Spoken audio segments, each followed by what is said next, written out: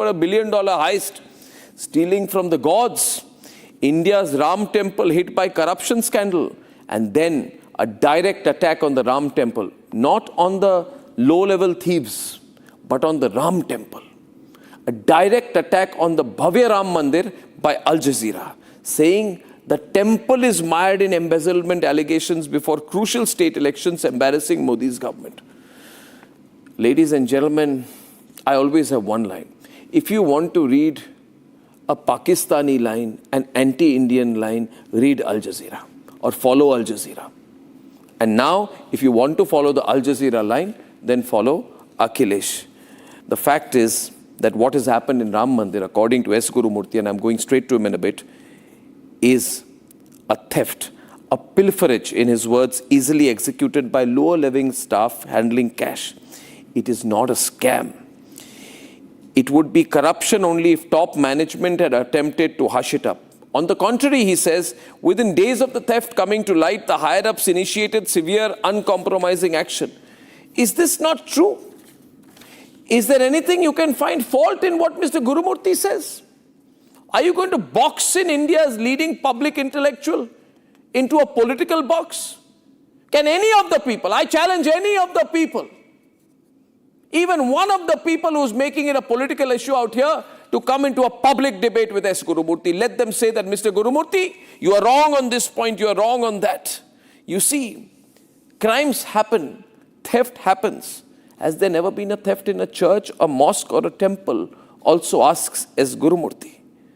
Stealing from a Hindu temple hundi is notoriously easy, he says. This is unfortunate, but the fact is, if you want to use this to target Hinduism, to target Hindutva, to target the Bhavya Ram Mandir, then, ladies and gentlemen, you are trying to not respond to the lightning speed action.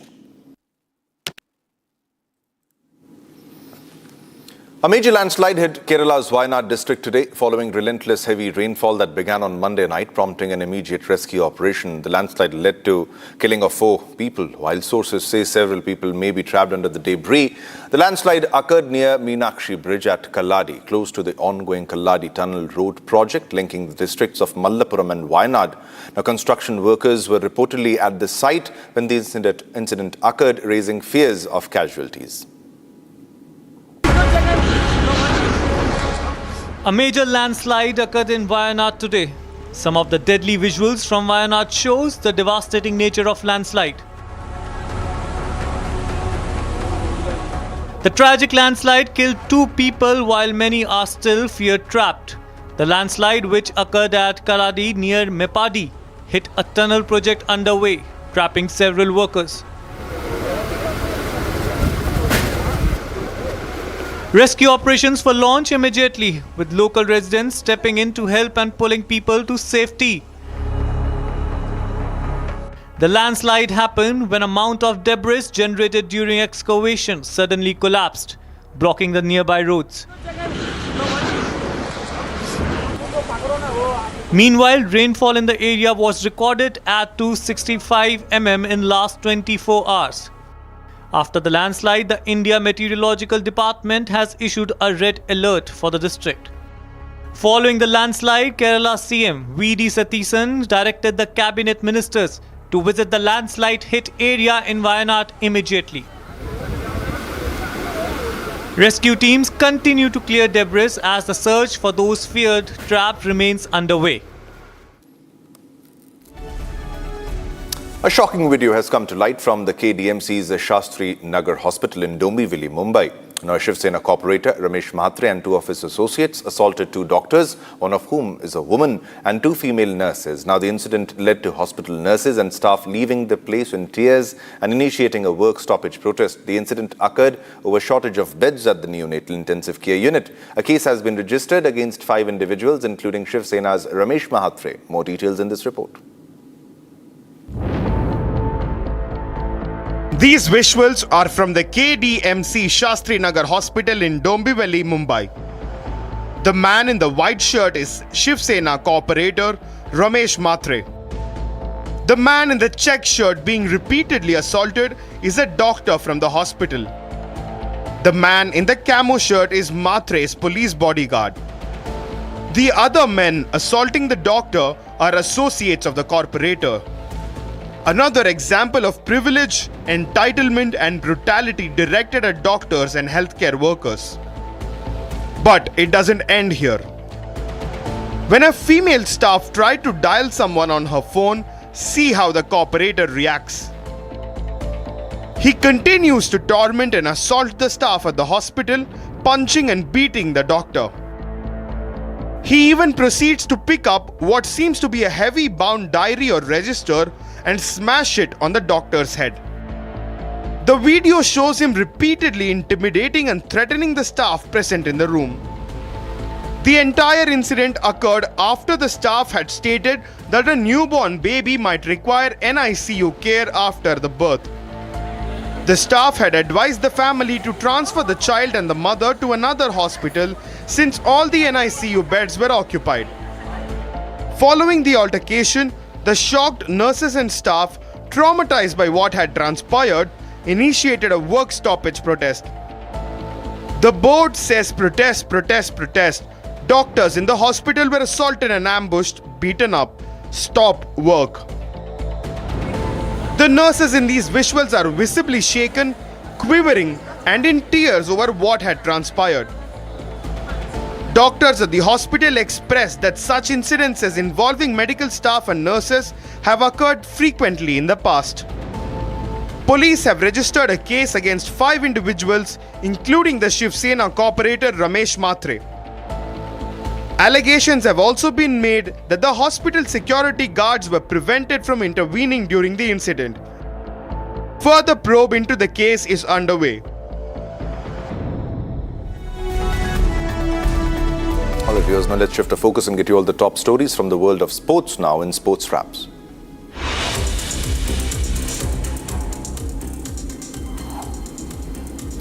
Argentina had to come back from behind to eventually edge a spirited Egypt side and make the quarter-final. Argentina won the game 3-2 after trailing 0-2. With the win, Argentina keep their title defense on track. The Afghanistan Cricket Board announced that former fast bowler Shapur Zadran has died at the age of 38 after a prolonged illness. Now, he had been battling a rare disease, a rare immune disorder, and had been receiving treatment in the Delhi NCR region for several months. Ajinkya Rahane expressed surprise at Sanju Samson's exclusion from India's T20I squad for the Zimbabwe tour, remarking that he hoped the selectors had conveyed the decision to the player.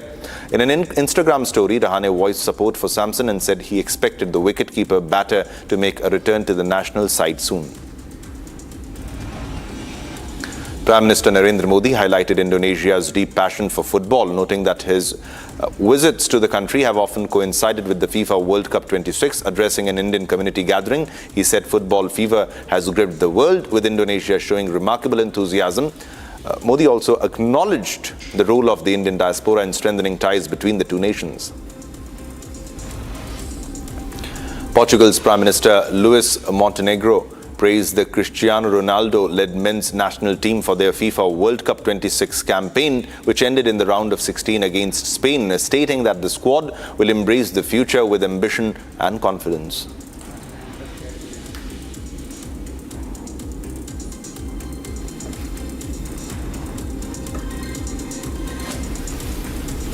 All right, it's time to slip into a short commercial break, but don't go anywhere, because coming up next, the US launches fresh strikes on Iran after tankers hit in Strait of Hormuz, placing further strain on the ceasefire. US also revoked a sanctions waiver on Iranian oil.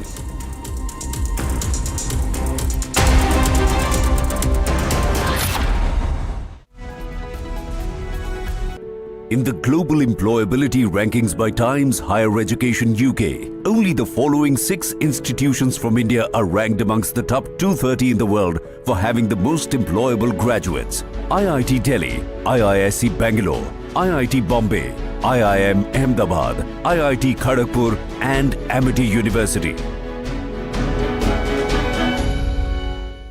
प्यास बुझाए ठंडक लाए सबको भाए जीरा से MTH का जलजीरा जीरा से असली रिफ्रेशिंग, असली स्वाद, असली मजा। जब तक लाजवाब न बन जाए उसे नहीं इत्मीनान है। तभी तो रिचमंड बनना नहीं आसान है। थोड़े में ज्यादा स्वाद, यही तो है इसकी खास बात। वाओ मामा, क्या स्वाद है। अरे मेरे राजा, मसाला।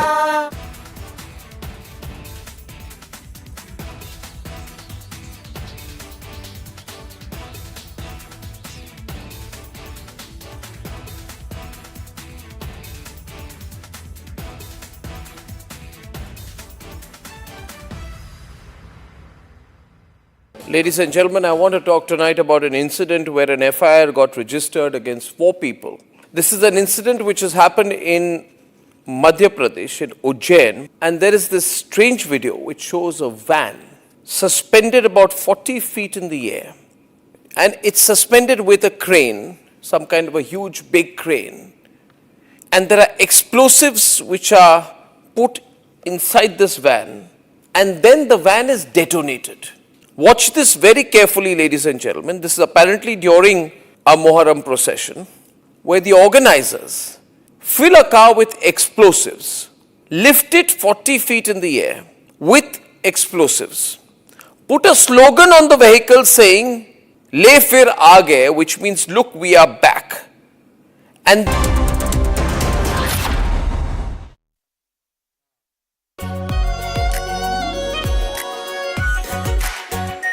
Are pure shahi paneer masala, delicious, healthy, everyday. Honey, इस घर में कुछ है जो टूटता नहीं। ये पिलर कभी नहीं टूटेगा। रुंगटा स्टील टीएमटी से बना। रुंगटा नहीं तो घर स्ट्रॉन्ग नहीं। रुंगटा स्टील टीएमटी बार एकदम सॉलिड। चमकी चाट से क्या बना है? सैंडविच, लस्सी और छाछ। हर घूंट में चमकी चाट। अब बताओ, स्वाद आया? असली स्वाद सिर्फ चंकी चाट। ladies and gentlemen, yesterday I said that Bhagwant Man's problem is that in the process of covering up one lie, he is lying a second time. So to cover 2 lies, he lies a third time and a fourth time. And now he's in a big trap. He is doing everything possible to save his job. But it's going to become more and more difficult for him. Plus, I think he has some very foolish advisors. You see, this controversy is about a younger Bhagwant Mann. He's about 52 years now, 52 or 53. And the video apparently goes back to the time he was 39 years old. This is a video he's released. Let me first show you the other video, the controversial video. This, ladies and gentlemen, is a picture of Bhagwant Mann at the age of 39. And visibly, over the last 13 years, he's aged. There's nothing wrong with that. We all age. But there's a distinct difference in facial appearance. I'd like to show you a picture of Bhagwant Mann at present, which is about 52, 53 years old. And Bhagwant Mann on the other side at the age of 39, when he was a performer. Well, he is still a performer in a way. But there's a distinct physical difference. A, he's put on a lot of weight. His face is much more puffy. He's older. He's wearing a turban. He was not wearing a turban at that time. Not always, at least. Not always photographed with a turban. And so there's a distinct difference. So if you see the picture of the younger Bhagwant Mann, you'd actually have a blink and miss moment. Is this the same?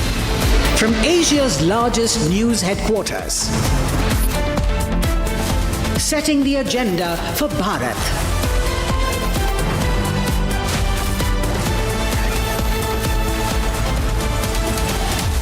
You're watching Republic.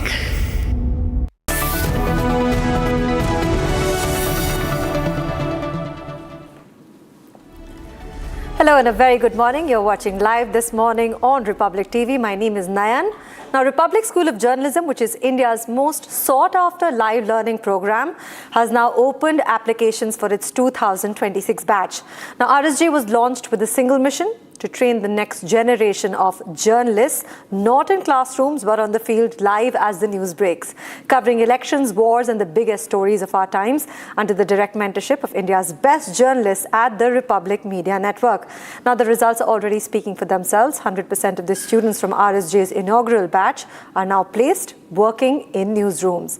Now, this August, we begin new batches, and aspiring journalists can apply online at www.republicschoolofjournalism.com or call on 836 999 5400 to know more. It's now time for the headlines. Let's delve in.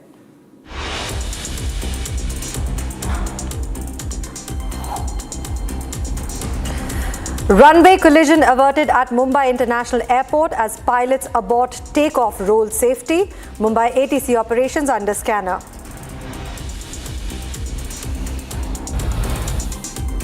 CM Yogi exposes the Samajwadi Congress Ayodhya plot, questions their silence over encroachment by Waqf bodies.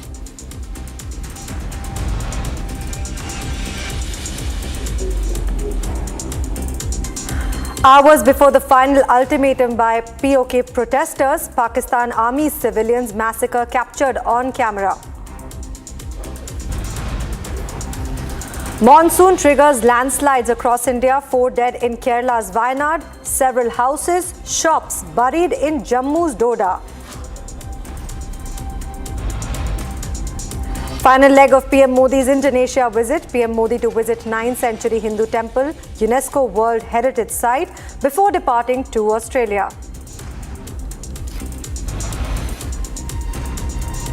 US launches fresh strikes on Iran after tankers hit in Strait of Hormuz, placing further strain on the ceasefire. US also revoked a sanction waiver on the Iranian oil.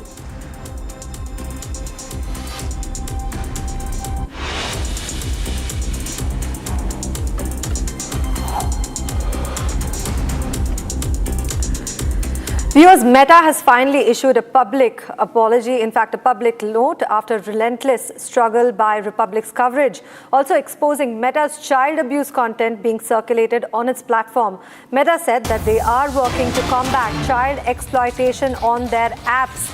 Now, this is highlighting the AI-powered detection, the large-scale enforcement actions, as the social media giant promised to continue investment in technology and also resources to keep young people safe and strengthen its ad review process.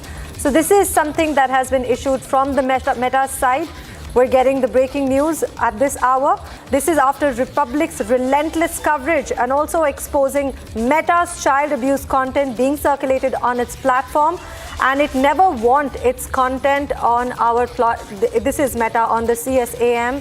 And what we understand so far right now is this Meta statement on child sexual abuse material. We have my colleague, Mr. Niranjan Narayan Swami, joining us on a telephone call right now. Niranjan, this is a final call that has been taken by the Meta, and they have finally issued a statement. What is it that you understand of this update? Because this has been going on for a very long time. This is the exposure of the Meta's child abuse content has been circulated on its platform relentlessly for years now. Niranjan. Okay, so there's nothing much in the statement, to be honest, because it's sort of a defensive statement from Meta. So there's, Meta hasn't really done anything breakthrough or announced any breakthrough in this particular statement. Now, what Meta has done is extremely defensive. If you go through the statement, I'm just going to read out the statement in the interest of being very fair and balanced. But let me tell you that in this statement, Meta, of course, saying that child exploitation is bad, it's a horrific crime, and saying that they're aggressively fighting this kind of abuse on their platforms. But what is interesting is that they have acknowledged the news reports and they've acknowledged the Republic investigation. Now, otherwise they wouldn't have made that mention there. They have said we are aware of recent news reports. Now, Republic is the only network in India that has put out 2 investigative reports back to back in the last 2 days. And we have forced Meta to sort of at least respond. Of course, it's beyond preachy sermons. There's nothing from Meta. They've given us, a report card of what they're trying to do, except that in the report card there is no progress shown at all. There is a report card without any progress. In that report card, they've thrown a lot of data, and they say that they take these concerns seriously, and that they never want this content on their platforms, and they're committed to improving their efforts to combat it. I mean, all of this is just, statement, I mean, this is all a statement of intent. I mean, they're taking a high moral ground saying it's bad. They're really fighting it. They don't want this content. But what are they doing? Right. I mean, the content is still there. The content is on their platform. The content has not been taken down. The videos have not been taken down. And they also say that before these cases were brought to their attention, enforcement systems had already identified and disabled several of the violating ads and the accounts behind them. It's ironic because yesterday, when we tried to flag, report some of the videos, and we even showed our viewers what the response was from Meta, Meta told us when we flagged these accounts that they cannot take the accounts down, they cannot disable the accounts, they cannot terminate the accounts because they don't violate community guidelines. I mean, can you imagine you kill someone and then you say, hey, listen, I can't arrest you because it's against community guidelines. I mean, that is the contradiction. Contradiction. Not just contradiction. I mean, it doesn't make sense. I mean, you can't say you're fighting something and not taking any action. But of course, they've thrown a lot of big numbers. Let me tell you about that. They also say that there is additional action, removing of further ads. So what is very smartly done is they're talking about ads. They're making it seem like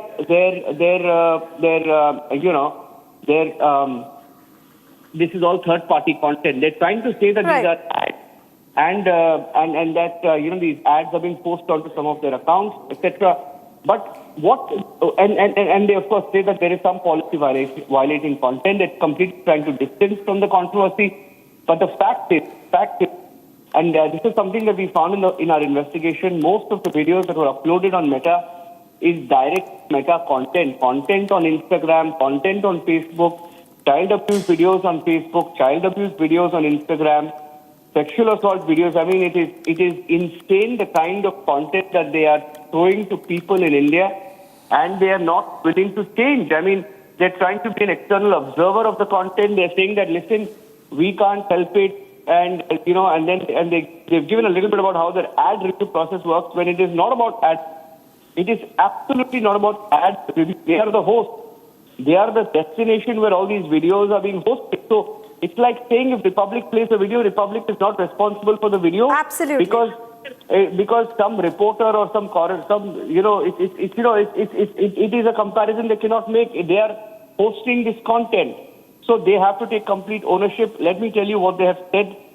They say that there is an ad review process, and they say that they're committed. They say committed to keeping bad actors off our platform. So this is all, just playing with language, standard, language used by media. I mean, the big corporate, big tech bros. But let me also tell you what they have said. They have also said that their ad standards, all ads must comply with community standards on child sexual exploitation, abuse, nudity. Ads must not contain content that sexually exploits or endangers children. But as of yesterday, not just the videos and content, we also spotted, ads that contained nudity, abuse, and all of these ads were uploaded. Right. And I don't know what they're talking about. And they talk about how they're fighting back, the big numbers. They say that they have some AI systems for content enforcement, covering languages spoken by 98% of the people, and that they say that, earlier they had 80 languages covered, now they had 98% of people's languages covered. They say that more than 4 million suspicious accounts globally have been removed for child exploitation, and they've given a number of 36 million pieces of content they've removed for child exploitation. They have also said that they have advanced AI detection tools. Now, see, all these are especially specific to India. Here's what they say.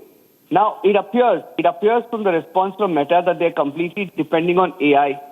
They say that we have advanced AI detection tools to identify when individuals post suspicious off-platform links in coordination with other signals indicating child exploitative activity. It is very vague. It appears like their AI detection tools have failed, because if all of these videos are being uploaded, that means your AI detection tool is not working.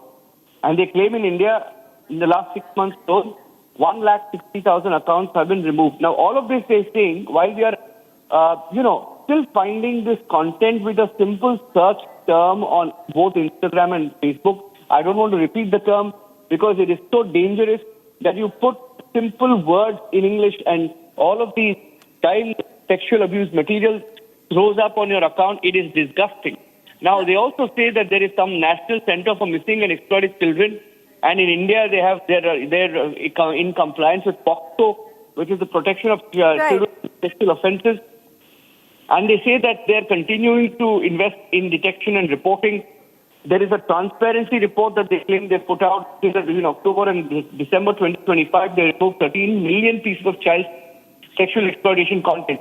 Right. Just imagine if between October and December, if they have removed 13 million pieces, that is 1.3 crore pieces of videos and 1.3 crore videos in India alone.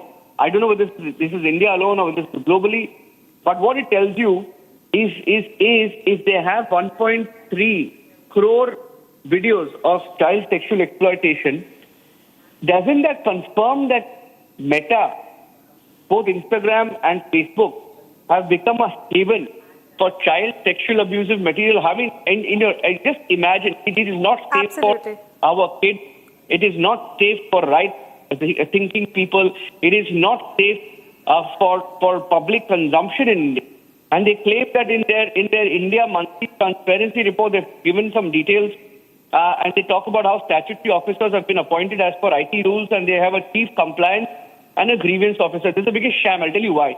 Because we wrote an email to this chief compliance officer, grievance officer, nodal contact person. Okay. And then we were given a very, very sort of sarkari, bureaucratic response from Meta saying your complaint number is, and there was a 13-14 digit number of the complaint. And they said, we will get back to you. But the point is, these videos continue to be there. As of yesterday and as of day before yesterday, we didn't have a count because the videos just kept coming onto our. And then I think Arnab, there is also a debate that we had with our editor-in-chief where he details out, how this is a problem. And how the response of Meta last night, in fact, they responded to a Republic email, and we have also sort of responded to that email on air during the broadcast. So this is a sum and substance of what Meta has said. I'm handing it back to you. It is hugely problematic. It is a lot of numbers and a lot of language thrown at the people of India, except there is no concrete action or a way forward. There is no path forward that they have listed in that mail. They say we are doing that, but nothing specific. So, Niranjan, in a way, it can be said they want the profits, but they don't want any accountability. Yes, I'll just end by saying this and hand it back to you that India is the biggest platform. India is the biggest market for Meta. Yes. Instagram alone has 480 million users in India. That's 48 crore users in India. The most number of reels are consumed in India for Meta. 29,000 crore was the ad revenue generated by Meta in India alone. I'm handing it back to you. It is a big market for Meta, and if they value the Indian market, then they better follow the Indian rules. It's as simple as that. Yes, absolutely. Back to you for now. Thank you. Thank you so much, Niranjan, for giving us such a detailed insight into this whole Meta controversy. In fact, it is a win for the Republic side, the coverage that we took place. Although Meta has denied purposely targeting child-related ad videos, but they have showed inappropriate interest in actually taking the ownership of this whole chaos that is taking place right now on the Meta situation. Right now, shifting our focus to another big breaking news that's coming in. Crude oil prices have surged and bond futures have also, which are like the fixed deposits for the whole world, have slipped after the United States have launched strikes against Iran and also reimposed trade sanctions. Escalating tensions in the West Asia following the attacks on the oil tankers in the Strait of Hormuz. Right now, the breaking news is that the crude futures rose by 2.7% to a $72.40 a barrel, which is reflecting concerns in the potential disruption of global oil supplies. Now, the breaking news is not just the prices have grown out, but the US Treasury futures have fallen down 7 ticks as investor priced in the risk of higher inflation and the possibility of interest rates remaining elevated for a longer period of time. I have Mr. Saurabh Shukla, who's the Chief Consulting Editor at Republic, joining us for a conversation on this. Now, Saurabh, the crude price rises have, of course, grown up. The bond futures, which is like the fixed deposit for the whole world, as we're watching, it is also slipping by the hour. Saurabh, what is your understanding of the situation? I'm going to continue asking you more questions, but your thoughts as this war is now escalating further into the matter, please. Well, I see this as a setback to the fragile peace process. I've been saying all along on your network and everywhere that this process is still at a very fragile state, even though the ceasefire was holding. But in the clear case, sources are telling me here in Washington, D.C., that the U.S. responded to indiscriminate IRGC attack on 3 civilian ships in the Strait of Hormuz, which they say has violated the ceasefire, and hence U.S. has responded by attacking the radar and drone installations of the IRGC to send out a clear message that they don't want any disruption of the civilian maritime traffic in the Strait of Hormuz, and Iran cannot violate the norms of the ceasefire that was agreed between the two sides. Having said that, as I've been saying, that there is still a tussle going on in Iran with one faction, which obviously supports the peace process, wants this deal to be concluded, right, and Iran to shun away the nuclear the nuclear program altogether. But there is the other section in IRGC which still believes that it should continue to mount pressure on US and its allies, and this attack on these maritime vessels, which are civilian vessels, is by some of those elements. But the challenge is that it has a ripple effect on whether it's the oil futures on the global economy. You will see the stock market obviously getting impacted. You will again see the aviation and tourism industry, which was badly disrupted. Some kind of normalcy was returning to the Middle East, and I see this happening, playing an impact. And don't forget, this attack has come at a time when President Trump is meeting the NATO leaders in Turkey. Yes. Certainly this will come up on how Iran is trying to violate the ceasefire, and certainly there may be some further action there as well. Yeah. Also, Peshkian was also in Najaf for Khamenei's funeral, and Tehran had explicitly said that they should, stay strike-free. When this is all a coincidence, or was this a calculated signaling by Washington? No, as I said earlier, that it's very clear, amongst the military planners, strategic analysts here in Washington, D.C., that once the U.S. has given its commitment that it will abide by the peace process and the ceasefire, it directed its troops to make sure that the ceasefire is maintained. The Strait of Hormuz is an international waterway which should be allowed to be free. That's what is the global norm. But the fact is that the ceasefire is getting violated by Iran attacking these civilian ships, clearly points out to the fact that they are not serious about this peace process. There are some elements within Iran, I would say, who want this peace process to go on, including the president of Iran, Pezeshkian. But there are certain IRGC commanders, as I've been saying, who obviously are continuing to violate and to make sure that the world is disrupted yet again. And I see this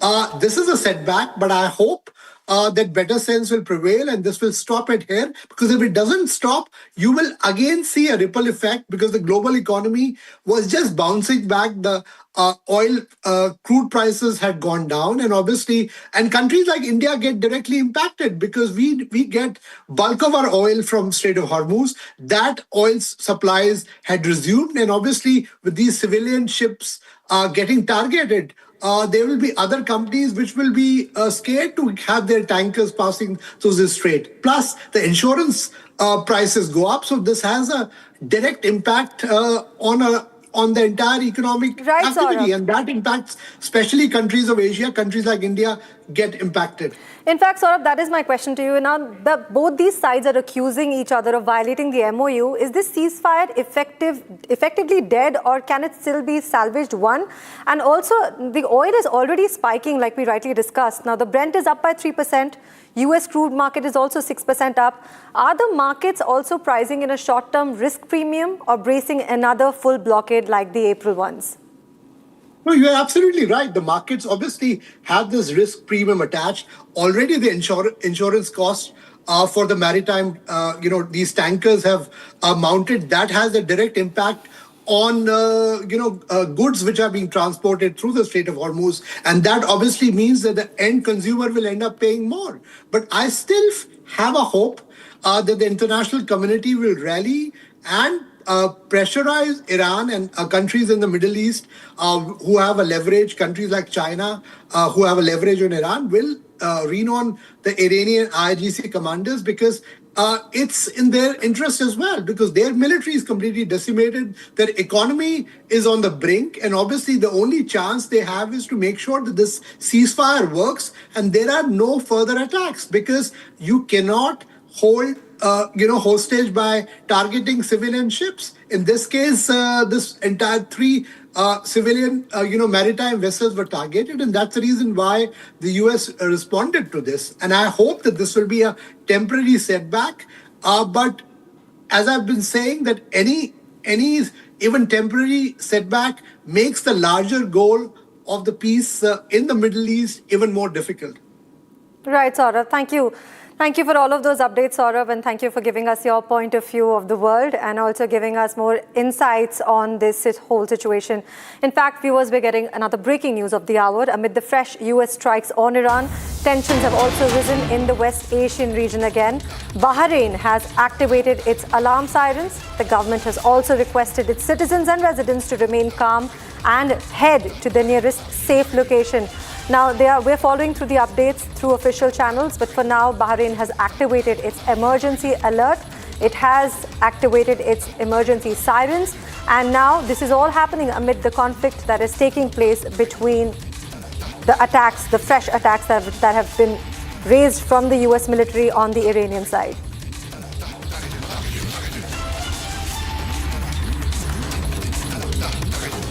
Amid the fresh US strikes on Iran, tensions have risen in West Asian region once again. Bahrain has activated its alarm sirens. The government is requesting its citizens and residents to remain calm and head to the nearest safe locations. We will continue giving you updates through the official channels, but for now, Bahrain has activated its alarm sirens amid the ongoing West Asian war.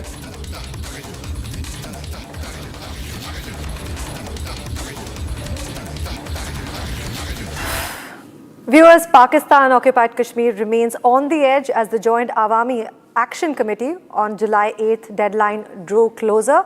What began as a movement over the ration shortages and also the inflation has now transformed into a mass anti-Islamabad uprising. As Pakistan increases troop deployment and intensifies its crackdown, protesters continue to pour onto the streets, accusing the Pakistani army of atrocities, demanding that Islamabad vacate the region. With Rawalkot witnessing heavy mobilization ahead of the deadline, tensions have reached a flashpoint. Take a look at this report.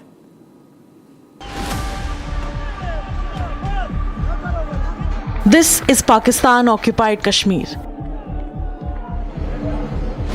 The protests are intensifying and so are the deployments.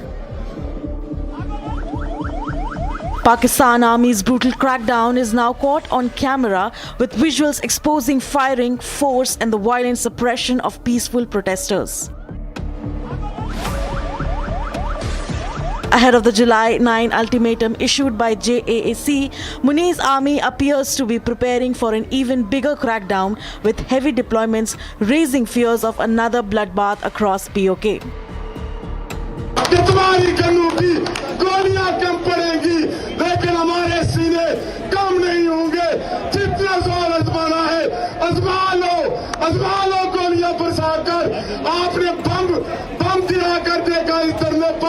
और आज देख लो कि इस पंडाल में माएं नजर आती है, बहनें नजर आती है, बच्चियां नजर आती है। ये तुम्हारी गोलियां, तुम्हारी गिरफ्तारियां, तुम्हारे बम जो है, ये हमें खौफजदा नहीं कर सकते। Pakistan has deployed heavy security across Rawalkot as thousands continue gathering despite the crackdown. Men, women, and youth continue to raise their voices, challenging Pakistani forces refusing to back down ahead of the JAC deadline.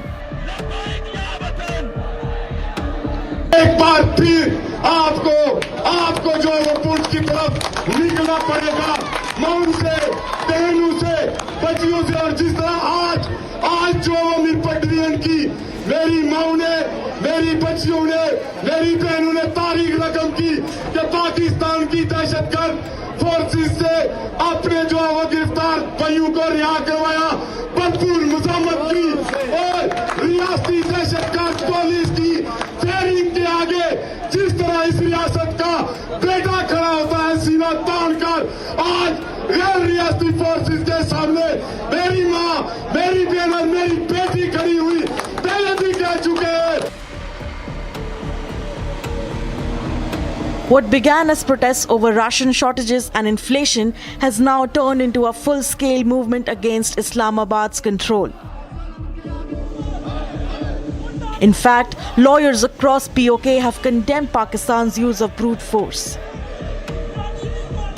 आपके पास एक दिन का भी वक्त न हो, इसलिए उस ऐलान की तैयारी आज से ही हरियाणा पॉइंट, हरियाणा मिरपट डिवीजन, पीर खसोस मिरपट डिवीजन से मेरी ये अपील है कि जिस तरह आपने तमाम तर रुकावटों को अबूर करते हुए 9 जून को लॉन्ग मार्च जो वो पुंछ की हदूद में दाखिल किया था, उसी तरह 9 जुलाई की जो अल्लाह अमल का यहाँ से ऐलान होगा, मिरपट डिवीजन तैयार रहो। Despite the atrocities, despite the massacre in POK, the voice of POK is growing louder by the day. Viewers, we are slipping into a short commercial break. Don't go anywhere. There's a lot more lined up in national and international news from across the world. Coming up, US launches fresh strikes on Iran after tankers hit the Strait of Hormuz, placing further strain on the ceasefire. US also revoked a sanction waiver on Iranian oil after a short break.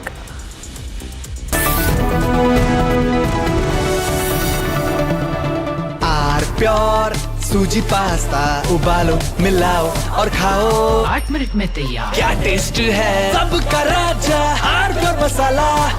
In the global employability rankings by Times Higher Education UK, only the following 6 institutions from India are ranked amongst the top 230 in the world for having the most employable graduates: IIT Delhi, IISc Bangalore, IIT Bombay, IIM Ahmedabad, IIT Kharagpur and Amity University. प्यास बुझाए, ठंडक लाए, सबको भाए जीरा से, MTH का जल जीरा, जीरा से। जीरा से असली रिफ्रेशिंग, असली स्वाद, असली मजा। AU सेविंग्स अकाउंट में मिलते हैं amazing benefits, paperless banking and higher interest, वो भी हर महीने। Money money money money every month. सोच बदलो और बैंक भी।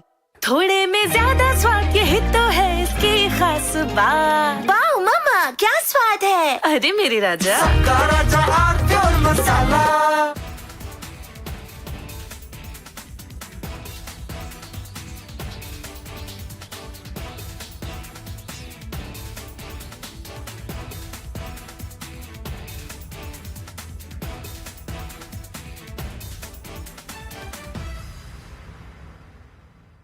Ladies and gentlemen, I want to talk tonight about an incident where an FIR got registered against 4 people. This is an incident which has happened in Madhya Pradesh, in Ujjain, and there is this strange video which shows a van suspended about 40 feet in the air. And it's suspended with a crane, some kind of a huge big crane. And there are explosives which are put. Coming up after a short commercial break, US launches fresh strikes on Iran after tankers hit Strait of Hormuz, placing further strain on the ceasefire. US also revoked a sanction waiver on the Iranian oil after a short break.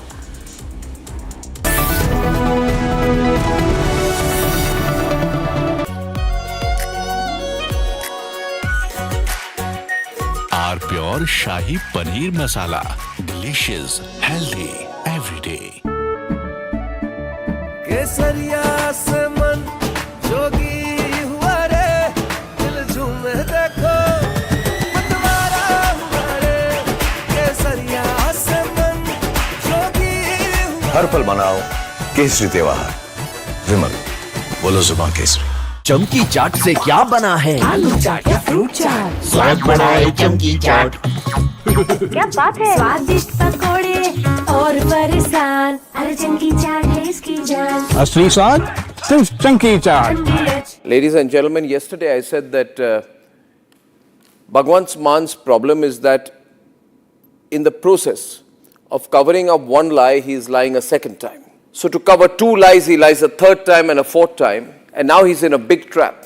He is doing everything possible to save his job. But it's going to become more and more difficult for him. Plus, I think he has some very foolish advisors. You see, this controversy is about a younger Bhagwant Mann. He's about 52 years now, 52 or 53. And the video apparently goes back to the time he was 39 years old. This is a video he's released. Let me first show you the other video, the controversial video. This, ladies and gentlemen, is a picture of Bhagwant Mann at the age of 39.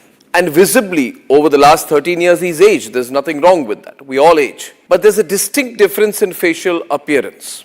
I'd like to show you a picture of Bhagwant Mann at present, which is about 52, 53 years old. And Bhagwant Mann on the other side at the age of 39, when he was a puff. Hello and a very good morning. You're watching live this morning on Republic TV. My name is Nayan. We're telling you about the Forces Conclave. India's defense story is entering a transformative new era powered by indigenous innovation, cutting-edge emerging technology, and a rapidly expanding defense industrial ecosystem. As the nation accelerates towards its journey in the strategic self-reliance and the vision of Vikasit Bharat 2047, Republic brings together the policymakers, defense leaders, innovators, industry pioneers shaping the future of national security. Join us on the 18th of July in New Delhi for Republic Defense Forces' first conclave, Bharat, the defense powerhouse, where the spotlight will be on the next generation of military technology, advanced defense platforms, indigenous capabilities, and the government and industry partnership driving India's technological transformation. Stay tuned for insightful conversation, exclusive perspectives, and the ideas that will define the future of India's defense ecosystem. Right now, it's time for the headlines. Let's delve in.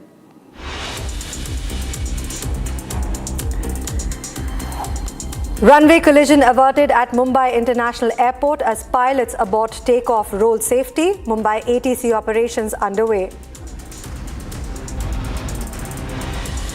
CM Yogi exposes the Samajwadi Congress Ayodhya plot, questions their silence over encroachment by Waqf bodies. Hours before the final ultimatum by POK protesters, Pakistan Army civilian massacre captured on camera. Monsoon triggers landslides across India, 4 dead in Kerala's Wayanad, several houses, shops buried in Jammu's Doda. Final leg of PM Modi's Indonesia visit. PM Modi to visit 9th century Hindu temple, UNESCO World Heritage Site before departing to Australia. US launches fresh strikes on Iran after tankers hit in Strait of Hormuz. Placing further strain on the ceasefire, US also revoked a sanction waiver on the Iranian oil.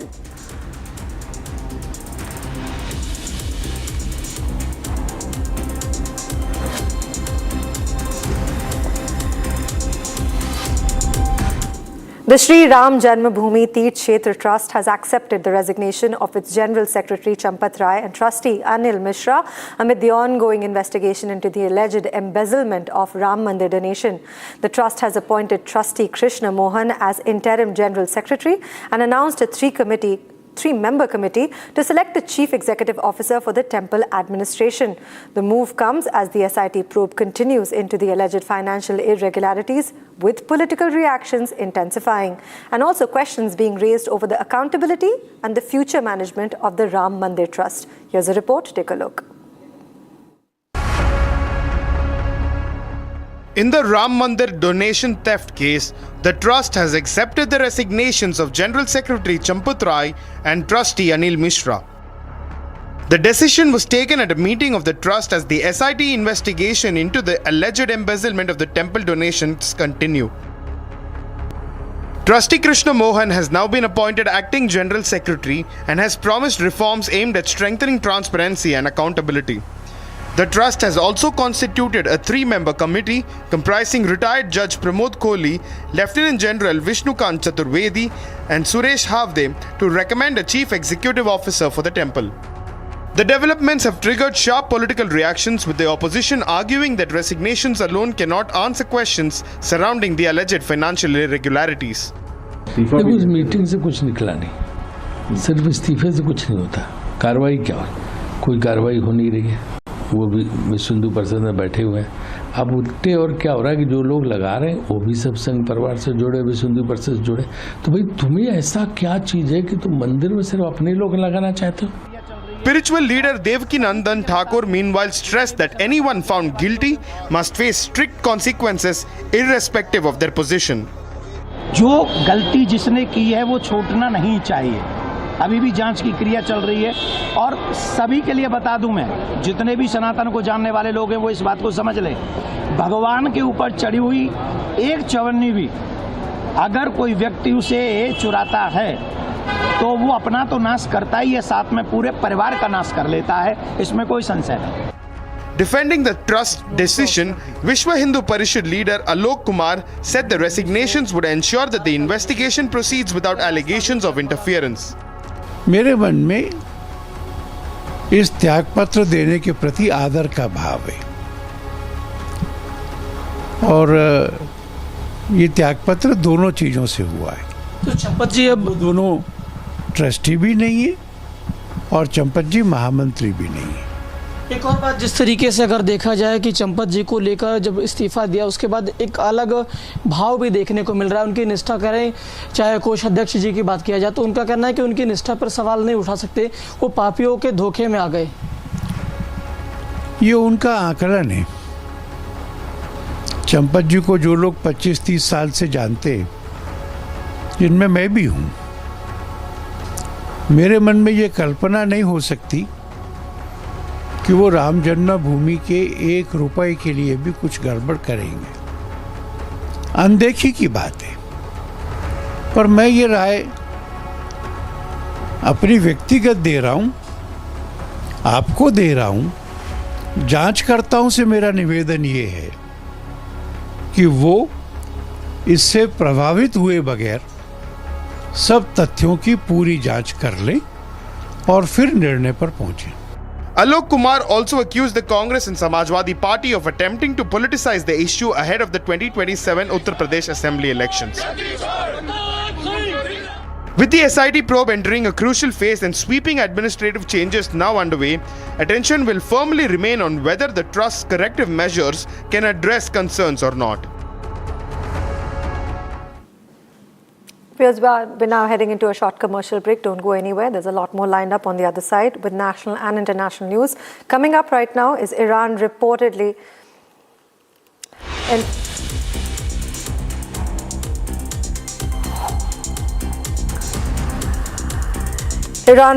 attacked 3 commercial ships in the Strait of Hormuz within the next 24 hours, according to the US officials, raising fresh concerns over maritime security. The reported strikes come less than 3 weeks after a memorandum of understanding was signed under which Iran agreed to halt attacks in the Strait. A temporary understanding to halt attacks in a strategic way, with Washington expected to weigh its response on the tensions escalate. Former UK leader Nigel Farage has announced that he will resign as the MP and seek re-election in an attempt to clear its name amid the financial allegation over the undeclared donation. Farage has denied any wrongdoing, saying, "I have not done anything wrong. I have not broken the law in any way at all. I have not misused public money," while the Parliamentary Standards investigation into the donation remain underway. World leaders, including the US President Donald Trump and Ukrainian President Volodymyr Zelensky, arrived in Ankara for the NATO summit. Alongside discussions on defense spending and alliance priorities, Trump renewed his claim that the US should control Greenland and announced plans to lift sanctions imposed on Turkey over its Russian missile purchase. Baloch rebels launched a major attack on a police post in Pakistan's Balochistan province, triggering an intense gun battle. Officials confirmed that 17 police personnel were killed and several others injured, while 15 abducted officers were later recovered. The attack took place in a remote area in Ziyarat district. Multiple explosions were reported near a hotel where French President Emmanuel Macron was expected to stay during his visit in Damascus. In fact, authorities sealed off the area following the blast, while the cause of the explosion and any possible casualties were not immediately confirmed. Macron's visit first marks the official trip to Syria by a serving European leader head of the state.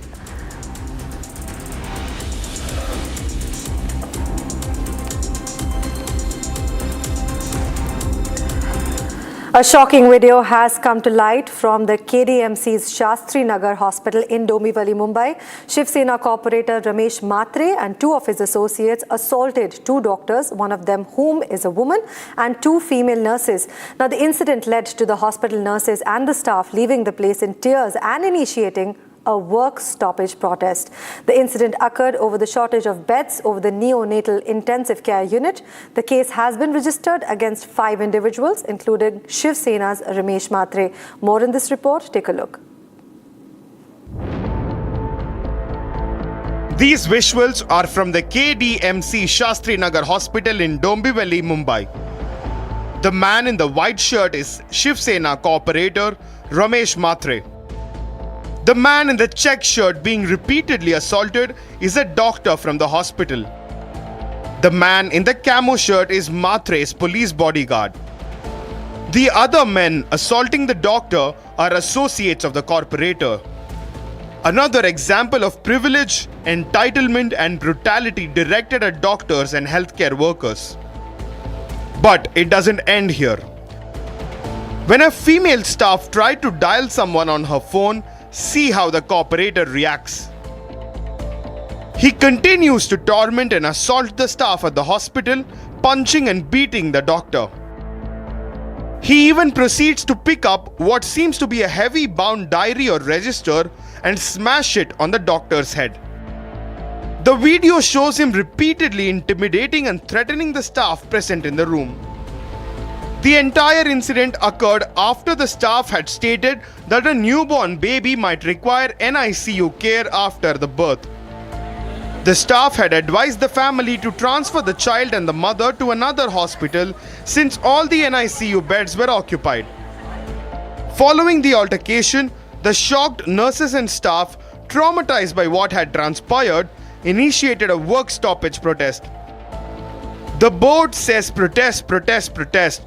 Doctors in the hospital were assaulted and ambushed, beaten up. Stop work. The nurses in these visuals are visibly shaken, quivering, and in tears over what had transpired. Doctors at the hospital expressed that such incidences involving medical staff and nurses have occurred frequently in the past. Police have registered a case against 5 individuals, including the Shiv Sena corporator Ramesh Matre. Allegations have also been made that the hospital security guards were prevented from intervening during the incident. Further probe into the case is underway. We are shifting our focus to another top story where reports and ground videos reveal a brutal crackdown by the Pakistani army and the Rangers, leaving at least 27 unarmed civilians dead. In fact, hundreds of injured in Rawalkot and other towns. The violence erupted just hours before a planned massive march towards Muzaffarabad by the Joint Awami Action Committee, the JAAC, to protest skyrocketing inflation, high electricity bills and also the military operation. In fact, with the Islamabad opposing internet shutdown and strict restrictions, is the Pakistan military committing war crimes? This is a big question we're asking. Here's more in this report. Take a look. Tonight, I would like to warn you that the situation in Pakistan-occupied Kashmir is becoming extremely grim. We are getting reports almost every day of the continuing butchery of the Munir army. Asif Munir has told his army and told the security forces and his rangers and the Pakistani army to sharpen their guns against unarmed civilians. Ladies and gentlemen, Asif Munir is planning and preparing for an even bigger bloodbath in POK. Just hours before the All or Nothing march called by the free people of Pakistan-occupied Kashmir on 9th July, Asif Munir's army and the Rangers are preparing to carry out another genocide. As you know, ladies and gentlemen, on the 5th of July, when thousands of Kashmiri men, women, children, and even the elderly came out peacefully to participate with white flags, the Pakistan army was surprised to see the numbers increase in Abbaspur, Rawalkot, and Muzaffarabad. If you are watching this tonight, ladies and gentlemen, I would like to tell you that this has become an unstoppable protest. These civilians are only asking for electricity and flour, that is atta, from the dams, electricity from the dams they themselves produce power from. What did they get in return? Live bullets, tear gas shells. Ladies and gentlemen, the park rangers and security forces opened fire on these unarmed civilians. Pakistan's forces opened fire. They didn't use tear gas, they used live ammunition on their own people. And things are potentially going to get worse because we know that at least 1,500 people have already been arrested. Omar Abdullah, Mehbooba Mufti, all these fake Kashmiri leaders, the people of POK are asking them to speak up for them, but they're looking the other way because Mehbooba Mufti needs the permission of the ISI to open her mouth. Ladies and gentlemen, she will not speak for Kashmiris. My dear viewers, a senior JAAC leader whose clips have gone viral, Sardar Aman Khan, has been forced to appeal. He says, should we step forward towards the ceasefire line or not? Please see the pictures we put today. All these people who are protesting freely simply to eat, to live, and for electricity are being killed by the dozens. Some of the visuals have been so shocking that we have seen like a Jallianwala Bagh massacre kind of situation where there's mass and relentless shooting happening on unarmed people who have chosen to protest. Internet has been cut off in this entire area. Mobiles cannot be used anymore. The Pakistani army has decided to cut off Pakistan-occupied Kashmir.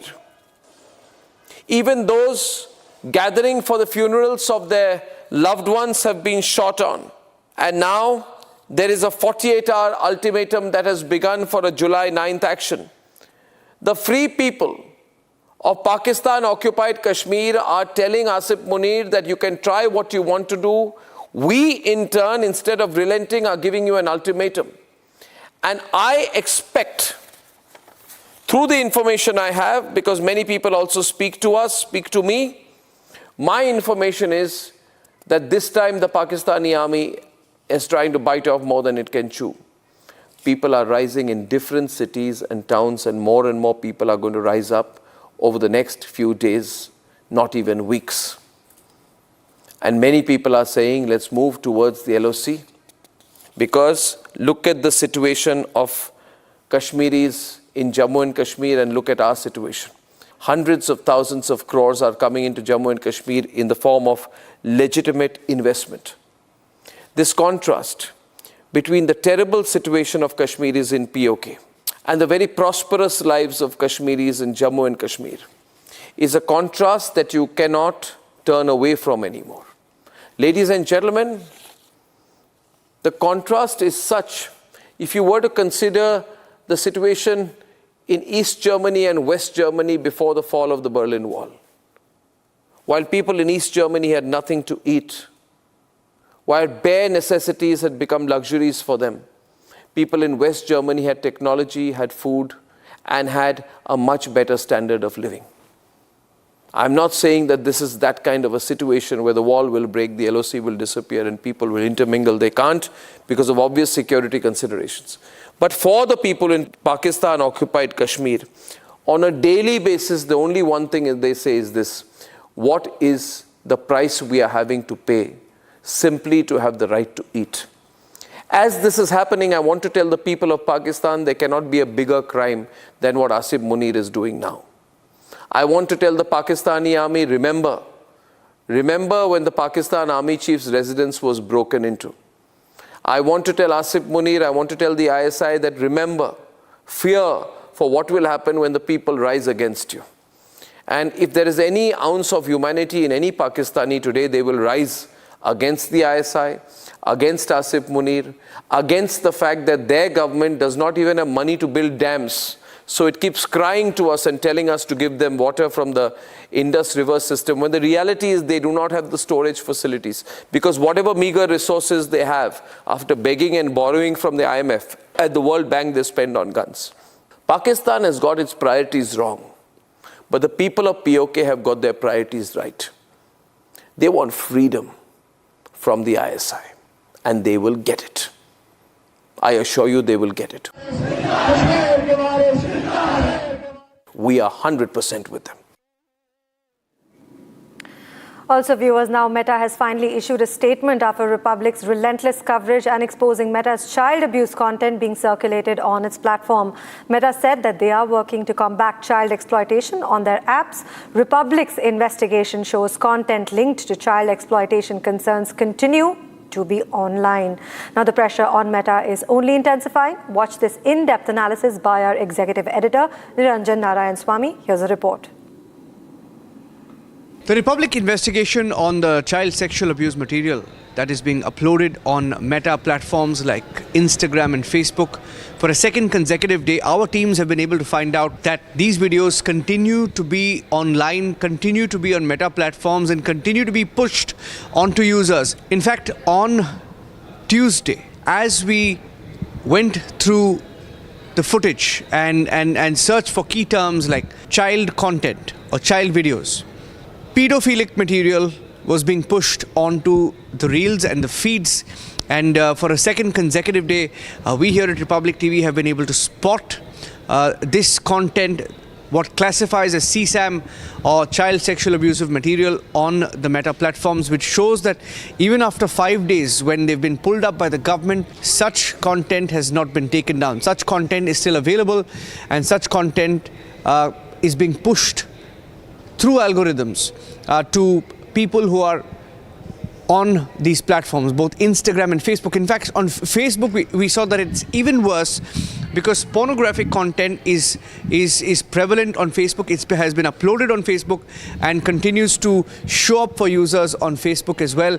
Now, all of these details Republic TV has also collected in the course of our reporting, and we wrote an email to Meta because we were unable to reach out to their spokespersons when we went to their offices in Gurugram, Mumbai, Hyderabad and Bengaluru. In Gurugram, we were asked to write an email, and when we wrote an email to the Meta spokespersons, it took them about 24 hours to respond, and in their response to Republic, they've asked us, in fact it's an irony that they have asked Republic to share details of the URLs of these videos, when Meta themselves will have to take the onus of realizing what kind of content they are hosting on their platform.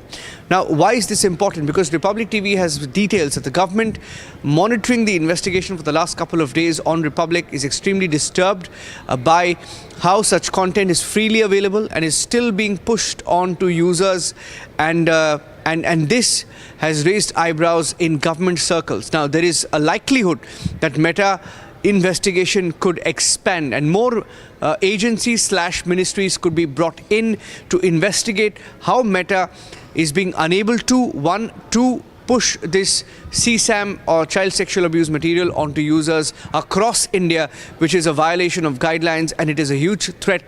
And it is exactly the same kind of content that Meta got in trouble with globally. In different countries, Meta has been pulled up and they continue to face investigations on CSAM material. And they were recently, this year, fined about close to 400 million by the government in New Mexico. It appears that nations across the world are beginning to realize that big tech companies are getting away by throwing filth onto the timelines of users, of people across the world, and that is why they've finally realized the dangers of having such unregulated content online. And the government, we are hearing, will be taking action against Meta if they fail to respond in perhaps the next 2 days. And the investigation against Meta likely to respond. Republic will get you more today. Absolutely, we'll get you all of those details. But right now, we're slipping into a short commercial break. Don't go anywhere. Coming up, US launches fresh strikes on Iran after tankers.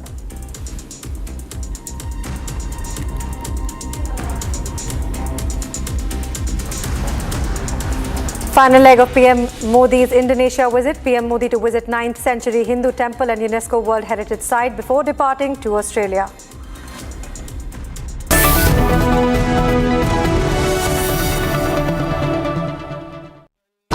Pure सूजी pasta उबालो मिलाओ और खाओ 8 minute में तैयार क्या taste है सबका राजा आर प्योर मसाला.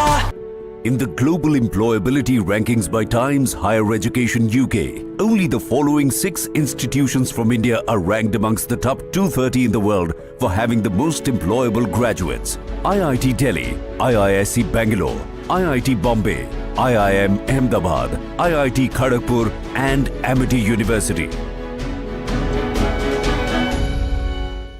चमकी चाट से क्या बना है? आलू चाट या फ्रूट चाट, स्वाद बढ़ाए चमकी चाट. क्या बात है? स्वादिष्ट पकोड़े और फरसान, अरे चमकी चाट है इसकी जान. असली स्वाद सिर्फ चमकी चाट. जब तक लाजवाब न बन जाए उसे नहीं इत्मीनान है. तभी तो रिचमंड बनना नहीं आसान है. थोड़े में ज्यादा स्वाद, यही तो है इसकी खास बात. वाओ मम्मा, क्या स्वाद है? अरे मेरी राजा, सबका राजा आरती और मसाला.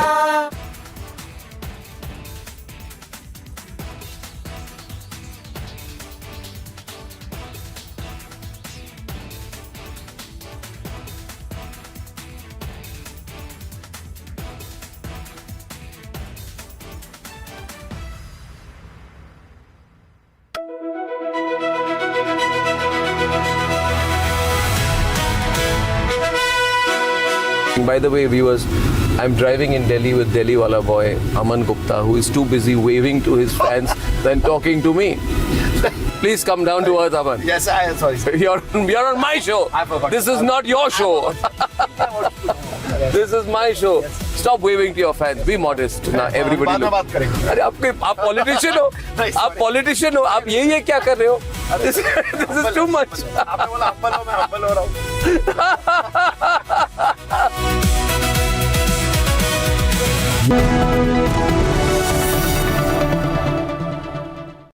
चमकी चाट से क्या बना है? सैंडविच, लस्सी और छाछ.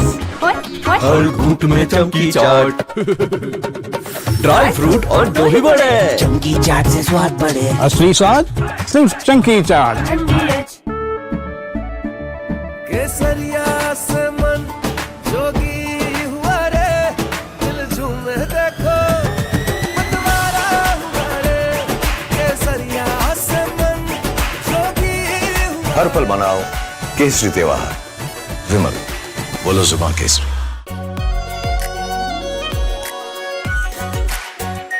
Are pure shahi paneer masala. Delicious, healthy, every day. Ladies and gentlemen, I want to talk tonight about an incident where an FIR got registered against 4 people. This is an incident which has happened in Madhya Pradesh, in Ujjain, and there is this strange video which shows a van suspended about 40 feet in the air. And it's suspended with a crane, some kind of a huge big crane. And there are explosives which are put inside this van, and then the van is detonated. Watch this very carefully, ladies and gentlemen. This is apparently during a Muharram procession, where the organizers fill a car with explosives, lift it 40 feet in the air with explosives, put a slogan on the vehicle saying, Le fir aage, which means look, we are back. And then they explode the van. And at that point of time, there are posters put, there's a lot of mayhem. It's also seen in the video that there are two people who are waving red flags before the blast. And the car is detonated mid-air amidst the spectators.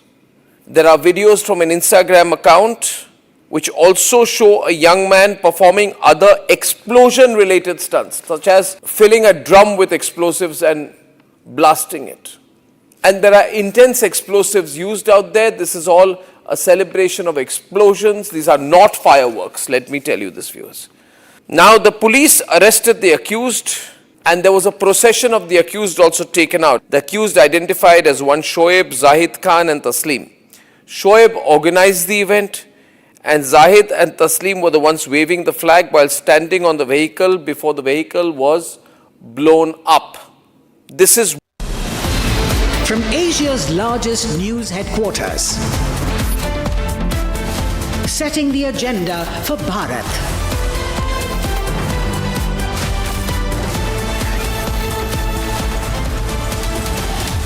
You're watching Republic.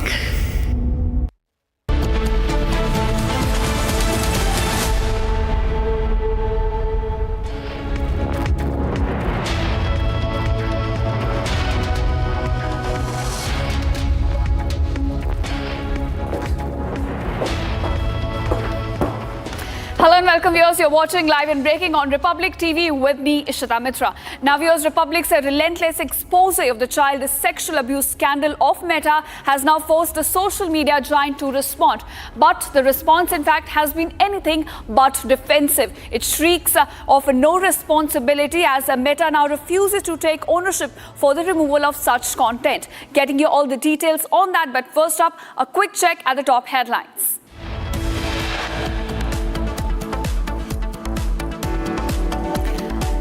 Meta issues detailed statement as Republic puts out back-to-back investigative reports claiming that they never want this content on their platforms. Meta goes all defensive, claiming it's inaccurate to suggest that they would knowingly target ads featuring children to people all across their platforms.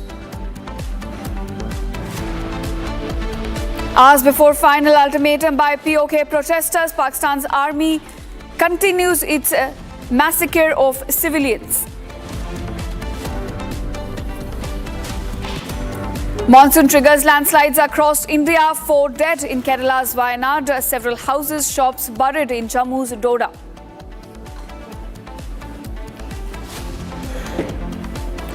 Final leg of Prime Minister Modi's Indonesia visit. Prime Minister Modi to visit 9th century Hindu temple and UNESCO World Heritage Site before departing to Australia.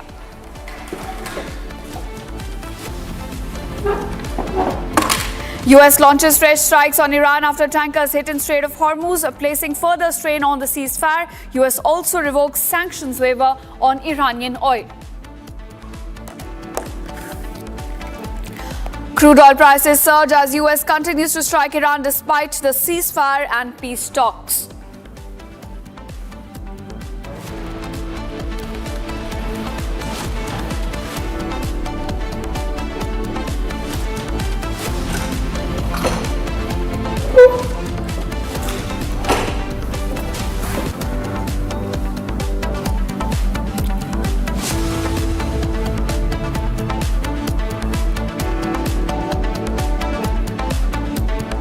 Welcome, viewers. Our top focus at this hour. Now, Republic's relentless investigation into the alleged presence of child sexual abuse material or CSAM on Meta's platform has now forced the tech giant to issue a detailed India-specific statement. But instead of taking ownership, Meta appears to be on the defensive. As public outrage now grows over the availability of child abuse content, Meta says it never wants such material on its platforms and claims to have removed over 1.6 lakh accounts in India in the last 6 months. The company, in fact, denies deliberately targeting ads featuring children to users with inappropriate interests. However, Meta has stopped short of explaining why flagged CSAM content remains accessible, or why accounts uploading such content were not immediately removed from its platforms. In fact, the company is now attempting to deflect attention rather than answer the central questions that Republic has been asking through its investigation, such as why was such content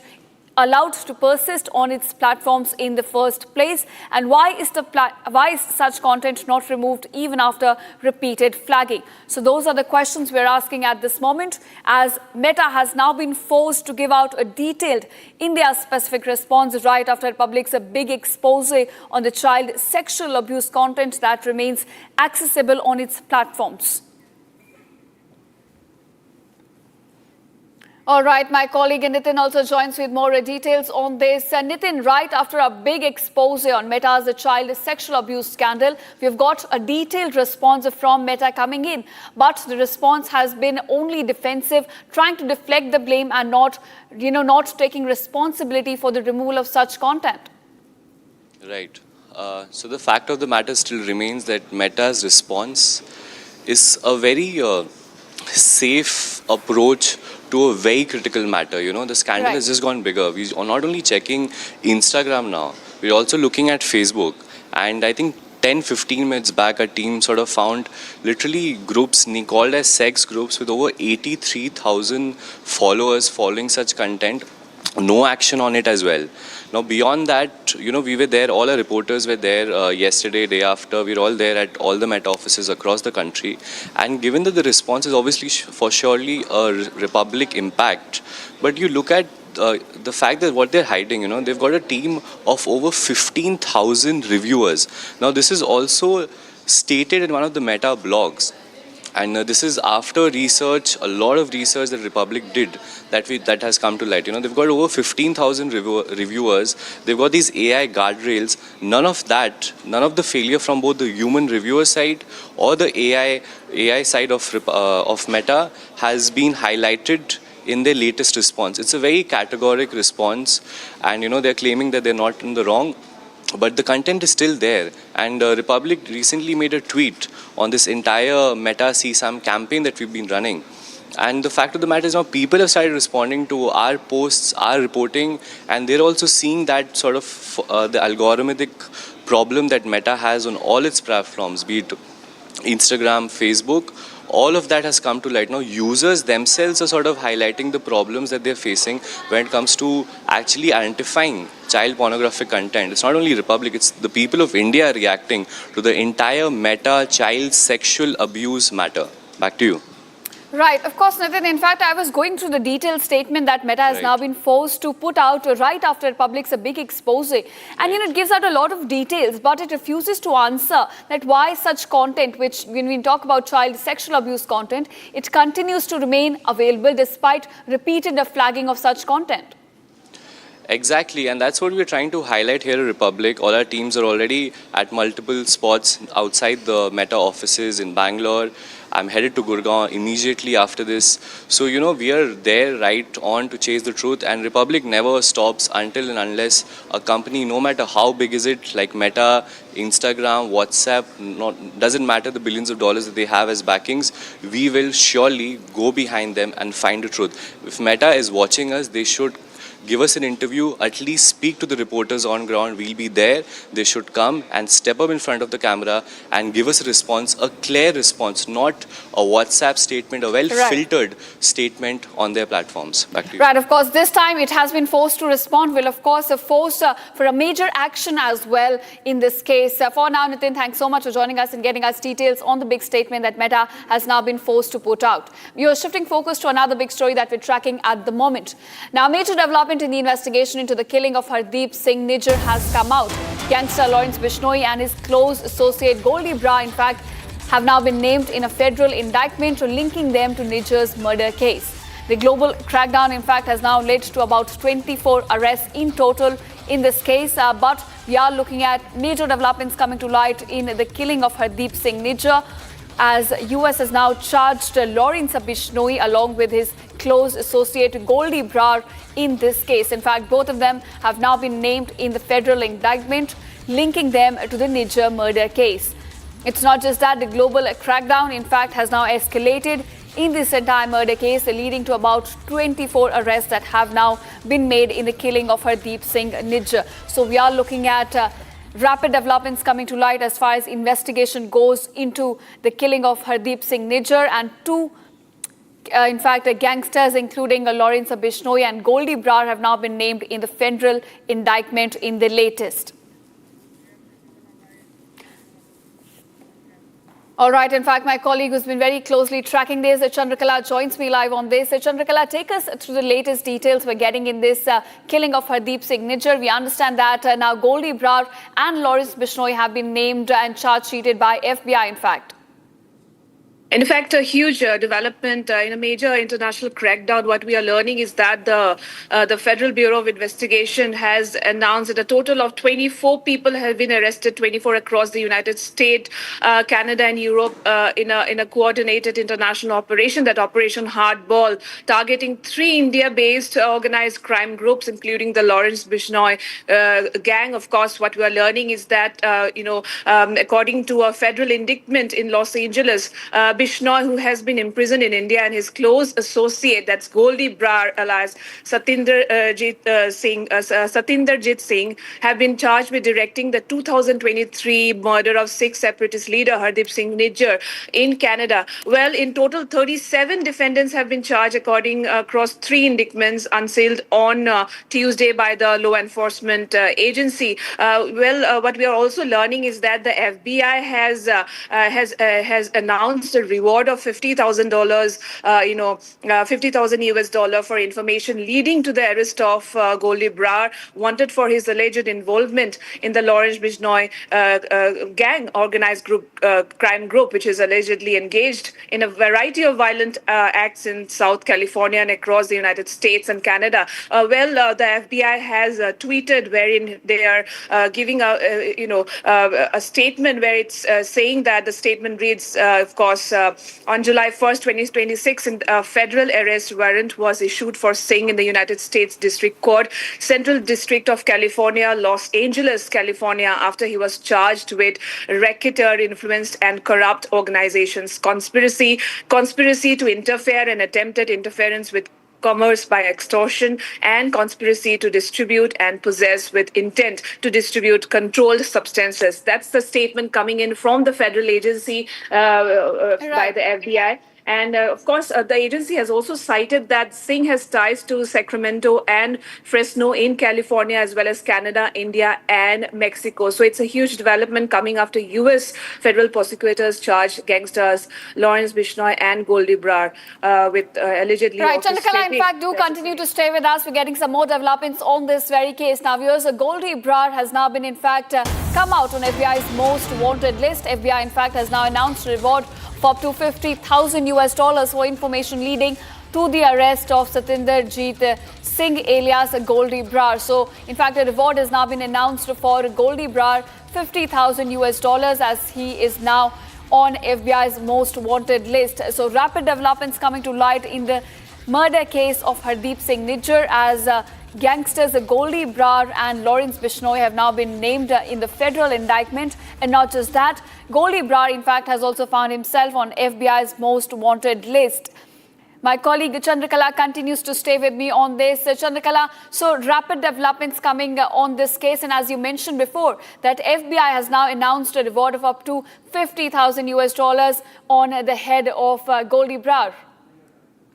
Yes, in fact, now what I have mentioned is that Satinderjit Singh, the alias Goldie Brar, is on the most wanted list of FBI. And of course, we are learning that the Federal Bureau of Investigation has announced a reward of up to USD $50,000 for information leading to the arrest of Goldie Brar, who is wanted for his alleged involvement in the Lawrence Bishnoi organized crime group and also killing of Nijjar Singh in Canada. And this is a very very huge development as far as the international crackdown on such is concerned. So yes, what we are learning is that Golibrar is based in the United States and is the alleged leader of the group in North America.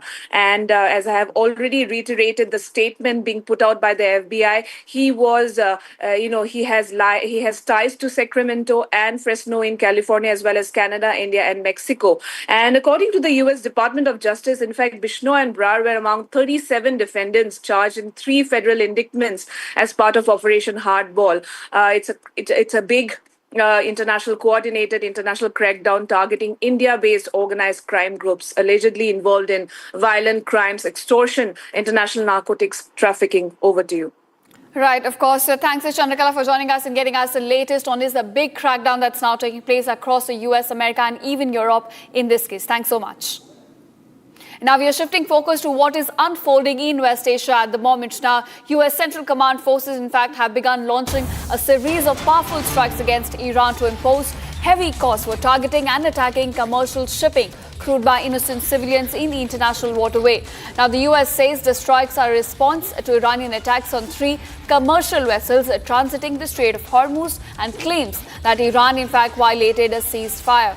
So we are looking at the ceasefire being on edge in West Asia as US has now conducted several strikes against Iranian targets.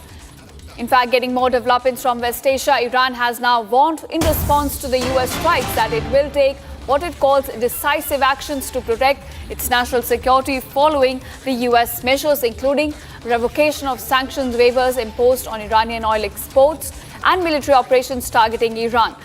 In a major statement released by Iran's Deputy Foreign Minister for Legal and International Affairs, Kazem accused Washington of violating international agreements and breaching Islamabad MOU. He also cited recent US support for Israeli actions in Lebanon and what he described as repeated threats against Iran. So we are looking at a major response coming in from Iran as well, right after US struck several cities across the southern part of the country. And in fact, what has now taken a hit due to all of these escalations in West Asia is crude oil price. US crude oil prices have now surged, and bond futures, which are like a fixed deposit that the whole world watches, have now slipped after US launched strikes against Iran and reimposed trade sanctions. This has certainly escalated tensions in West Asia following the attacks on oil tankers in the Strait of Hormuz. Now, if I have to give you the figures, the US crude futures have now risen by 2.7% to $72.40 a barrel, reflecting concerns over potential disruptions to global oil supplies. Meanwhile, 10-year US Treasury futures fell by 7 ticks as investors now priced in the risk of high inflation and the possibility of interest rates remaining elevated for a longer period of time. So certainly the escalations being witnessed in West Asia have now impacted the crude oil price as well.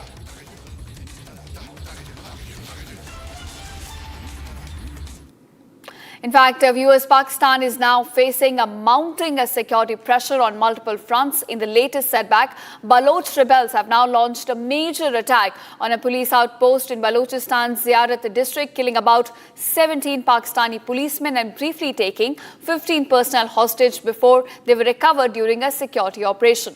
Now, the attack, in fact, comes as Pakistan continues to face multiple crises, whether it's mass protests and the ultimatums being issued in Pakistan-occupied Kashmir, intensified Tehreek-e-Taliban operations in Khyber Pakhtunkhwa, and now this large-scale rebel strike in Balochistan as well. Here's the report. Take a look.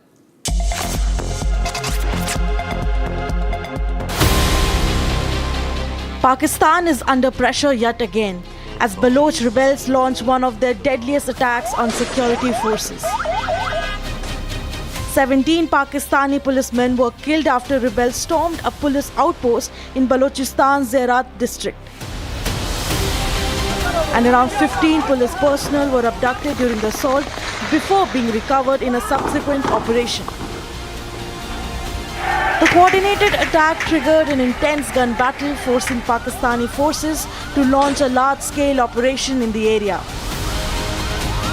The latest strike comes as Pakistan battles simultaneous crises across multiple regions. From rising Baloch insurgency and escalating TTP attacks to growing unrest in Pakistan-occupied Kashmir, Islamabad's security challenges continue to deepen. The attack once again raises serious questions over Pakistan's ability to maintain control across its increasingly volatile frontiers. Now we are shifting focus to Bengal. The accused in the alleged gang rape and murder case of a 12-year-old girl in Baruipur has now been killed in a police encounter earlier today. According to police, he allegedly snatched a police personnel service weapon during a crime scene reconstruction, fired one round at the cops and then tried to escape. Police soon retaliated and the accused was shot at the site. He was taken to Baruipur hospital as well, where doctors declared him dead. So a big development coming to light in the murder case and the gang rape case of a 12-year-old in Bengal. The accused involved in the case has now been shot dead in a police encounter. He was taken, in fact, to the site for the crime reconstruction. This is where he tried to attack policemen and tried to flee. In retaliation, the police responded, leading to his encounter at the very site. This is the latest that we're fetching at the moment in a Baruipur gang rape case. In fact, my colleague Mayuk Ghosh also joins with more details on this. Mayuk, a big development coming to light in a Baruipur gang rape case. We understand that the accused has now been shot dead in a police encounter. Well, exactly. That is what we are getting in from the police sources, and most importantly from Bhavani police headquarters in West Bengal. This was about to happen because this Prabhas Mandal, the main accused, was very adamant. He was trying to flee. He was trying to shoot the police officers on spot. What we are getting in from our sources and from the police handout, which they have officially communicated at around 12:45 a.m. Yesterday, the investigative officer of Baruipur police station, which was dealing with the case along with his team, left Baruipur police station with accused Prabhas Mandal for the reconstruction of crime in the place of occurrence in Suryapur under Baruipur PS. Just before initiating the reconstruction of crime in the PO in the Suryapur area, the alleged Prabhas Mandal snatched the arm of one police personnel and fired one round on our team. That is what the police is saying, and tried to run away from the spot. During return firing from police side, alleged Prabhas Mandal was injured and he was immediately shifted to Baruipur hospital, where the attending doctor declared him dead. The further legal course of action will be taken. But yes, this is what Shubhendu Adhikari was also referring to, that if you are in West Bengal, there is no place for rape, there is no place for woman atrocity. If you are trying to do anything, then law will take its own course, but along with that, harshest punishment will be given. Right, of course, Mayuk, as you mentioned that the law will follow its course, but this encounter itself also sets a precedence as to there will be no tolerance for such crimes against women in Bengal. Well, absolutely. We have seen the zero tolerance policy rolled by the present government. Shubhendu Adhikari, the Chief Minister, has specifically said that there will be no atrocity against a woman in Bengal. If something like this happens, then it should be the worst thing that they will be doing as a government, as an administration. They have time and again said that please deter from committing such crimes, because in Bengal now no one is going to appease the rapists, no one is going to hide the criminals in Bengal. If you are a criminal, then the Yogi model can also be followed in Bengal. So right. Shubhendu sets the line. And of course, politically also, we've seen that this entire case was politicized by opposition. There was a much outrage that was coming in this case, and rightly so. But the politicization aspect of it has also now gotten an answer, that this is what the government's approach will be as far as crime against women are concerned in West Bengal. But absolutely, the most important part is that this is right now the point where it's happening at a time when the Chief Minister himself said that law will take its harshest step if something like this happens, and it actually happened. Prabhas Mandal was the main accused. Prabhas Mandal actually gave a lot of trouble to the villagers, and most importantly to that little child who was there, who was kidnapped, who was brutally murdered, who was raped, and most importantly, who was tortured. So the entire thing was a brutal crime story, and this is how the last chapter finished. Right. Thanks, Mayuk, for joining us and getting us all the latest details we're getting in this case. We're also now being joined by Shishir Bajoria, BJP leader from West Bengal. Mr. Bajoria, thanks so much for joining us on Republic TV. Now, with the accused in this gang rape case now getting shot dead in the encounter, BJP, in fact, has set an example that there will be no acceptance. In fact, as far as the crime against women are concerned, there will be no tolerance for such heinous crimes in West Bengal. See, it's a fact that since BJP government with Shubhendu Adhikari as our chief minister took oath on the 9th of May, crime against women would never happen. That's our promise. Now, this very unfortunate incident happened. I would call it some after effects of the old government. The incident that really happened very early hours of the morning, I think this man was trying to escape. And in the process, the police were left with no action, no alternate, but to open fire. And the man got killed. Now, let's say if that firing, he had not done the act of escaping, he would have been tried. And I'm very sure for the crime he committed, the heinous crime, the most brutal crime against a little child, the courts would have hung him.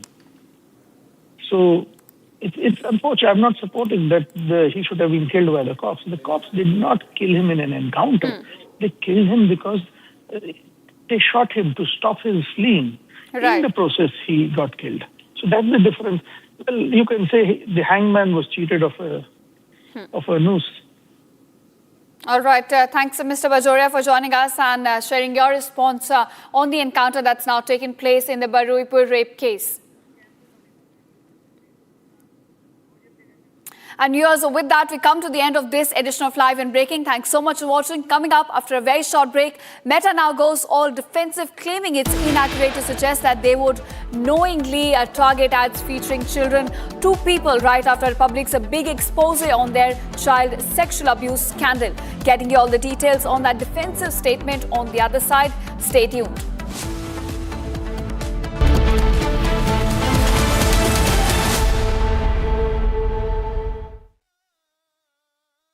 चमकी चाट से क्या बना है? Sandwich लस्सी और छाछ हर घूंट में चमकी चाट ड्राई फ्रूट और दही बड़े चमकी चाट से स्वाद बढ़े असली स्वाद सिर्फ चमकी चाट केसरिया से मन जोगी हुआ रे दिल झूमे देखो मतवारा हुआ रे केसरिया से मन जोगी हर पल मनाओ केसरी त्योहार विमल बोलो जुबान केसरी आर प्योर सूजी पास्ता उबालो मिलाओ और खाओ 8 मिनट में तैयार क्या टेस्ट है सबका राजा R pure masala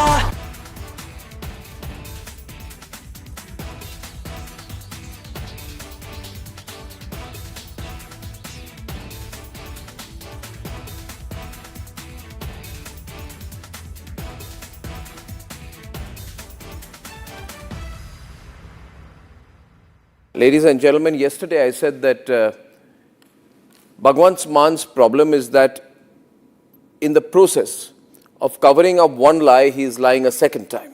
So to cover two lies, he lies a third time and a fourth time. And now he's in a big trap. He is doing everything possible to save his job. But it's going to become more and more difficult for him. Plus, I think he has some very foolish advisors. You see, this controversy is about a younger Bhagwant Mann. He's about 52 years now, 52 or 53. And the video apparently goes back to the time he was 39 years old. This is a video he's released. Let me first show you the other video, the controversial video. This, ladies and gentlemen, is a picture of Bhagwant Mann at the age of 39.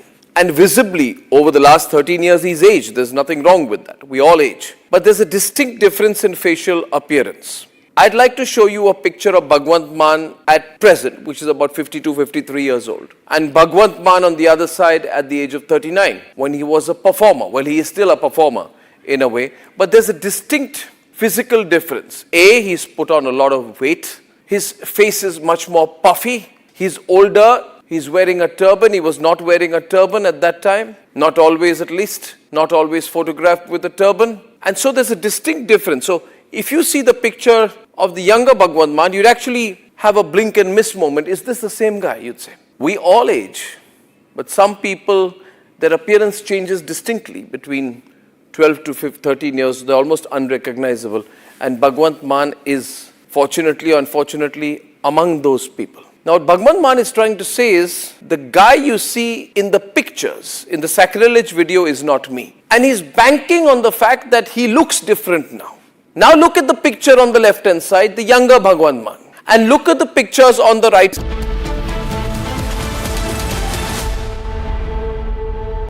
In the global employability rankings by Times Higher Education UK, only the following 6 institutions from India are ranked amongst the top 230 in the world for having the most employable graduates. IIT Delhi, IISc Bangalore, IIT Bombay, IIM Ahmedabad, IIT Kharagpur and Amity University. चमकी चाट से क्या बना है? Sandwich लस्सी और छाछ हर घूंट में चमकी चाट। अब बताओ स्वाद आया? असली स्वाद सिर्फ चंकी चाट। AU करंट अकाउंट के साथ मिलता है free UPI QR overdraft facility और एक ही ऐप से बैंक के सारे काम। AU सोच बदलो और बैंक भी। थोड़े में ज्यादा स्वाद, यही तो है इसकी खास बात। वाओ मम्मा, क्या स्वाद है? अरे मेरे राजा, सबका राजा आरती और मसाला।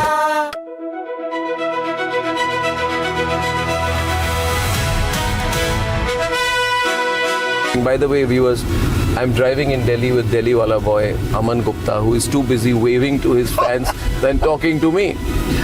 Please come down to earth, Aman. Yes, I am sorry. You're on my show. I forgot. This is not your show. This is my show. Stop waving to your fans. Be modest. Now everybody look. अरे आप politician हो. आप politician हो. आप ये क्या कर रहे हो? This is too much. आपने बोला humble हो, मैं humble हो रहा हूँ.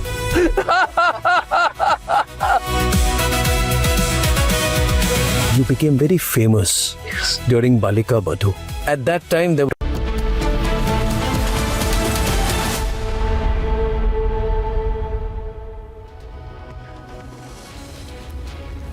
Hello and a very good morning. You're watching live and breaking on Republic TV. My name is Nayan. I'm going to tell you about the Republic Conclave, which is the Forces Conclave. India's defense story is now entering a transformative new era powered by indigenous innovation, cutting-edge emerging technology, and a rapidly expanding defense industrial ecosystem. Now, as the nation accelerates its journey towards strategic self-reliance and the vision of Viksit Bharat 2047, Republic brings together the policymakers, defense leaders, innovators, and industry pioneers shaping the future of the national security. Join us on the 18th of July in New Delhi for Republic Defense Forces First Conclave, Bharat, the defense powerhouse, where the spotlight will be on the next generation of military technology, advanced defense platforms, indigenous capabilities, and the government and industry partnership driving India's technological transformation. Stay tuned for insightful conversations, exclusive perspectives, and the ideas that will define the future of India's defense ecosystem. It's now time for the headlines. Let's delve in. Meta issues detailed statement as Republic puts out back-to-back investigative reports claiming they've never want this content on our platform. Meta has now gone all defensive, claiming its inaccuracy to suggest what they would knowingly target ads featuring children to people. Hours before the final ultimatum by POK protesters, Pakistani Army's civilian massacre captured on camera. Monsoon triggers landslide across India, 4 dead in Kerala's Wayanad, several houses, shops buried in Jammu's Doda. Final leg of PM Modi's Indonesian visit. PM Modi to visit the 9th century Hindu temple and UNESCO World Heritage Site before departing to Australia.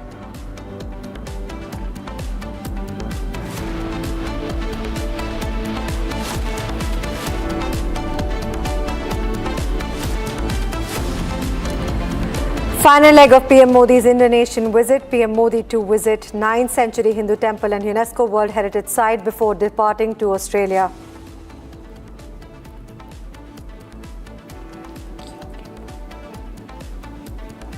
US launches fresh strikes on Iran after tankers hit in Strait of Hormuz, placing further strain on the ceasefire.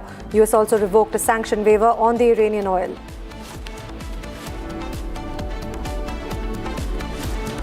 Crude oil prices surge in the United States, continue to strike Iranian despite the ceasefire and peace talks.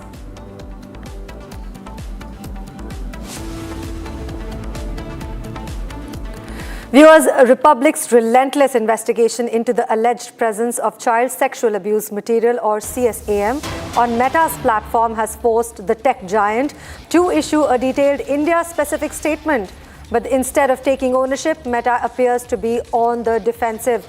As public outrage grows over the alleged availability of child abuse content, Meta says it never wants such material on its platform and also claims to have removed over 1.6 lakh accounts in India in the last 6 months. This is the breaking news over the hour. Now, Meta is saying that CSAM to national cyber security crime. In fact, it has claimed that 1.6 lakh accounts in India have been removed in the last 6 months. Now, these statements are coming in after the Republic's investigative reports. Also, the company is denying any deliberate targeting ads featuring children and users with the inappropriate interests.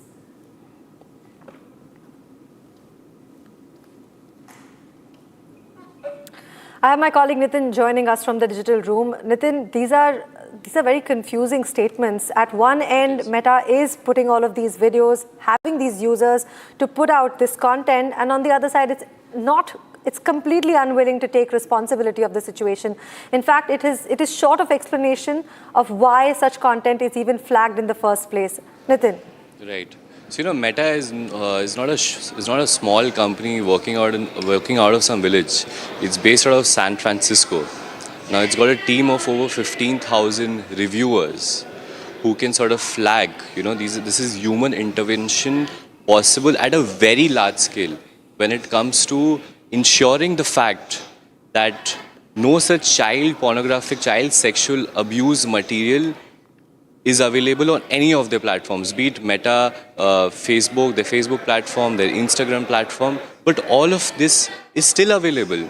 So Meta's response is a contradiction of what users are actually seeing in its platform, And that's the truth. So Meta is hiding behind a very generic statement, not taking full accountability. Given that it's a US-based company functioning in India, and right. India's user base is the largest user base for Instagram. Absolutely. It's over 480 million users that are actively engaged on Instagram. So this is completely a Republic impact. And back to you. Yeah. Right. Nitin, in fact, the critics are also saying that the company is attempting to deflect the attention rather than answering the central question. Now, why was such content allowed to persist on the platform in the first place? That's the question I think Republic is also continuously asking. Exactly. You're completely right on that. And Republic's been super aggressive in finding out the truth of the matter. And the truth is yet to be revealed. All of our reporters, all of them are headed, if not already have reached multiple Meta offices across the country. And Republic is awaiting a factual, accountable response from Meta's India head, Arun Srinivas. He is answerable to the people of India. It's child pornographic content that's found on its platform. It's rampant. There are groups called porn groups, literally that we've seen 15-20 minutes back. We reported that as well on Facebook. Over 83,000 followers. So what's going on? It's giving a platform for predators to sort of function on its own free will. Back to you. All right, Nitin, thank you so much for giving us those insightful comments from your side. In fact, I will be taking a break from you and shifting our focus to another story. Now, amid the anti-terror ops in Shopian, terrorists have been killed identity is yet to be ascertained. This is the other breaking news that we're getting at this hour. Now, there was a big operation that was going on in the Jammu and Kashmir region where an anti-terror operation was going on. There were search operations. Now, these terrorists, which were on a lookout for a really long time now, for a few weeks, now the terrorists have been killed and their identity is yet to be ascertained. A big breaking news of the hour, a great development from our military.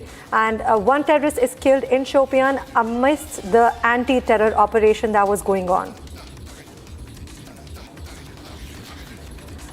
Now, the terrorist has been killed, but the identity of the terrorist is yet to be ascertained, depending on which group was he now linked to. But what we're getting to know so far, that a terrorist has been killed in an anti-terror operation that was going on amidst in Shopian in the Jammu and Kashmir region.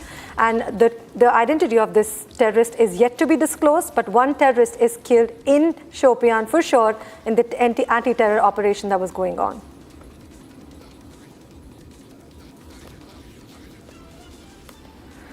Viewers, we're getting the big breaking news of the hour amid the anti-terror operation that was being conducted in Shopian, where we were on a look. The Indian military was on a lookout.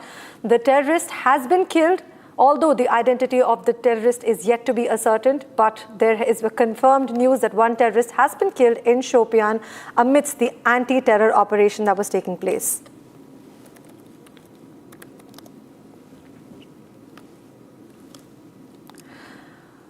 I have my colleague Zeenat joining us from Srinagar. Zeenat, thank you so much for joining us at this hour.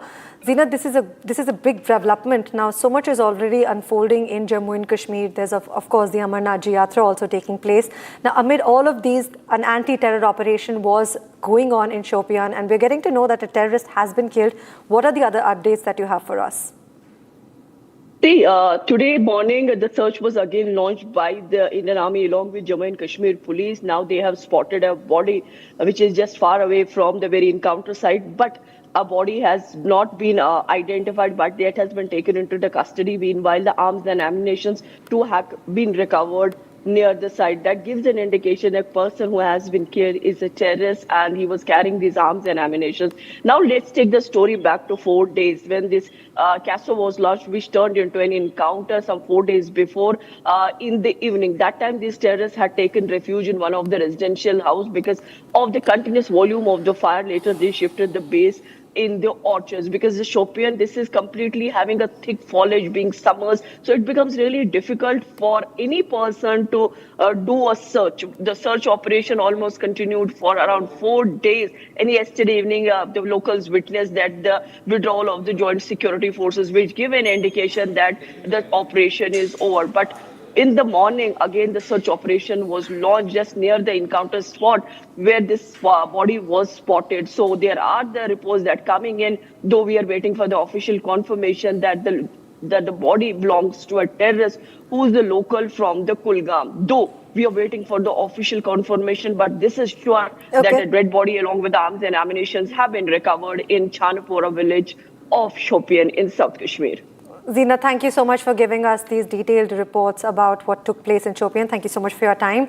Appreciate it. Shifting our focus to another top story, where the accused in the alleged gang rape and murder of a 12-year-old girl in Bairuipur was killed. In fact, this is a police encounter that took place early hours today. The Bengal rape accused was shot dead as he was trying to escape. He in fact snatched the police personnel's service weapon during the crime scene reconstruction. He fired one round at the cops and also tried to escape. But in this process, the police retaliated and he was shot. So basically, an encounter took place. He was taken to the Bairuipur hospital, where the doctors declared him dead.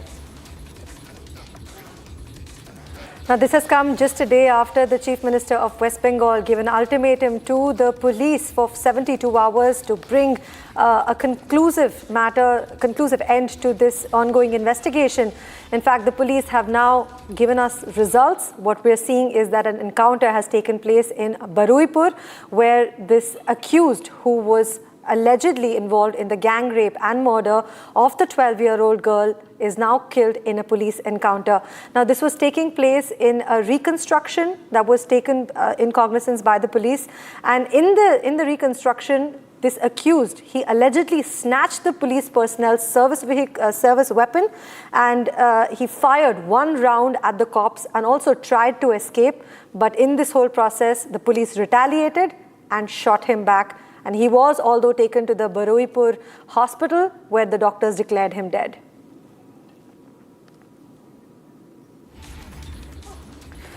On your television screen is the accused who was a part of the reconstruction of the crime scene. He was taken to the pond area, where he was also trying to show what happened and led to the events. The police, of course, took him down, and you can see on your television screen he was trying to retaliate. And of course, later he tried to snatch the police personnel's service weapon, and in that he tried to fire back at the police, but he was taken down.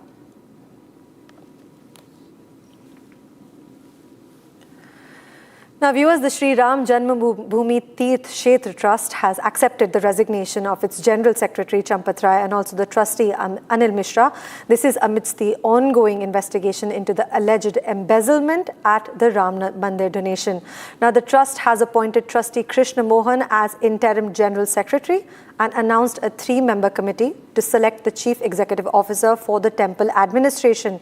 Now, the move comes as the SIT probe continues into the alleged financial irregularities, with political reactions intensifying. Now, the question being raised over accountability and the future management of the Ram Mandir Trust continues. Here's a report. Take a look. In the Ram Mandir donation theft case, the trust has accepted the resignations of General Secretary Champat Rai and trustee Anil Mishra. The decision was taken at a meeting of the trust as the SIT investigation into the alleged embezzlement of the temple donations continue. Trustee Krishna Mohan has now been appointed acting General Secretary and has promised reforms aimed at strengthening transparency and accountability. The trust has also constituted a 3-member committee comprising retired Judge Pramod Kohli, Lieutenant General Vishnukant Chaturvedi and Suresh Havde to recommend a Chief Executive Officer for the temple. The developments have triggered sharp political reactions, with the opposition arguing that resignations alone cannot answer questions surrounding the alleged financial irregularities. देखो, इस meeting से कुछ निकला नहीं, सिर्फ इस्तीफे से कुछ नहीं होता। कार्रवाई क्या हो? कोई कार्रवाई हो नहीं रही है। वो भी विश्व हिंदू परिषद में बैठे हुए हैं। अब उल्टे और क्या हो रहा है कि जो लोग लगा रहे हैं वो भी सब संघ परिवार से जुड़े, विश्व हिंदू परिषद से जुड़े। तो भाई, तुम्हें ऐसा क्या चीज है कि तुम मंदिर में सिर्फ अपने लोग लगाना चाहते हो?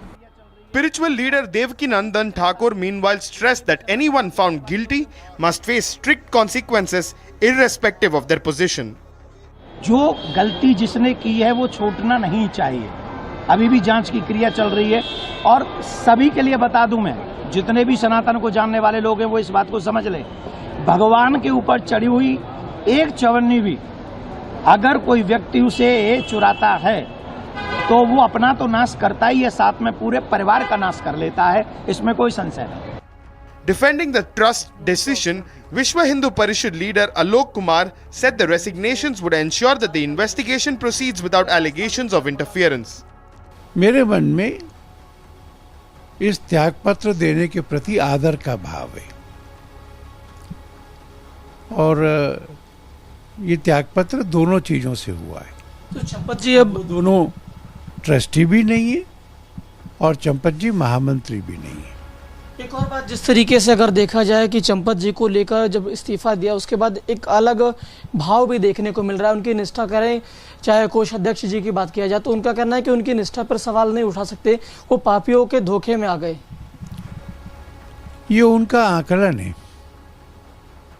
चंपत जी को जो लोग 25-30 साल से जानते, जिनमें मैं भी हूं, मेरे मन में ये कल्पना नहीं हो सकती कि वो राम जन्मभूमि के 1 रुपए के लिए भी कुछ गड़बड़ करेंगे। अनदेखी की बात है। पर मैं ये राय अपनी व्यक्तिगत दे रहा हूं, आपको दे रहा हूं। जांचकर्ताओं से मेरा निवेदन ये है कि वो इससे प्रभावित हुए बगैर सब तथ्यों की पूरी जांच कर लें और फिर निर्णय पर पहुंचें। Alok Kumar also accused the Congress and Samajwadi Party of attempting to politicize the issue ahead of the 2027 Uttar Pradesh Assembly elections. With the SIT probe entering a crucial phase and sweeping administrative changes now underway, attention will firmly remain on whether the trust's corrective measures can address concerns or not. Pakistan is facing mounting security pressure on multiple fronts. In the latest setback, Baloch rebels launched a major attack on the police outpost in Balochistan's Zeerat district, killing at least 7 Pakistani policemen and briefly taking 15 personnel hostages before they were recovered during a security operation. Now, the attack comes as Pakistan continues to face multiple crises, mass protests and ultimatums in Pakistan-occupied Kashmir. In fact, intensified Tehreek-e-Taliban Pakistan operations in Khyber Pakhtunkhwa are also in large-scale rebel strikes in Balochistan. Here's a report we have. Take a look.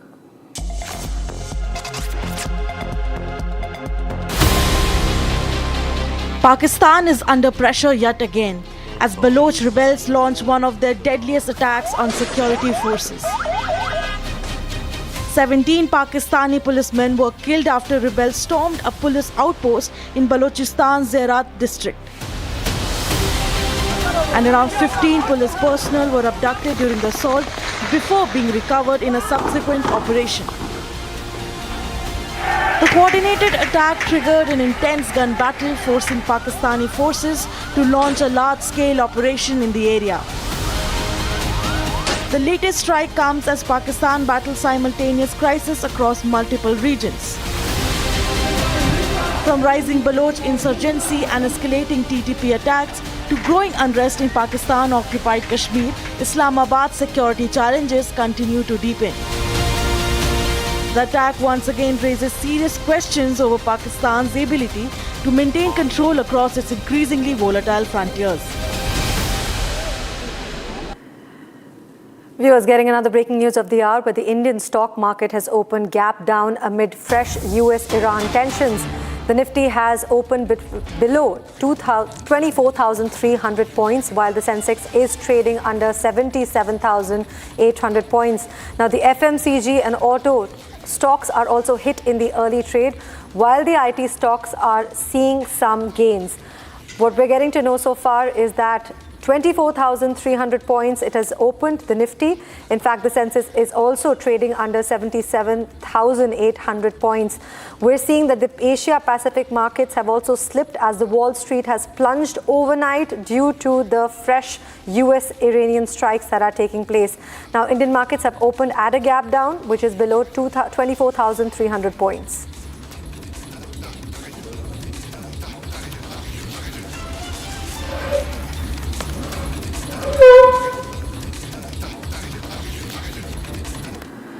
All right, Ishita, thank you so much for joining us from the digital newsroom. There has been a gap down opening that we can see right now. The Indian stock market in specific, the Nifty has opened at 24,300 points, and the Sensex is also trading a bit, under 77,800 points. Now we can see that the FMCG and auto parts have taken the early hits. What are the other updates that you have for us? Right, absolutely. The Indian market had a full day bull run, but that has come to a very negative end today. At its opening around 9:15 a.m., the Nifty 50 stood at exactly 24,270 level, falling by 0.48%. Right. And Sensex was at 77,747, falling by 0.55%. Now, if we talk about the sectors, of course, particularly auto, FMCG, and the media sector has been hit. They are trading in red. The IT sector, on the contrary, at the opening level was trading in green at 0.2%. Now, amongst the gainers, particular stocks, if we talk about, we have Wipro, HCL Tech that have been leading, while on the downside, the stocks have been Shriram Fin, Jio Finance, Asian Paint that have been falling over by 2%. Now, of course, the major factor has been the rise in the Middle East, the Middle East crisis that has sort of fueled it, particularly the Brent crude prices that have risen by 2.6% to now $76.1 per barrel. Additionally, there is also a rise in India VIX. Basically, the fear gauge or the volatility index has risen more than 7%. So the markets are kind of in a tumultuous state right now. When we talk about the global indexes, futures on the Dow Jones Industrial Average had fallen over by 29 points yesterday. Additionally, even the Asia Pacific markets, they have mostly fallen by Wednesday. Japan's benchmark Nikkei fell over by 0.55%, while the Topix declined by 0.7%. Okay. Right. Thank you so much, Ishita. In fact, we can see that the market is overall reacting to the war. Absolutely, absolutely, and it is likely to remain the same as there are tensions that even the Fed rate might rise. So, hoping for the best by the closing bell. Let's see if there are certain changes. Right, Ishita, thank you so much for giving us all of those interesting updates. We will continue to track the markets together with you. But right now it's time to slip into a short commercial break. Don't go anywhere, where we'll be back with more news from the national and international front. Right now, coming up, monsoon triggers landslides across India, 4 dead in Kerala's Wayanad. Several houses, shops buried in Jammu's Doda. Coming up after a short break.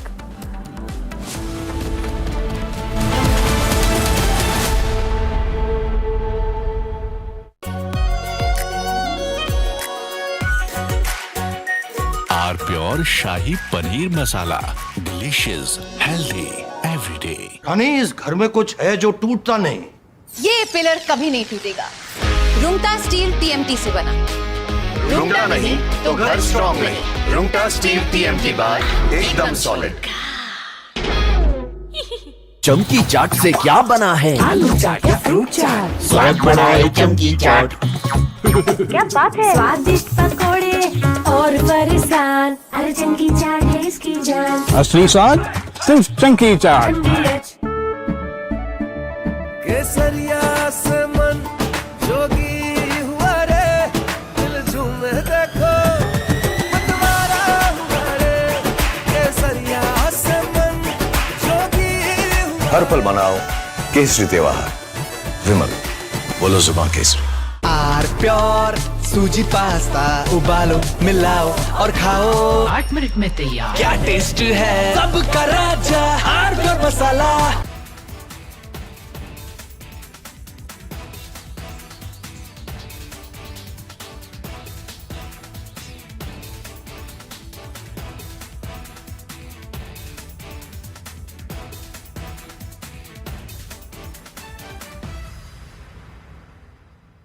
Ladies and gentlemen, I want to talk tonight about an incident where an FIR got registered against 4 people.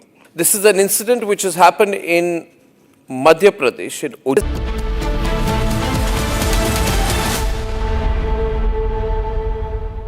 चमकी चाट से क्या बना है? Sandwich लस्सी और छाछ। हर घूंट में चमकी चाट। ड्राई फ्रूट और दही बड़े। चमकी चाट से स्वाद बढ़े। असली स्वाद सिर्फ चंकी चाट। AU करंट अकाउंट के साथ मिलता है free UPI QR overdraft facility और एक ही ऐप से बैंक के सारे काम। AU सोच बदलो और बैंक भी। थोड़े में ज्यादा स्वाद, यही तो है इसकी खास बात। वाओ मामा, क्या स्वाद है? अरे मेरे राजा।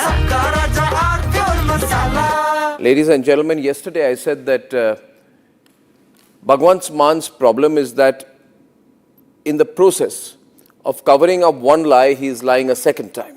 So to cover 2 lies, he lies a third time and a fourth time. And now he's in a big trap. He is doing everything possible to save his job. But it's going to become more and more difficult for him. Plus, I think he has some very foolish advisors. You see, this controversy is about a younger Bhagwant Mann. He's about 52 years now, 52 or 53. And the video apparently goes back to the time he was 39 years old. This is a video he's released. Let me first show you the other video, the controversial video. This, ladies and gentlemen, is a picture of Bhagwant Mann at the age of 39. And visibly, over the last 13 years, he's aged. There's nothing wrong with that. We all age. But there's a distinct difference in facial appearance. I'd like to show you a picture of Bhagwant Mann at present, which is about 52, 53 years old. And Bhagwant Mann on the other side at the age of 39, when he was a performer. Well, he is still a performer in a way. But there's a distinct physical difference. A, he's put on a lot of weight. His face is much more puffy. He's older. He's wearing a turban. He was not wearing a turban at that time. Not always, at least. Not always photographed with a turban. And so there's a distinct difference. So if you see the picture of the younger Bhagwant Mann, you'd actually have a blink and miss moment. Is this the same guy, you'd say? We all age, but some people, their appearance changes distinctly between 12 to 13 years. They're almost unrecognizable. And Bhagwant Mann is... From Asia's largest news headquarters, setting the agenda for Bharat.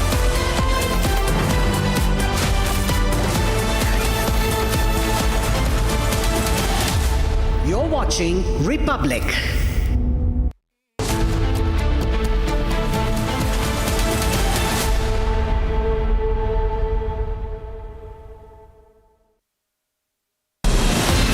From Asia's largest news headquarters,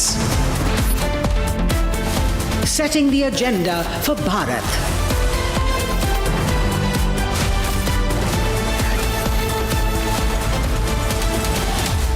You're watching Republic.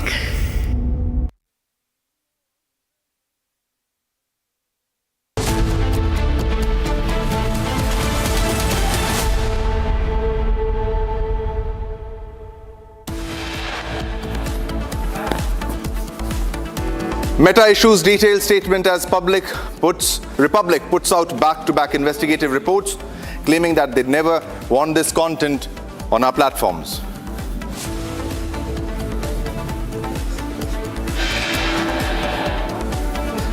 Meta has now gone all defensive, claiming that it's inaccurate to suggest that they would knowingly target ads featuring children to people.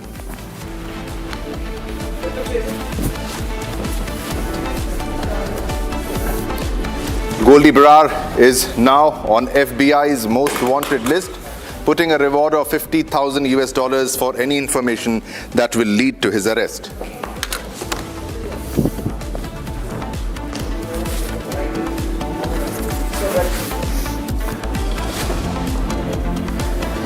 Baraipur rape and murder accused killed during crime scene reconstruction in West Bengal.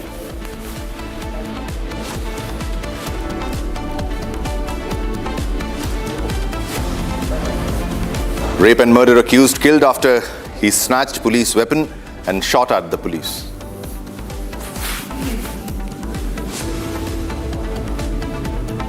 Final leg of PM Modi's Indonesia visit.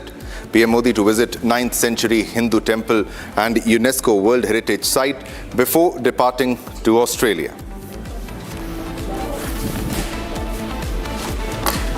And US launches fresh strikes on Iran after tankers hit in Strait of Hormuz, placing further strain on the ceasefire. US also revoked a sanctions waiver on Iranian oil.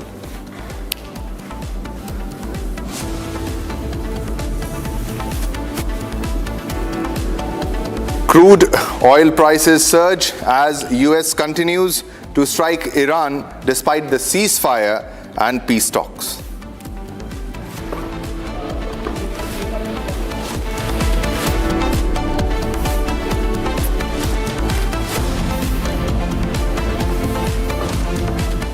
All right, viewers, let's begin with the first top story. This is the Republic's relentless investigation into the child sexual abuse material on Meta's platforms has now forced the tech giant to issue a detailed India-specific statement, ladies and gentlemen. But instead of taking the ownership, Meta appears to be on the defensive. Now, as public outrage grows over child abuse content on its platforms, now Meta says it never wants such material on its platforms and claims to have removed over 1.6 lakh accounts in India in the last 6 months. This is Meta's claims. Now, however, Meta has stopped short of explaining why CSAM content remained accessible or why accounts uploading such content were not immediately removed. Why no action, Meta? You have to respond. And it's very shameful on the side of Meta. Now, the big question is Meta attempting to deflect attention rather than answer the central questions that Republic has been posing?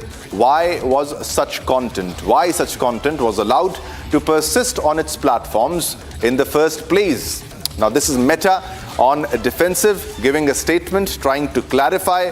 And you also have the visuals of the content. This is Republic exclusive story, and Meta was forced to respond because of our continued coverage and our debates. And this highlights the fact that when you type child content on Instagram, you get such filthy content online, and there is no action, on the side on part of Meta. Even till now, if you search such content, there's a very high probability that you will land to such content which is exploitative in nature for children, for little children. So these are disturbing visuals also, ladies and gentlemen. And but Meta was forced to respond because we continued our coverage. All right, Nitin is live with us for more details, because Nitin has been tracking the story. He confronted the officials also. He went to the Meta headquarters also when we talk about Gurugram.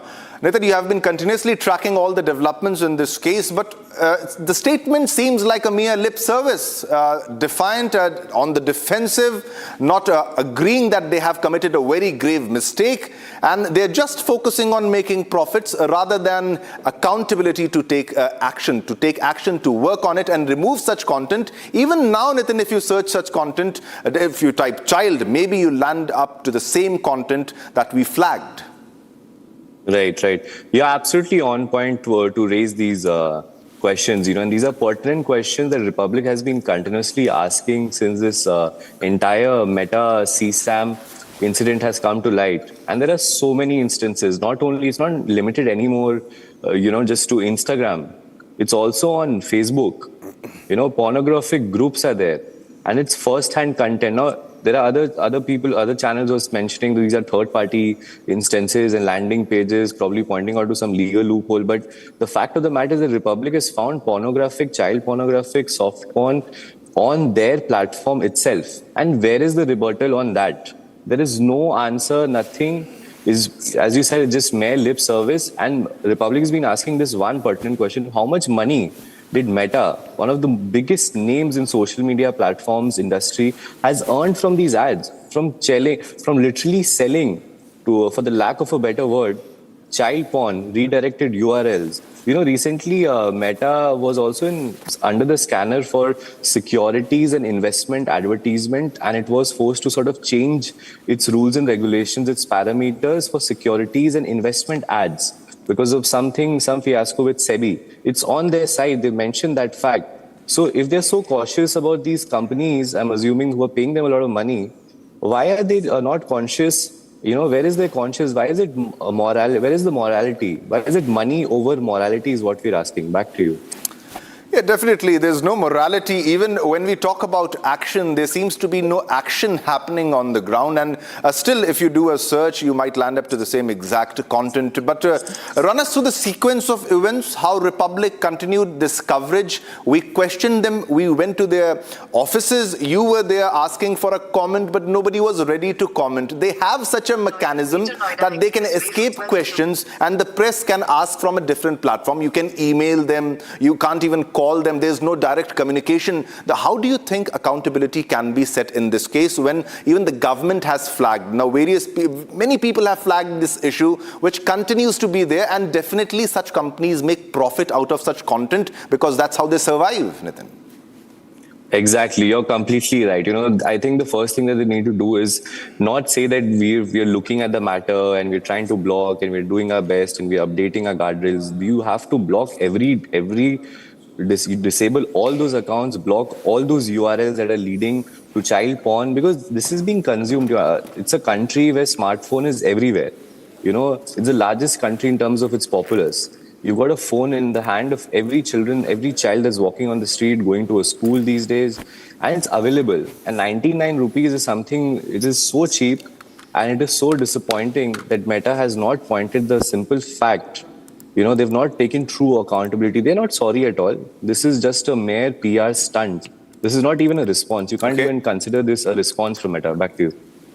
All right, Nitin, thanks a lot for all the developments. Keep tracking of all the developments. We'll keep questioning Meta, and that's what the debate is tonight. All right, viewers, now let's move on to another big breaking news development that we're getting from West Bengal. It is about the accused in the alleged gang rape and murder of a 12-year-old girl in Baroipur was killed in a police encounter early today. Now, according to the police, he allegedly snatched a police personnel's service weapon during a crime scene reconstruction. He fired one round at the cops and tried to escape. And police retaliated, and the accused was shot at, and he was taken to the Baroipur hospital where doctors declared him dead. So this is no tolerance in West Bengal, no tolerance to rape in West Bengal. These are the visuals of the accused who allegedly raped and dumped the body in the pond, the visuals of which we showed you, and he has been killed. He has been shot dead while he was trying to snatch the weapon, the service revolver of the police who was interrogating him, who were doing a crime scene reconstruction. This is Prabhas Mondal, accused, who has been killed in the encounter while there was a crime scene reconstruction. These are the visuals of where the body was dumped. It was dumped in a pond, and he is the accused who was killed today. This is big breaking news development, and this is the Shuvendu government cracking down on rapists in West Bengal. This is justice delivered. In short, the Baroipur rape accused who was killed today while there was a crime scene reconstruction happening, and while he tried to snatch the police weapon, that is the service revolver in this case, and then he shot at the police also. This is as per the police statement, but the bottom line is he is dead. He is no more. He's no more. All right, Kishle is with us on a phone line for all the latest updates in this story. Kishle, when we talk about this development, it is a significant development indeed. While the opposition parties were trying to make this a political issue, the matter is sorted in a way that justice has been delivered. This was the demand of the families and those who were agitated, furious of what happened, while there was a crime scene reconstruction. Over to you. Well, exactly. This is the biggest news of the country probably right now. Shubhendu Adhikari government is cracking down on the rapists, and the allegations were very serious. 12-year-old girl was brutally tortured and raped. Now today around 12:45 a.m., the inspector of this particular case, the investigating officer of this particular case, he was taking along with his team this Prabhas Mondal to the area for reconstruction of the crime. While Prabhas Mondal was being taken to the spot for reconstruction of the crime, allegedly Prabhas Mondal tried to snatch arms from the police officers and tried to run away. So in order to stop him from running away and in order to stop him from snatching arms and causing harm to the police officer and common people, the police had no way but to fire at him, and he was taken to the hospital. Just before initiating the reconstruction of the crime, this happened in Shurjapur, so he had to be stopped. In order to do that, the police officers had to fire on him they didn't have any other option. So while the police officer fired on him, he was injured, he was taken to the hospital, and he died at the hospital, in Baruipur hospital. In fact, the attending doctors declared him dead. So this is something that is very important right now. We have to see that in the past, the government that was there, the Trinamool government, Mamata Banerjee was the chief minister. They tried to shield rapists in many of the cases. In fact, Mamata Banerjee had herself given statements in support of the rapists and accusing the victims many a times. Now, completely the situation has changed. Now the rapists and the allegations are being investigated very seriously. The rapists are being taken into custody at the correct time, whoever is that person. And if they want to run away, then the police has no way but to shoot at them. Yes, exactly. Kishle, stay with us. We have the exclusive visuals of the encounter spot, the site where he tried to snatch the weapon, and then he tried to shoot at the police, and then he was later shot at and he was killed. This is exactly the site. First on Republic exclusive visuals of the justice being delivered at this location, and this was the crime scene reconstruction being done by the West Bengal police. Kishle, while we are on the visuals, if you can highlight the sequence of events which followed exactly, because it is a very heinous crime that was committed by this man, and how he committed, how he was caught, and how he dumped the body, and how the crime scene reconstruction was done, and how he was killed, Kishle? Well, the crime is heinous. The crime is something that cannot even be described. A 12-year-old girl was kidnapped. She was taken away to a particular secluded spot. 3 or 4 men were present there. These rapists were present. They tortured her. They were also intoxicated. They tortured her. They tortured her brutally. There were marks on her private parts, and the torture cannot even be described. After that, the girl was in fact put inside a jute bag, and she was thrown in the water while she was still alive, and she had to die with all those injuries, struggling to get out of the water. So this is something undescribable. Now, after this happened, these rapists were arrested by police, West Bengal police, the next day. The next day itself, 3 of them were arrested. A few more were detained in this case. Now, all these 3 who were arrested, the police was taking strict action in order to ensure that all the charges that are given against them are properly investigated. So in that case, around 12:45 a.m. today, morning to 12:45 a.m., the inspector of this particular case, the investigating officer, he had a whole team who was investigating the matter. The matter was directly overlooked by the chief minister himself. He also went there yesterday. We know he went to the police station. He had a talk with the family members, and he said no one will be spared in this particular case.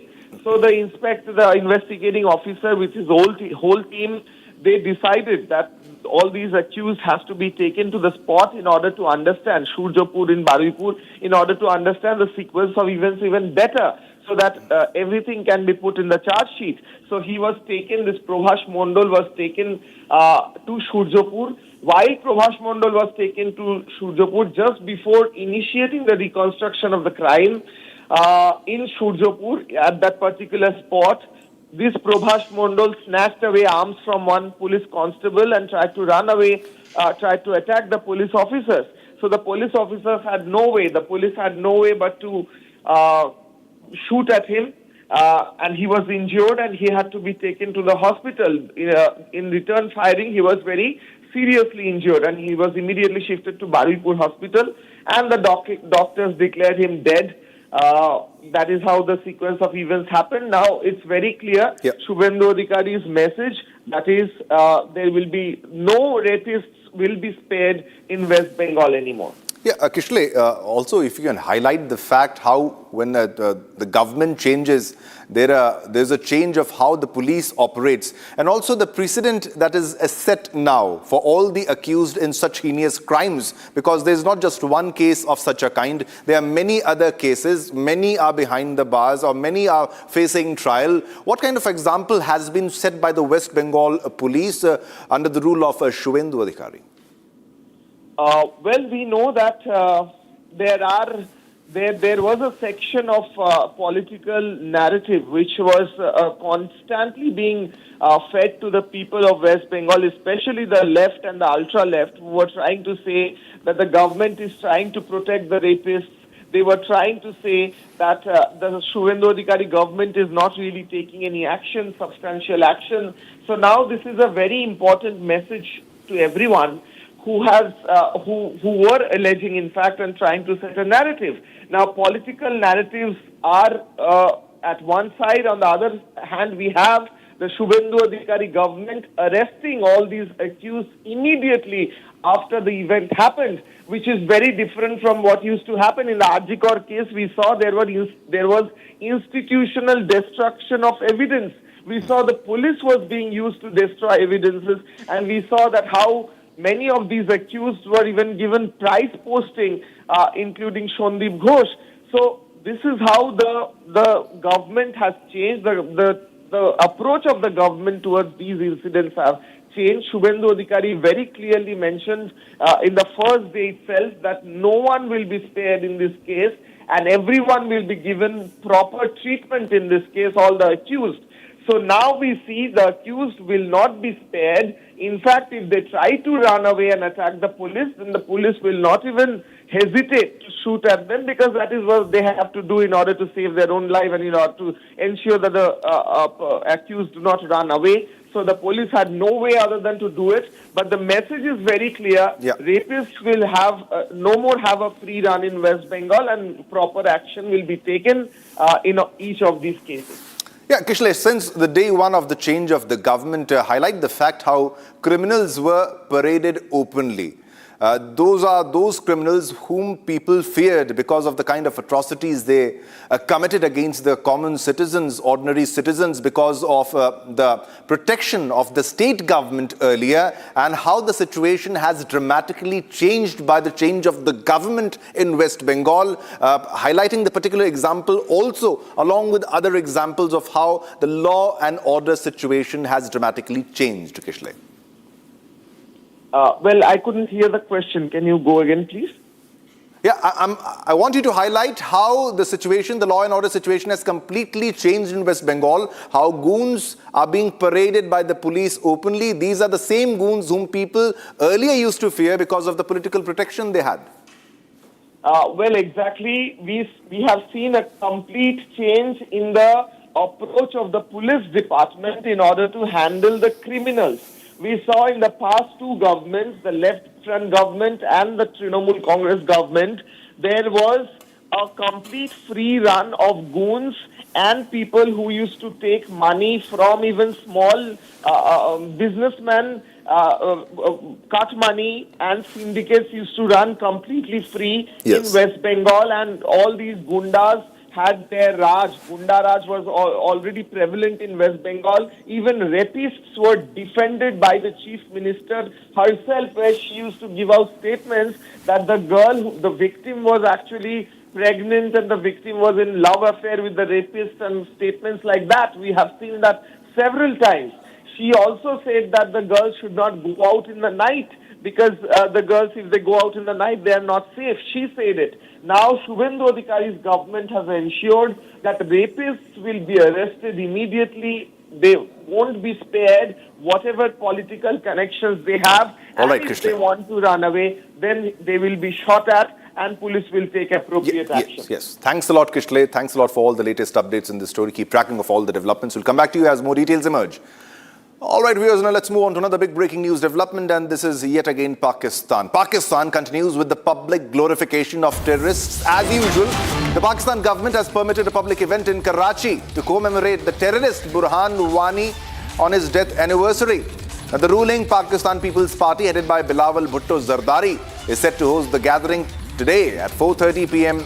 at the Arts Council in Karachi. The posters have been put out on your screen. Exclusive visuals of the posters being put out by the Pakistani People's Party, the PPP, were urging people to attend in large numbers to honor the killed terrorist, Burhan Wani. On your screen, ladies and gentlemen, this is Pakistan yet again glorifying terrorists and calling people to gather for the event. This is Pakistan continuing with the public glorification. हर बरस 8 जुलाई को शहीद बुरहान वानी कश्मीरी हुर्रियत पसंद नौजवान की बरसी मनाई जाती है, जो भारतीय अफवाज के हाथों, भारतीय जालिम हुकूमत के हाथों शहीद हुए। गुज़िश्ता बरस भी कुल जमात हुर्रियत कॉन्फ्रेंस की जानिब से कराची में मुज़फ़्फ़र मौके पर एक rally. All right, so this is the statement by the PPP. They want to celebrate this event and calling for mass mobilization, mass gathering yet again. But yes, Pakistan is, as usual, shameless and glorifying terrorists. Gursimran is with us live for all the latest updates on this story. Gursimran, yet again, this is Pakistan exposed. Once again, Pakistan is exposed. You have people, terrorists attending funerals of cricketers and cricketers' brothers, and now you have open celebrations and remembrance of dead terrorists. What's happening this time, and when exactly is this function, this event?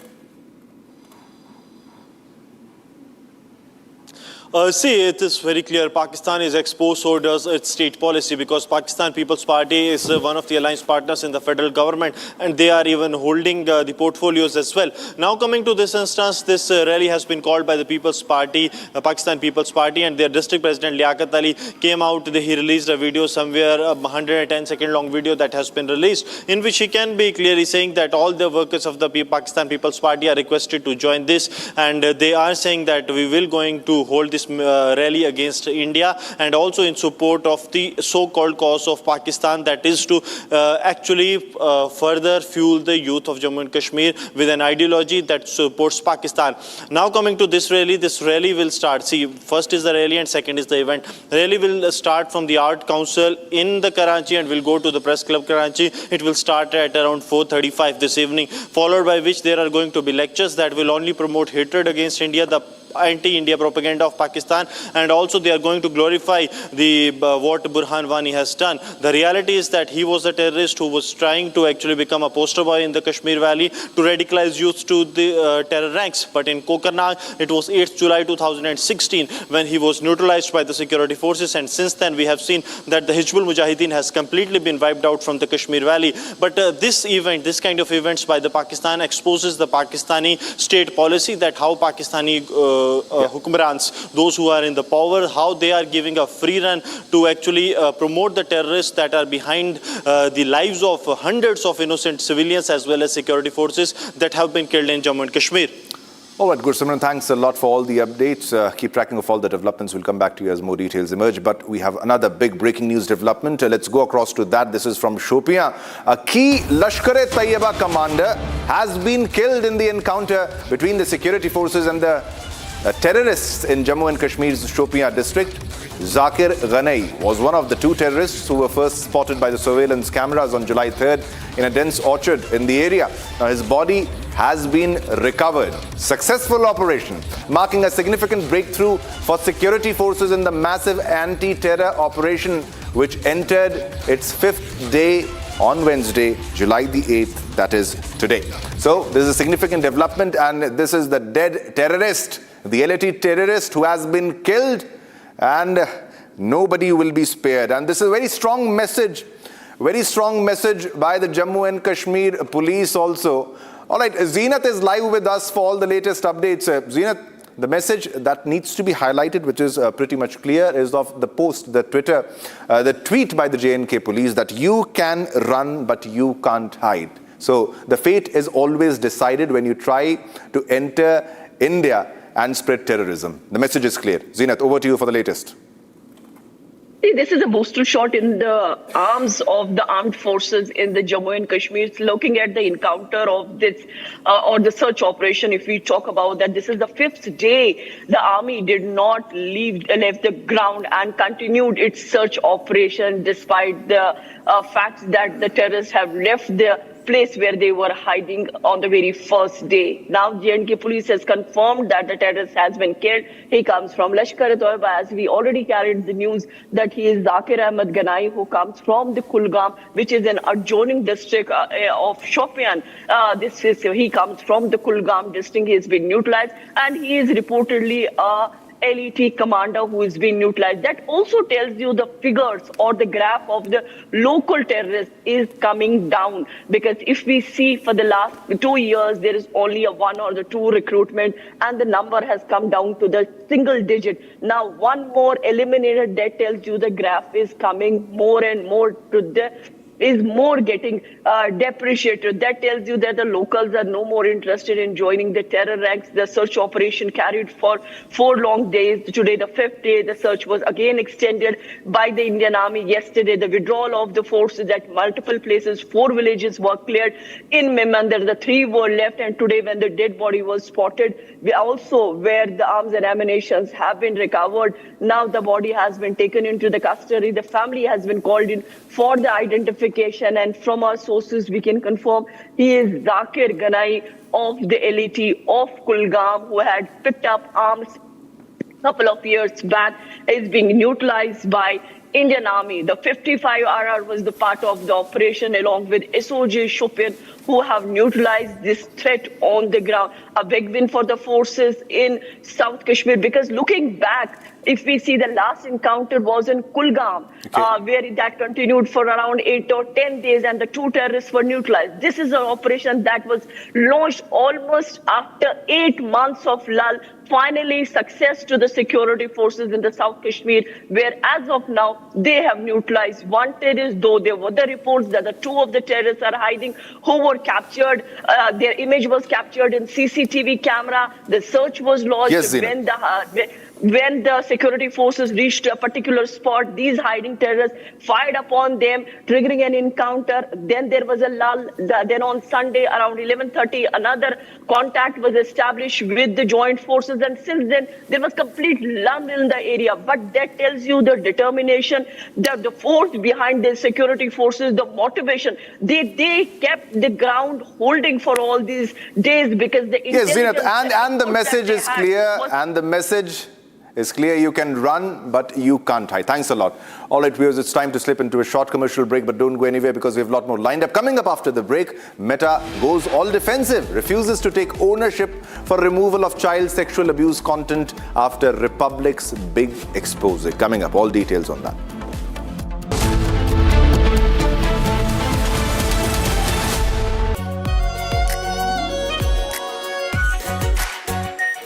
Are pure shahi paneer masala, delicious, healthy everyday.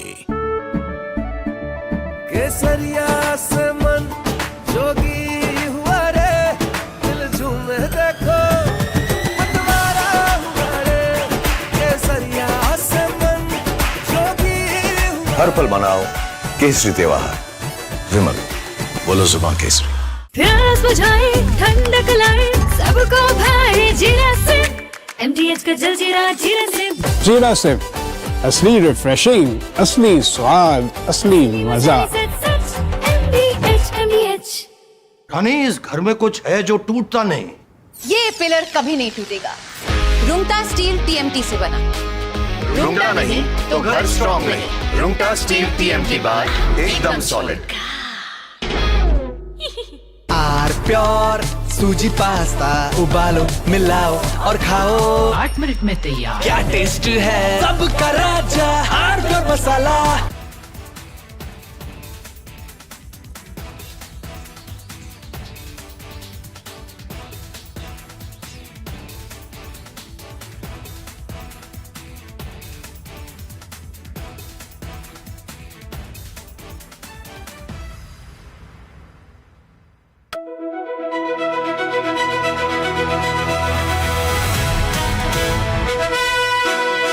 By the way, viewers, I'm driving in Delhi with Delhi wala boy Aman Gupta, who is too busy waving to his fans than talking to me.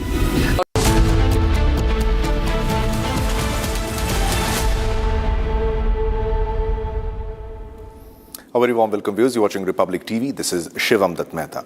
Forces Conclave. Now, India's defense story is entering a transformative new era, powered by indigenous innovation, cutting-edge emerging technology, and a rapidly expanding defense industrial ecosystem as the nation accelerates its journey towards strategic self-reliance and the vision of Viksit Bharat 2047. Republic brings together the policymakers, defense leaders, innovators, and industry pioneers, shaping the future of national security. Join us on 18th July in New Delhi for Republic Defence Forces First Conclave, Bharat, the defence powerhouse, where the spotlight will be on the next generation military technologies, advanced defence platforms, indigenous capabilities, and the government and industry partnerships driving India's technological transformation. Stay tuned for insightful conversations, exclusive perspectives, and the ideas that will define the future of India's defence ecosystem. Now let's shift our focus and get you all the top headlines of the hour.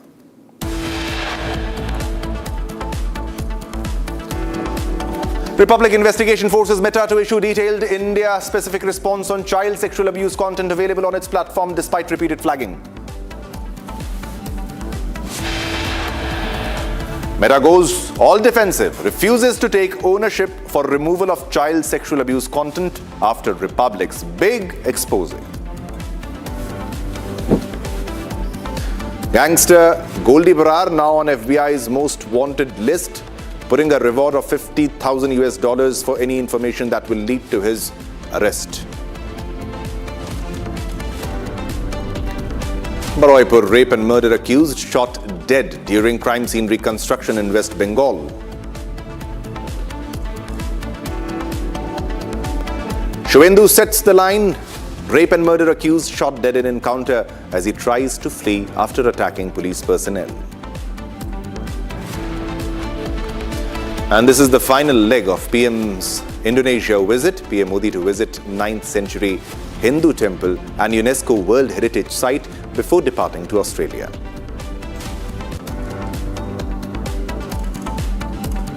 US launches fresh strikes on Iran after Iran strikes commercial tankers in Strait of Hormuz, placing further strain on the ceasefire. US also revokes sanctions waiver on Iranian oil.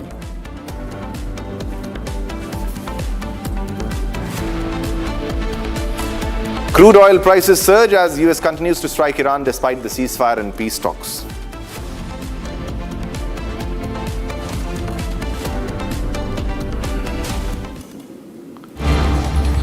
All right, viewers, let's begin this bulletin with a very big breaking news development that we are getting.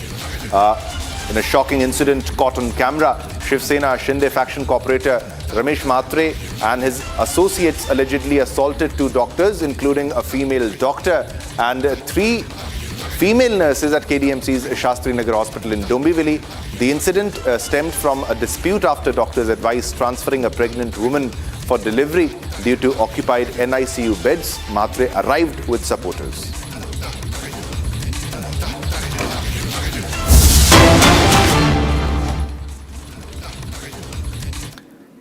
All right, viewers, we are getting live visuals from Indonesia on your screen, and this is the temple visit which was planned, ladies and gentlemen. The Prambanan Temple of Indonesia on your screen, ladies and gentlemen. As you can see, these are the exclusive First Republic visuals. As you can see, this is the planned visit of Prime Minister Narendra Modi, as you can see on your screens. Latest visuals. This is PM Modi visiting Prambanan Temple today in Indonesia, and it's the India and Indonesia civilization heritage that we share. Visuals, as you can see on your screen, of the Prambanan Temple, and always, as always, a very warm welcome by the citizens of Indonesia. In this case, as you can see, they're waving the Indian flag, and their little children, the youngsters, the elders, everybody is welcoming Prime Minister Narendra Modi, and these are the visuals coming in from near the Prambanan Temple in Indonesia. Now, a significant visit, a very important visit, and Prime Minister Narendra Modi, in a social media platform post on X, highlighted the fact that he is traveling to the temple, the majestic temple, along with the president on the way. He said on the way to the Prambanan Temple from Yogyakarta with President Prabowo Subianto. And these are the visuals of the visit. As you can see, the Indian flag, the Indian tricolor. People are waving the Indian tricolor, and this is Prime Minister Narendra Modi along with President Subianto on your screen, ladies and gentlemen. As you can see, these are cultural performances being performed by the native artists in that location. Majestic, beautiful place of historic importance with shared cultural heritage between India and Indonesia, the Prambanan Temple on your screen, ladies and gentlemen. As you can see, these are the visuals of the Prambanan Temple on your screen, visuals of the Prime Minister visiting the temple. One among the many visits to temples that PM Modi makes sure he goes to a temple on his foreign visit, and this is among the many visits. On your screen, as you can see, this is Prime Minister Narendra Modi and also the President of Indonesia, that is Prabowo, on a temple visit, that is the Prambanan Temple visit. And this is a warm welcome that was received, a grand welcome that was given to Prime Minister Narendra Modi. All right, Chandrakala is with us on a phone line with all the latest updates. And Chandrakala, this is a very significant visit. If you can highlight the importance. All right, let's try to reconnect. We lost the connection with Chandrakala. But visuals on your screen, as you can see, a significant visit of Prime Minister Narendra Modi and Indonesia's President Prabowo Subianto and Indian PM Narendra Modi were scheduled to visit, and they have arrived at the Prambanan temple in Yogyakarta today. That's on Wednesday. And Indonesia and India prepares to formalize a partnership to support the conservation of the UNESCO-listed Hindu temple complex. Chandrakala is live with us. Chandrakala, this is heritage of a very significant heritage importance for both India and Indonesia. If you can highlight the fact and the itinerary that is lined up for today for Prime Minister Narendra Modi and President Subianto.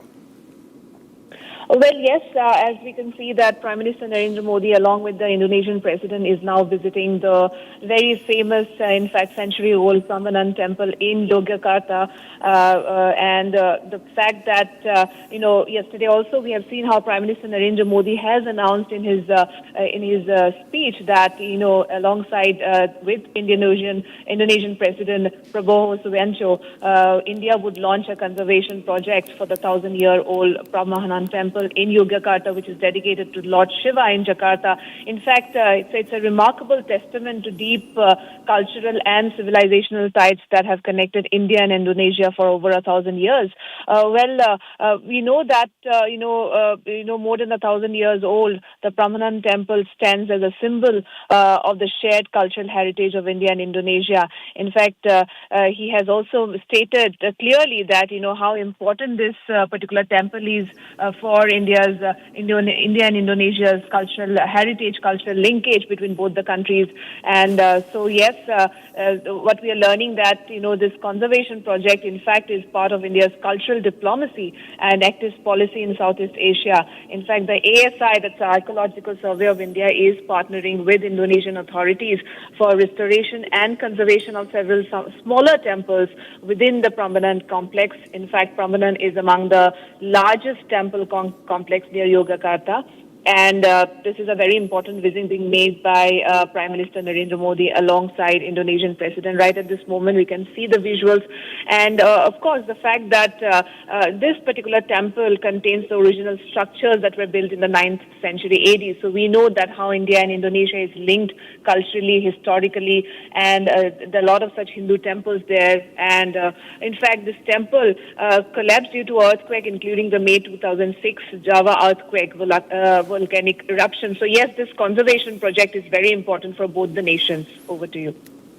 Yes, definitely the conservation project and how the deepening ties between Indonesia and India, that also needs to be highlighted when we share such a historical background, a cultural heritage, and specifically when we will jointly help in the conservation of a very important temple compound, a temple complex, because Chandrakala, it consists of more than 240 temples and it's listed in UNESCO, what we are being told.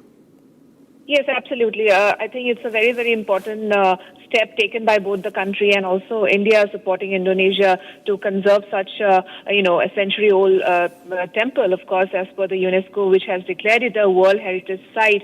The temple's stone reliefs are decorated with reliefs illustrating the Indonesian version of the Ramayana epic. So yes, this was very clearly stated by Prime Minister Narendra Modi in his speech yesterday, saying that how India and Indonesia is, are connected through Ramayana and Mahabharata.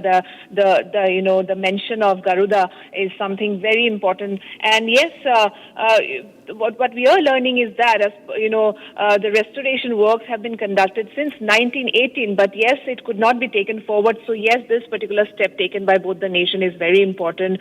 And, as we have already mentioned, that there are more than 200 temples within the Prambanan complex, and conserve this particular step to restore the century-old temple is definitely underscores India's cultural diplomacy, how important cultural diplomacy is for India and soft power for India is. Yeah, definitely the soft power that needs to be highlighted. And also, if you can highlight the fact that there is an a Ramayana ballet which is performed in an open-air theatre on the southern side of the temple that needs to be highlighted. And this is a 1,000-year-old temple. And PM Modi himself had declared in his speech that he will be visiting, and they will be launching this conservation project for the 1,000-year-old Prambanan temple in Yogyakarta, and which describes the shared heritage, another remarkable testament to the deep cultural and civilizational ties that have connected in Indonesia for over 1,000 years, because the world is watching. And you can understand that the world understands the roots and the cultural heritage that we all share. That is the Ramayana, that is Lord Shiva in this case. And the temple is dedicated to Lord Shiva, Lord Vishnu. If you can highlight the fact. Yes, absolutely. I think, rightly mentioned by you, this also sends out a message to the world how we are historically connected, how, now people have started knowing more about Ramayana and Mahabharata, and that's the connect between both this nation. And, what we have also learning is that, during full moon evenings in the months of from May to October, this is very important for the viewers to know that, the Ramayana ballad is performed in an open air theatre on the southern side of the temple, which is very, it's mesmerizing. It's very, it's wonderful to watch, because it's something that too in Indonesia. Of course, we know that the Indian diaspora, Indonesia, there is more than 1 lakh Indian diaspora in Indonesia, and this is something very important for both the nation. In fact, Prime Minister Narendra Modi, when we talk about historical and cultural connect, Prime Minister Modi has also declared the upcoming year as the Tagore Devantara year of cultural and educational diplomacy, to in fact honor the shared legacy of our very own Gurudev Rabindranath Tagore and Indonesia's first education minister, Devantara. So yes, a huge cultural and historical connect is reflected by these particular visit by Prime Minister Modi to this particular temple, the century-old temple, which will be now, conserved by and preserved by both the nation. Yes, Chandrakala, it highlights the focus of India, the Act East policy, and also very shortly, because the kind of advantage that India now has and how everybody wants to come together with India, with Prime Minister Narendra Modi, and how the deals are happening at a very quick pace that needs to be highlighted, apart from the fact that we share a cultural heritage which is more than 1,000 years old. What's the benefit for Indonesia from this tour, from this visit, and what's the benefit that what India is gaining out of this visit between India and Indonesia, the heritage and the MOUs and all of that? Yes, in fact, it's a very significant visit by Prime Minister Modi, and in fact, it's not about gaining something from Indonesia or India gaining something from Indonesia or Indonesia gaining something from India, but it's something taking the relationship further. Given the fact that Indonesia has been the key maritime partner, of course, when you talk about maritime security, Indonesia has been the key partner, key pillar as far as maritime security is concerned, and of course, we have seen huge, MOUs being signed. In fact, India has been cooperating with these small countries, including Indonesia, or even when we talk about Vietnam, for that matter. So yes, and of course, we know that Indonesia and India share a great historical connect, and this particular visit, in fact, underscores India's growing cooperation with the regional partners for a secure Indo-Pacific, which is very important at this moment. This is a great push to the Indo-Pacific, India's great push to the Indo-Pacific, and visiting these countries becomes even more important, especially even when China is watching, because I think most of the countries are now being threatened by China as far as, the Indo-Pacific region is concerned, and this particular visit is very important. And later we will see that Prime Minister Narendra Modi is expected after he concludes the visit to Indonesia today. He'll be now headed towards Australia, where a very, very important pact is slated to be signed as far as a uranium supply deal is slated to be signed, and later to New Zealand, which is absolutely significant, coming after 40 years. This is the last leg of the tour, and these are the wonderful visuals coming in from the majestic Prambanan temple a 1,000-year-old temple and the shared cultural heritage between India and Indonesia that needs to be highlighted. And very shortly, the conservation project will be launched by Prime Minister Narendra Modi and by the Indonesian President. Now let's move on to another big breaking news development that we are focusing on. This is about a doctor assault case. This was about the shocking incident which was caught on camera, where Shiv Sena Shinde faction cooperator Ramesh Mhatre and his associates assaulted 2 doctors, including a female doctor and 3 female nurses at KDMC's Shastri Nagar Hospital in Dombivli. The incident had stemmed from a dispute after doctors advised transferring a pregnant woman for delivery due to occupied NICU beds. Mhatre arrived with supporters, verbally abused staff and physically attacked them, while associates restrained security guards. Now, there is an update in this story. There has been an FIR. Now, hospital nurses and staff were left in tears, prompting the doctors and nurses to launch a work stoppage protest, halting routine services while continuing emergency services. Now, CCTV footage of the assault has gone viral, sparking outrage. An FIR has been registered against Mhatre and others at Vishnu Nagar police station, while the medical bodies are condemning the violence amid repeated concerns over attacks on healthcare workers.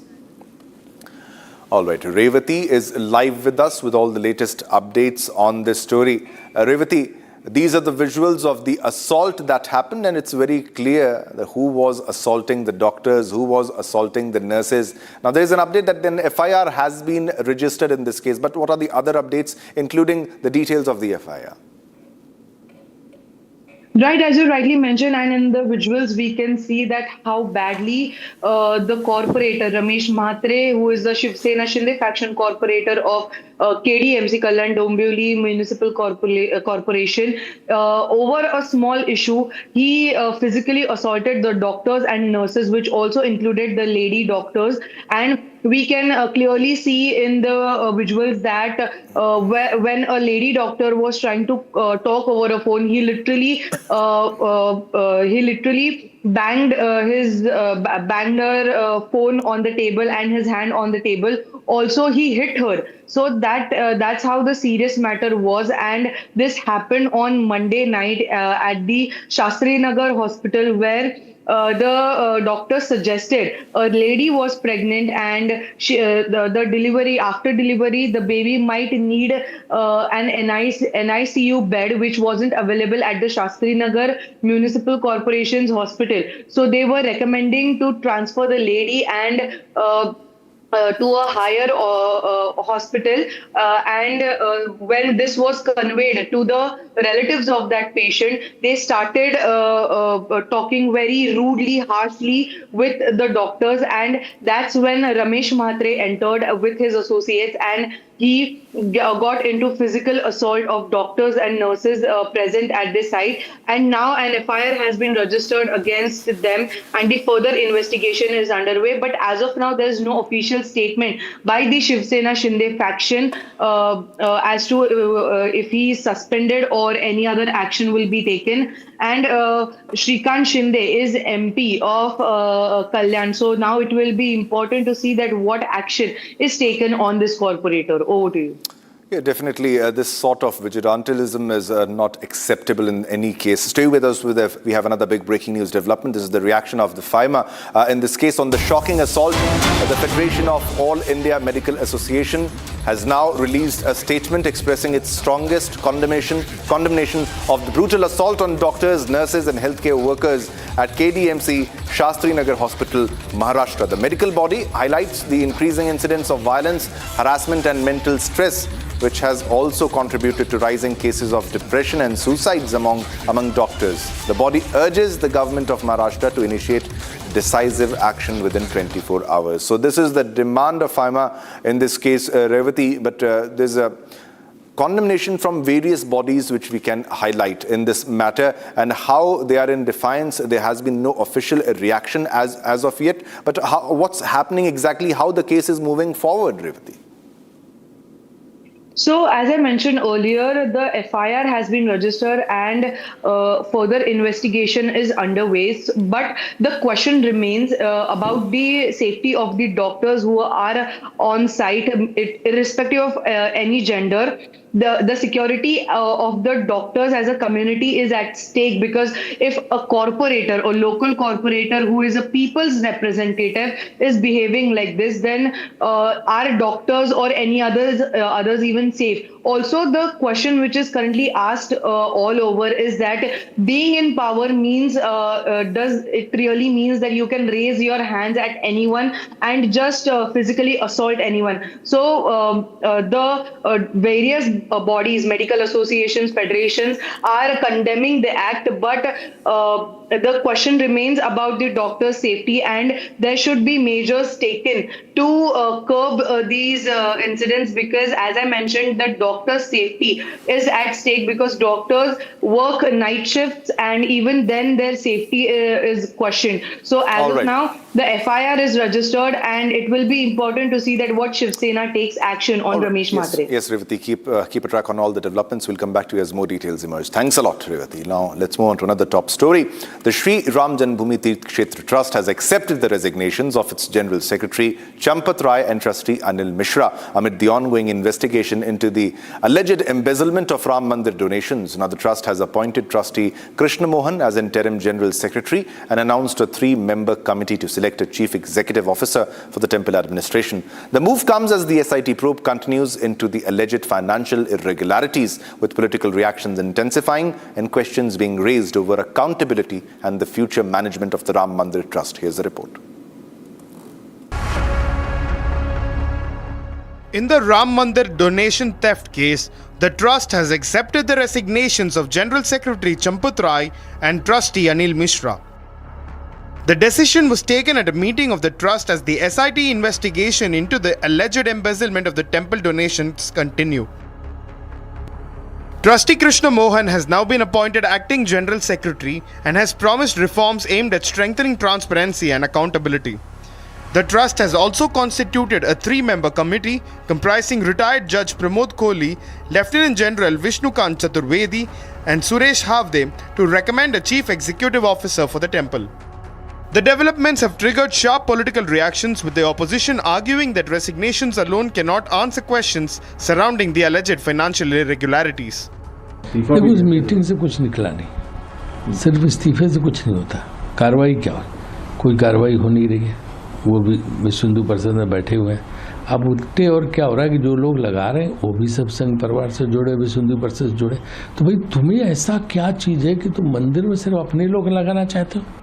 Spiritual leader Devaki Nandan Thakur meanwhile stressed that anyone found guilty must face strict consequences irrespective of their position. जो गलती जिसने की है वो छूटना नहीं चाहिए।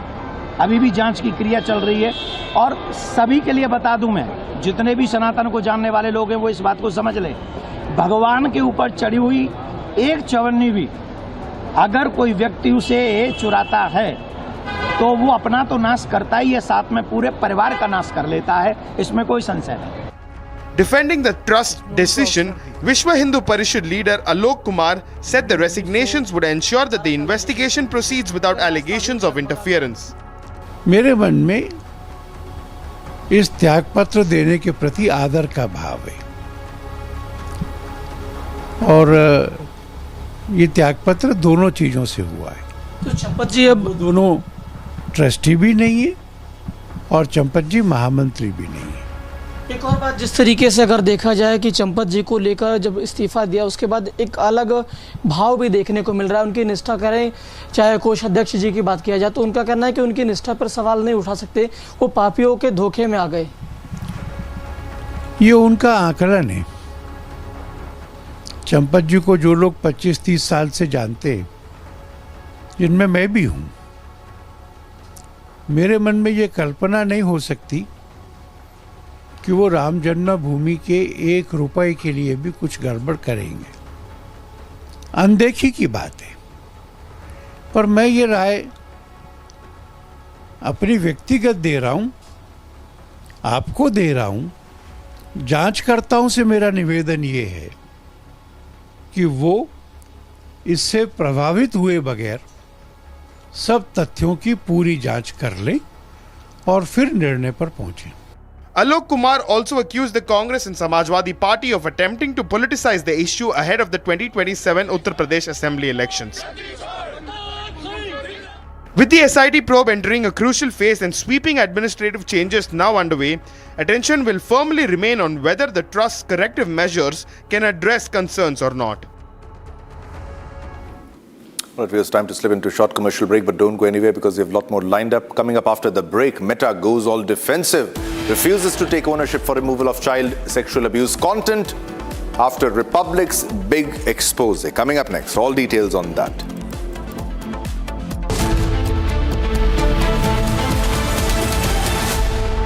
थोड़े में ज्यादा स्वाद यही तो है इसकी खास बात। वाओ मम्मा क्या स्वाद है। अरे मेरे राजा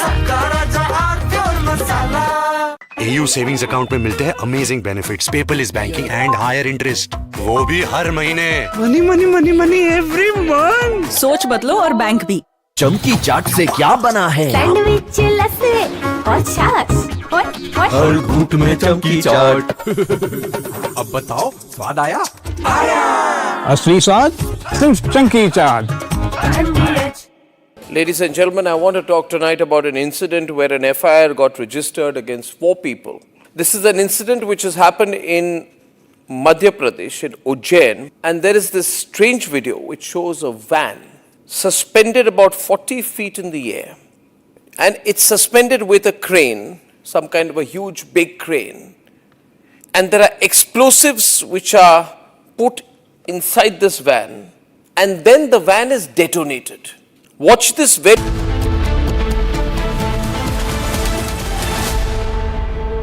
चमकी चाट से क्या बना है? आलू चाट या फ्रूट चाट। स्वाद बनाए चमकी चाट। क्या बात है। स्वादिष्ट पकोड़े और परेशान, अरे चमकी चाट है इसकी जान। असली स्वाद सिर्फ चंकी चाट।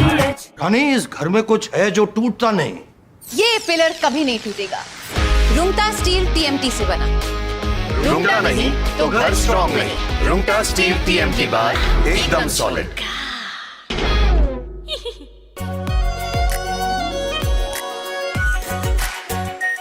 Are pure shahi paneer masala, delicious, healthy everyday.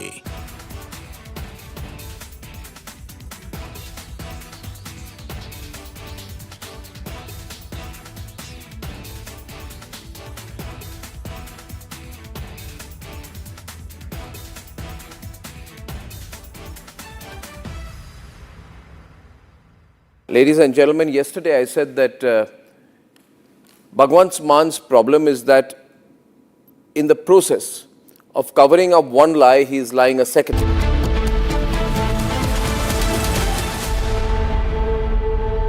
Are pure सूजी पास्ता उबालो मिलाओ और खाओ 8 मिनट में तैयार। क्या टेस्ट है सबका राजा R pure masala.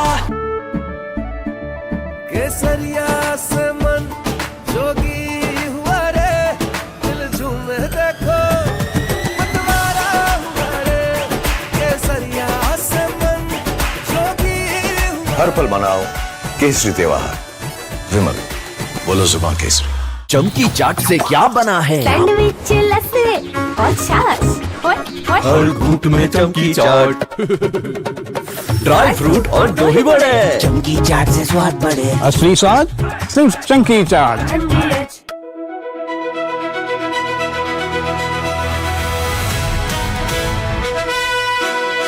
By the way, viewers, I'm driving in Delhi with Delhi wala boy Aman Gupta, who is too busy waving to his fans than talking to me.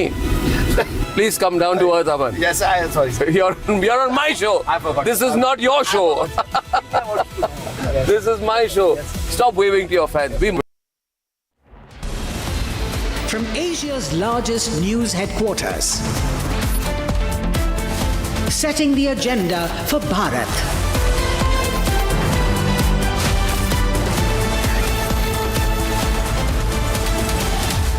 You're watching Republic.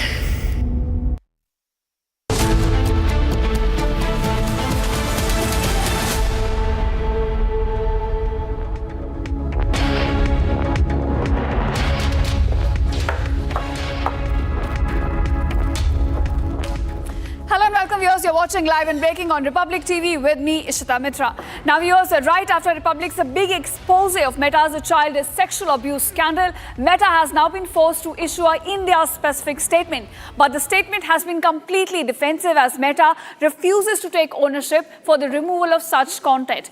Getting you all the details on that, but first up, a quick check at the top headlines we're tracking at this hour. Republic investigation forces Meta to issue detailed India-specific response on child sexual abuse content, which is still available on its platform despite repeated flagging. Meta goes all defensive, refuses to take ownership for removal of child sexual abuse content after Republic's big expose. Gangster Goldie Brar now on FBI's most wanted list, putting a reward of $50,000 for any information that will lead to his arrest. Barwipur rape and murder accused shot dead during crime scene recreation in West Bengal. Swendhu Adhikari sets the line. Rape and murder accused shot dead in police encounter as he tries to flee after attacking police personnel. Final leg of Prime Minister's Indonesia visit. Prime Minister Modi visits a 9th century Hindu temple and UNESCO World Heritage Site before departing to Australia. US launches fresh strikes on Iran after Iran strikes commercial tankers in Strait of Hormuz, placing further strain on the ceasefire. US also revokes sanction waivers on Iranian oil. Crude oil prices now surge as US continues to strike Iran despite the ceasefire and peace talks going on.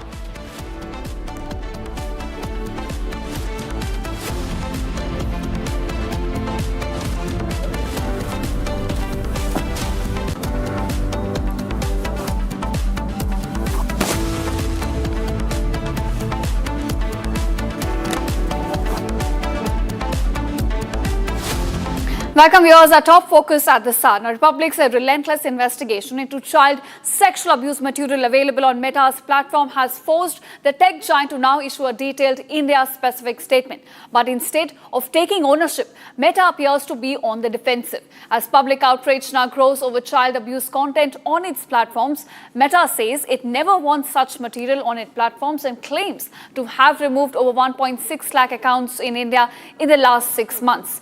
However, viewers, Meta has stopped short of explaining why such content remained accessible or why accounts uploading such content were not immediately removed.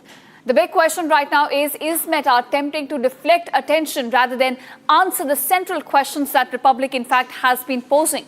Question number one, why was such content allowed to persist on its platform in the first place, and why is the content still accessible after repeated flaggings? So those are the big questions we're raising at this moment.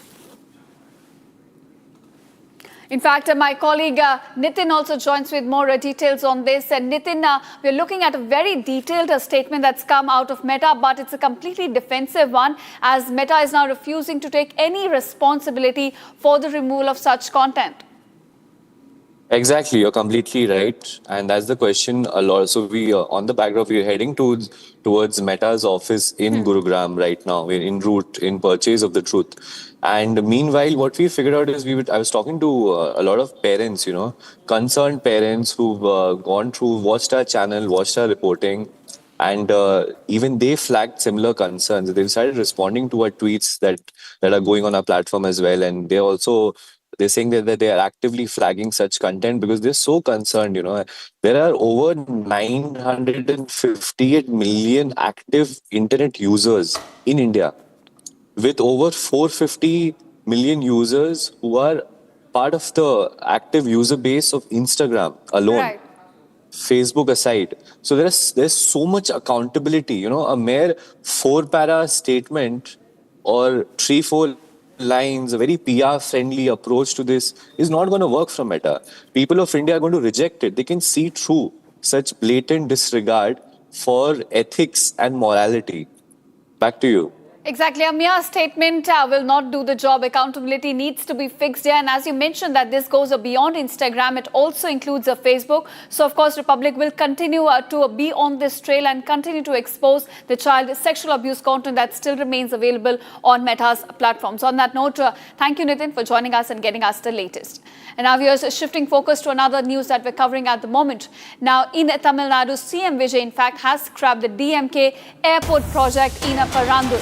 The RS, the rupees 27,000 crore project of a new airport in Parandur has now been cancelled. In fact, a TVK minister claimed that it is not easy or possible to build a runway in the area as there are concerns over wetland and farming land. So as now TVK begins its developmental projects across the state, we're looking at a scrapping of a major project launched during the DMK's tenure in the state. That's the airport project worth rupees 27,000 crore that's now been scrapped. In fact, TVK has cited concerns over wetland and farming land, saying that it will not be possible to build a runway in such an area and therefore they're scrapping the major project.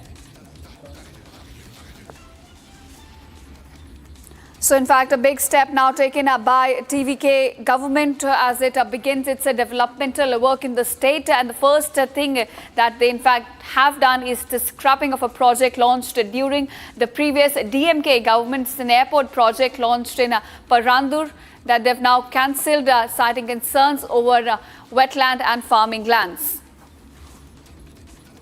In fact, my colleague Sharda, who's been very closely tracking this, now joins me live on this. Sharda, we understand that the first project that TVK government has now scrapped was an airport project in Parandur launched during a DMK government. And the reason that they've cited over this is a wetland and farming lands concerns. So give us more details on this. Well, if you remember back in the DMK period, the Parandur airport was very much advertised, saying that it's an advancement, a technological development and also a real estate development in Parandur. But however, it is an agricultural land. Multiple agriculturists came forward. The farmers did say they did not agree for this because the entire farmland will be bought and there's no possibility for them to continue with the agriculture, so with the farmers in there.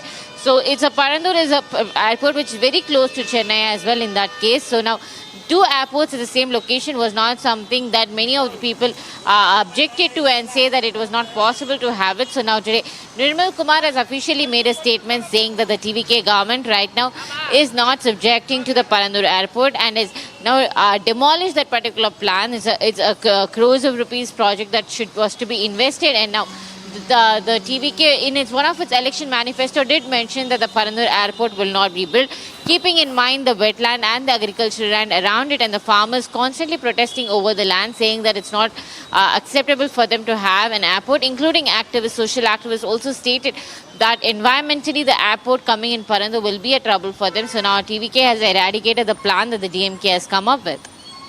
All right, thanks Shada for joining us and getting us the latest on this. And in fact, at the moment, we're getting some live shots of Prime Minister Modi's Indonesia visit. So we'll cut across to the live visuals we're getting at the moment. So those are the visuals we're getting of Prime Minister Modi as he's now, in fact, on the final leg of his Indonesia tour.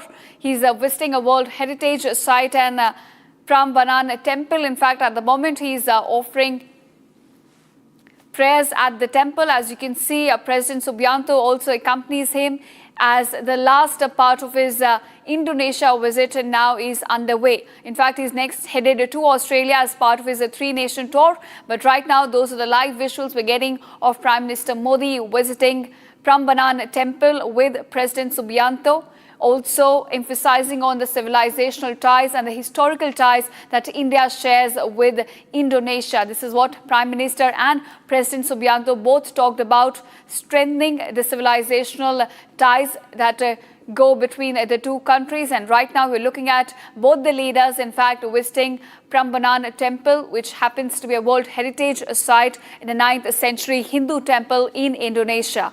So those are the live visuals we're getting you from Prime Minister Modi's visit to Indonesia.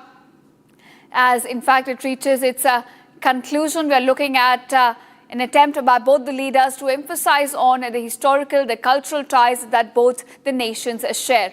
All right, my colleague Chandrakala also joins with more details on this. Chandrakala, as Prime Minister Modi is about to wrap up his Indonesia tour, we are looking at the visit by both the leaders, in fact, to Prambanan Temple, emphasizing on the historical and the civilizational ties that India and Indonesia share.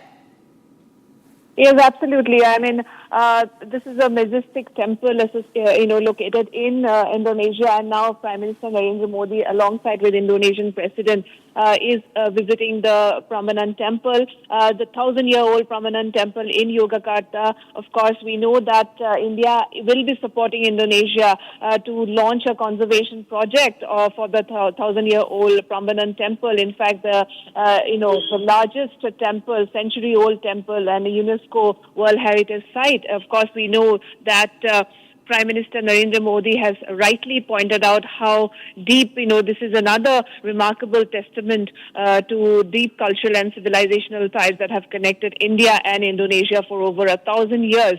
And in fact, it's more than 1,000 years old temple, and it stands as a symbol of the shared cultural heritage of India and Indonesia. So very important, significant visit by Prime Minister Narendra Modi, which reflects our historical connect the two nations shares.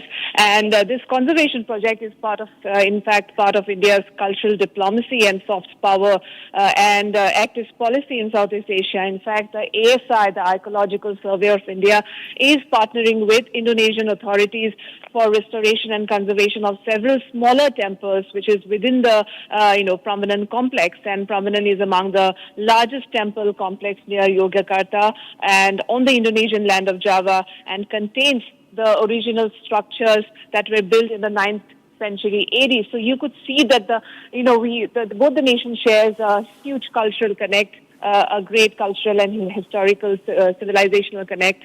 And this particular visit reflects how India and Indonesia has been cooperating on different fronts, be it maritime security or preserving preserving such temples in Indonesia, in the land of Indonesia. So yes, in fact, the temple is itself a complex consisting of 240 temples dedicated to Shiva, Vishnu, and Brahma. So, and as rightly mentioned by Prime Minister Narendra Modi, how India and Indonesia is connected through Mahabharata and Ramayana. A very, very important point to note is that, All right, in fact, Chandrakala, hold on to your thought. We are looking at a statement being released by the Prime Minister. It's taken. ये मेरे जीवन के लिए बहुत ही चैतन्यपूर्ण क्षण मैं मान सकता हूं. This temple houses the sacred idols of Lord Shiva, Goddess Durga, and Lord Ganesha. For centuries, devotees have worshipped here with deep faith and devotion. Today, I too had the privilege of offering prayers in the most traditional manner and in offering my respects in this sacred temple. This has been one of the most sacred, one of the most remarkable and devotional moments of my life. मित्र president Prabowo ji, उनके साथ यहां आने से ये आयोजन मेरे लिए विशेष हो गया है. मैंने यहां ईश्वर से भारत इंडोनेशिया की मित्रता को मजबूत करने, हम दोनों देशों के नागरिकों के कल्याण और दोनों देशों के तेज विकास के लिए परमात्मा से प्रार्थना की है, भक्ति भाव से पूजा की है. This occasion is even more special because I had the opportunity to visit this sacred temple complex along with my dear friend President Prabowo. I prayed here for the stronger ties between India and Indonesia, for strengthening the friendship amongst our people, for the well-being of the people of our countries, and for the rapid progress and prosperity of our two nations. मुझे पूरा विश्वास है मेरे मित्र राष्ट्रपति जी जिस प्रकार से किसी काम को हाथ में लेते हैं तो एक फौजी के नाते बहुत वेल प्लान करते हैं और समय से पहले पक्का पूरा करेंगे. और आज उन्होंने मुझसे प्रॉमिस लिया है कि 29 के पहले इस काम को हम कर लेंगे और आपको दोबारा आना है.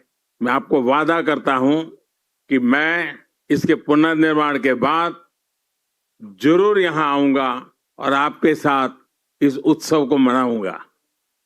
Today, and I would like to convey that President Prabowo, being a soldier himself, he knows how to plan things. So when he has planned this restoration, there is a clear strategy. And with this planning, I'm sure that the restoration work will happen ahead of time. And today, my friend President Prabowo also made me promise him that we will finish this work before 2029, and I need to make a return visit once again to Indonesia to inaugurate the temple complex after restoration. And in front of all of you, let me reiterate my promise. With our joint efforts, we will finish this work before 2029, and together we will celebrate the restoration and the inauguration as a big festival. राष्ट्रपति जी, मैं Indonesia में land हुआ और अब थोड़ी देर के बाद विदाई दूंगा, लेकिन आपने जो समय निकाला, पूरा समय आप मेरे साथ रहे और हर कार्यक्रम में जिस प्रकार से आपने बारीकी से इसका प्लानिंग किया, एग्जीक्यूशन किया, एक मित्र के नाते इतने शानदार स्वागत के लिए, इतनी आत्मीयता के लिए मैं भारत के 140 करोड़ नागरिकों की तरफ से और व्यक्तिगत रूप से मेरी तरफ से मैं आपका बहुत बहुत आभार व्यक्त करता हूं. From the moment I landed to now I'm about to depart very, very soon, President Prabowo ji has been extremely generous with his time. He spent so much time with me. And every aspect of my visit, every aspect of my program has been planned so well. The attention to detail that President Prabowo paid to every element of my program and the wonderful execution leaves me speechless. As a dear friend, I would like to express my heartfelt gratitude on not just my personal behalf, but also on behalf of 1.4 billion Indians for this grand welcome accorded to me and my delegation, and for the warmth, friendship and love. बहुत-बहुत धन्यवाद. Thank you very much. The joint press statement has concluded. Excellencies, distinguished guests and delegates, we have come to the end of today's agenda. We wish you a pleasant and memorable visit in Indonesia. Thank you. Just I'll see. Right, in fact, that was Prime Minister Narendra Modi thanking Indonesian President Subianto for how generous he has been with his time and for a successful visit to the country. In fact, with that visit to Prambanan Temple, Prime Minister Modi is now wrapping up his Indonesia tour. He will be next headed to Australia. In fact, it has been a successful visit for the Prime Minister. Lots of MOUs signed from defense to energy security to maritime ties. Now we're looking at a visit to the temple as well. So civilizational ties, people-to-people ties have also received a major boost. And this as Prime Minister Modi now wraps up his Indonesia visit and the first leg of his three-nation tour. Next, in fact, he is headed to Australia and then, of course, New Zealand.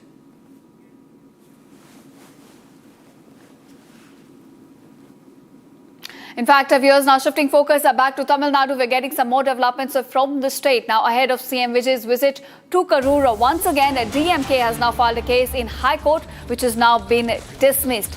But DMK alleged that it is not right for CM Vijay to now offer a government job. The plea, in fact, stated that as CBI inquiry is still underway in the Karur stampede case, TVK is now using measures to wipe out the evidence. So big charges levelled by DMK against TVK ahead of CM Vijay's visit to Karur. This is where the stampede took place. And in fact, their plea has now been dismissed, but they alleged that there was an attempt by TVK to wipe out the evidence in this case while the CBI inquiry is still underway. So that is the latest that we're fetching at the moment. A big setback for DMK, in fact, as their plea just ahead of Vijay's visit to Karur has now been dismissed by the High Court. In the plea, they had alleged that it is not right for CM Vijay to now offer a government job to the victims of Karur, to the kin of the victims of Karur stampede.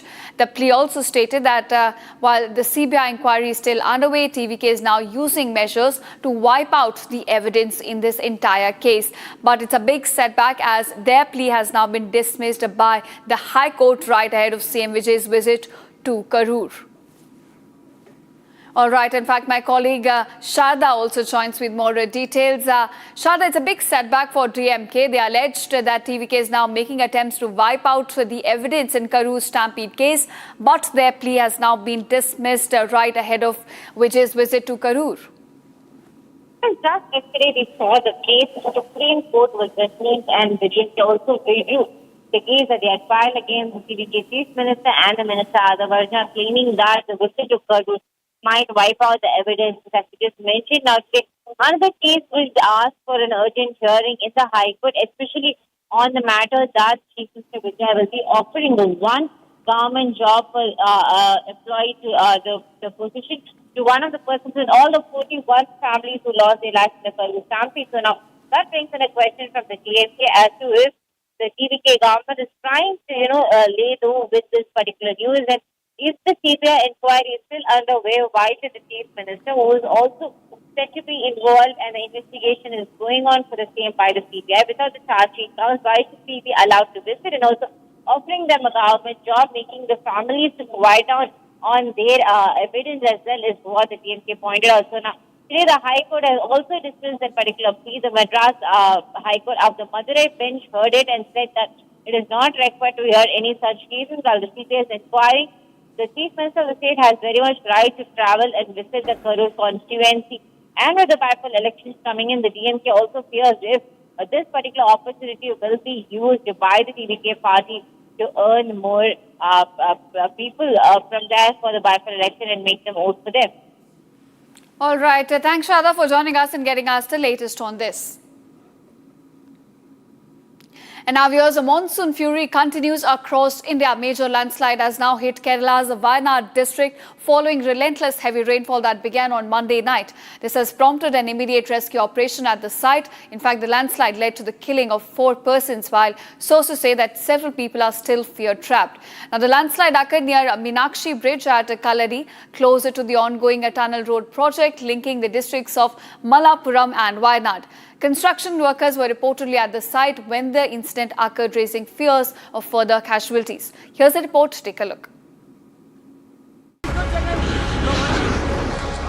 A major landslide occurred in Wayanad today. Some of the deadly visuals from Wayanad shows the devastating nature of landslide. The tragic landslide killed 2 people while many are still fear-trapped. The landslide, which occurred at Kaladi near Mepadi, hit a tunnel project underway, trapping several workers. Rescue operations were launched immediately, with local residents stepping in to help and pulling people to safety. The landslide happened when a mount of debris generated during excavation suddenly collapsed, blocking the nearby roads.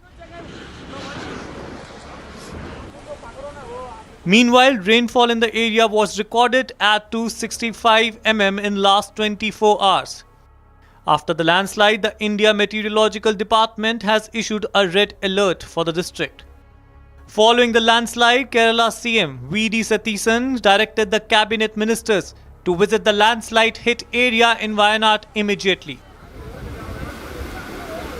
Rescue teams continue to clear debris as the search for those feared trapped remains underway. All right, viewers, that's a wrap from my side, but don't go anywhere. Coming up after a very short break, Meta now goes all defensive, refuses to take ownership for removal of child sexual abuse content after Republic's a big expose. Getting you all the details on that on the other side. Stay tuned.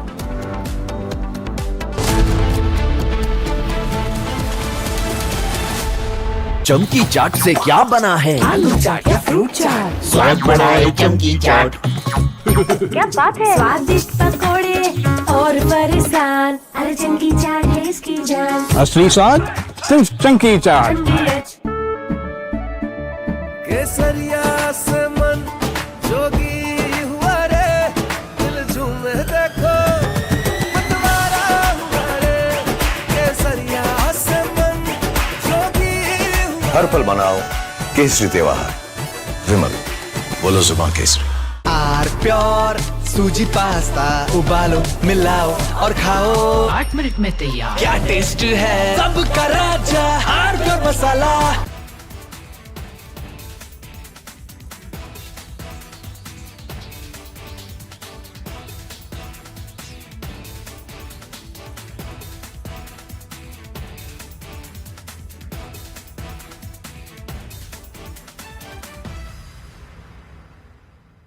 Ladies and gentlemen, I want to talk tonight about an incident where an FIR got registered against 4 people.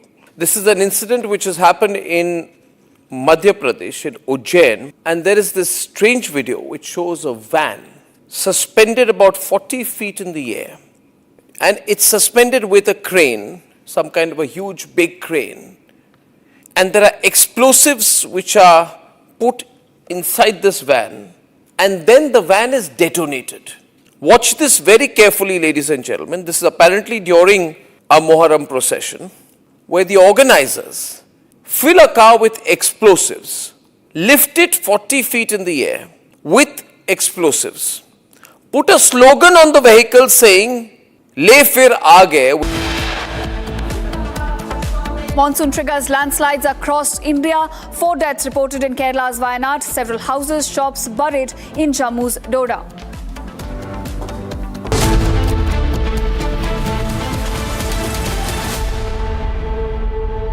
थोड़े में ज्यादा स्वाद, यही तो है इसकी खास बात। वाओ मामा, क्या स्वाद है? अरे मेरे राजा, सबका राजा R pure masala. AU savings account में मिलते हैं amazing benefits, paperless banking and higher interest, वो भी हर महीने। Money money money money every month. सोच बदलो और बैंक भी। चमकी चाट से क्या बना है? सैंडविच, लस्सी और छाछ। हर घूंट में चमकी चाट। अब बताओ स्वाद आया? असली स्वाद सिर्फ चंकी चाट। Ladies and gentlemen, yesterday I said that Bhagwant Man's problem is that in the process of covering up one lie, he is lying a second time. So to cover 2 lies, he lies a 3rd time and a 4th time. And now he's in a big trap. He is doing everything possible to save his job. But it's going to become more and more difficult for him. Plus, I think he has some very foolish advisors. You see, this controversy is about a younger Bhagwant Mann. He's about 52 years now, 52 or 53. And the video apparently goes back to the time he was 39 years old. This is a video he's released. Let me first show you the other video, the controversial video. This, ladies and gentlemen, is a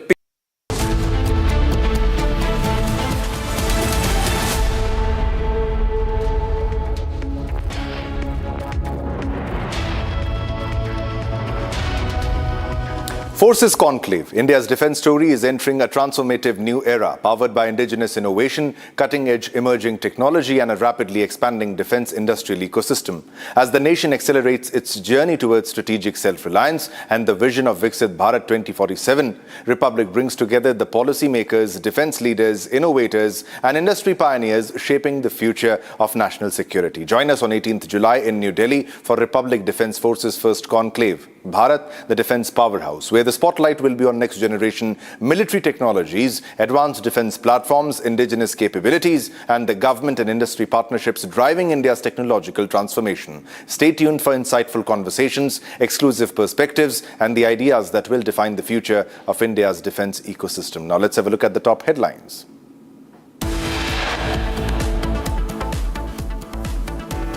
Republic investigation forces Meta to issue detailed India-specific response on child sexual abuse content available on its platform despite repeated flagging.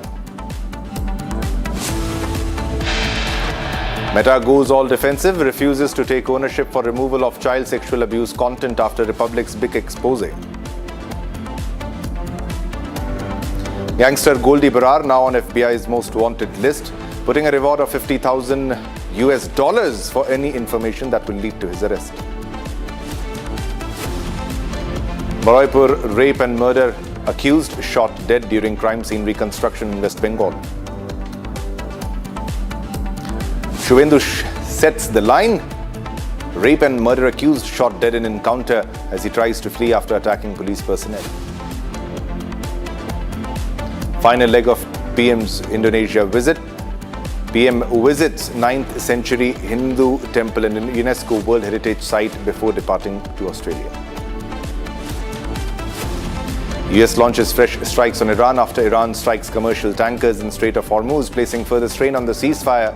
US also revokes sanctions waiver on Iranian oil. Crude oil prices surge as US continues to strike Iran despite the ceasefire and peace talks.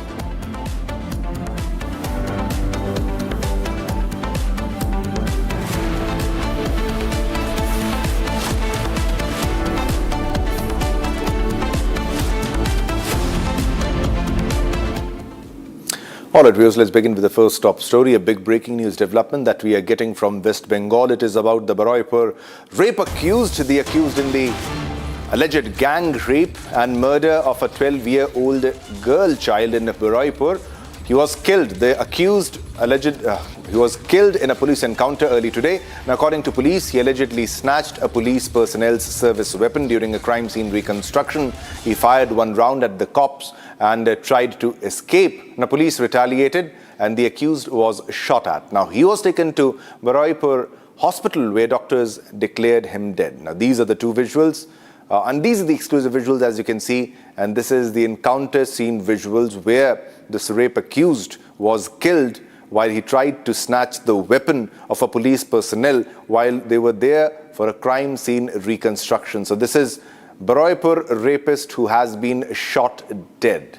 All right, Kishle is on a phone line with us with all the latest updates in the story. Kishle, if you can highlight the fact and put this into perspective, how he was taken for the crime scene reconstruction and the sequence of events that followed. Well, Shivam, exactly. This is a very important development and probably the biggest news from West Bengal right now. Prabhas Mondal, one of the primary accused in this particular case, in this brutal case of rape and murder, he was being taken to the spot of crime for creation of the moment of crime, and while he was taken around 12:45 in the morning, in the morning preceding the day of today, he was being taken to that particular spot in a police van. Along with him, the inspector of this particular case, the investigating officer, was present, and about 4 or 5 police personnel were present who were escorting them. While he was being taken to the spot and while he was being brought down from the police van for recreating the moment of crime, he immediately started attacking the police officers and the constables. He tried to snatch away the weapon of one of the police constables who was present there and tried to run away with that weapon. In order to prevent him from running away with a deadly weapon, the police had no way other than shooting at him. While he was shot at by the police in order to defend themselves from his attacks, he got injured and he was taken to Baraipur Hospital, where the doctors declared him dead. This is the whole sequence of events that followed. Prabhas Mondal is dead. He is one of the prime accused of this particular brutal rape and murder case of a 12-year-old girl in Baraipur, West Bengal. The girl was tortured, brutally attacked, and then thrown in the water alive. And she was killed in that way. She was in fact sexually assaulted. She was raped, gang raped by these 3 or 4 men who are being now investigated. Most of them are in the lockup right now. They are being arrested. They are arrested already.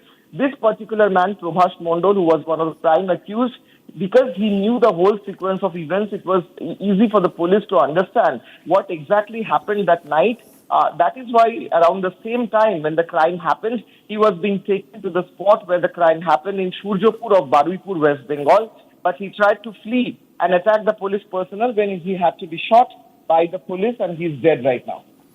All right, Kishle, thanks a lot for all the updates in the story. Keep tracking of all the developments. But this has set an example for all the criminals in West Bengal that this is the fate that's waiting for you. All right, viewers, now let's move on to another top story, a big breaking news development that we are tracking. A key Lashkar-e-Taiba commander has been killed in the encounter between security forces and terrorists in Jammu and Kashmir's Shopian district. Zakir Ganai was one of the two terrorists who were first spotted by surveillance cameras on July 3rd in a dense orchard in the area. Now, his body has been recovered, marking a significant breakthrough for the security forces in the massive anti-terror operation which was going on since the last 5 days. These are the visuals. These are the visuals of the killed terrorist. This terrorist is killed in Shopian, in the Shopian encounter, the search operations which are going on as we speak. This is the Lashkar-e-Taiba terrorist, and it's a big win for the Indian forces because he's a key Lashkar-e-Taiba commander who has been killed in the encounter between the security forces and the terrorists in Jammu and Kashmir's Shopian district. This is Zakir Ganai, who was one of the two terrorists who were first spotted by surveillance cameras. We also had the visuals of the two terrorists who were spotted in the surveillance cameras on July 3rd in a dense orchard in the area. Now, his body, the person on the screen, the dead body on your screen is of the terrorist, the killed terrorist. His body has been recovered.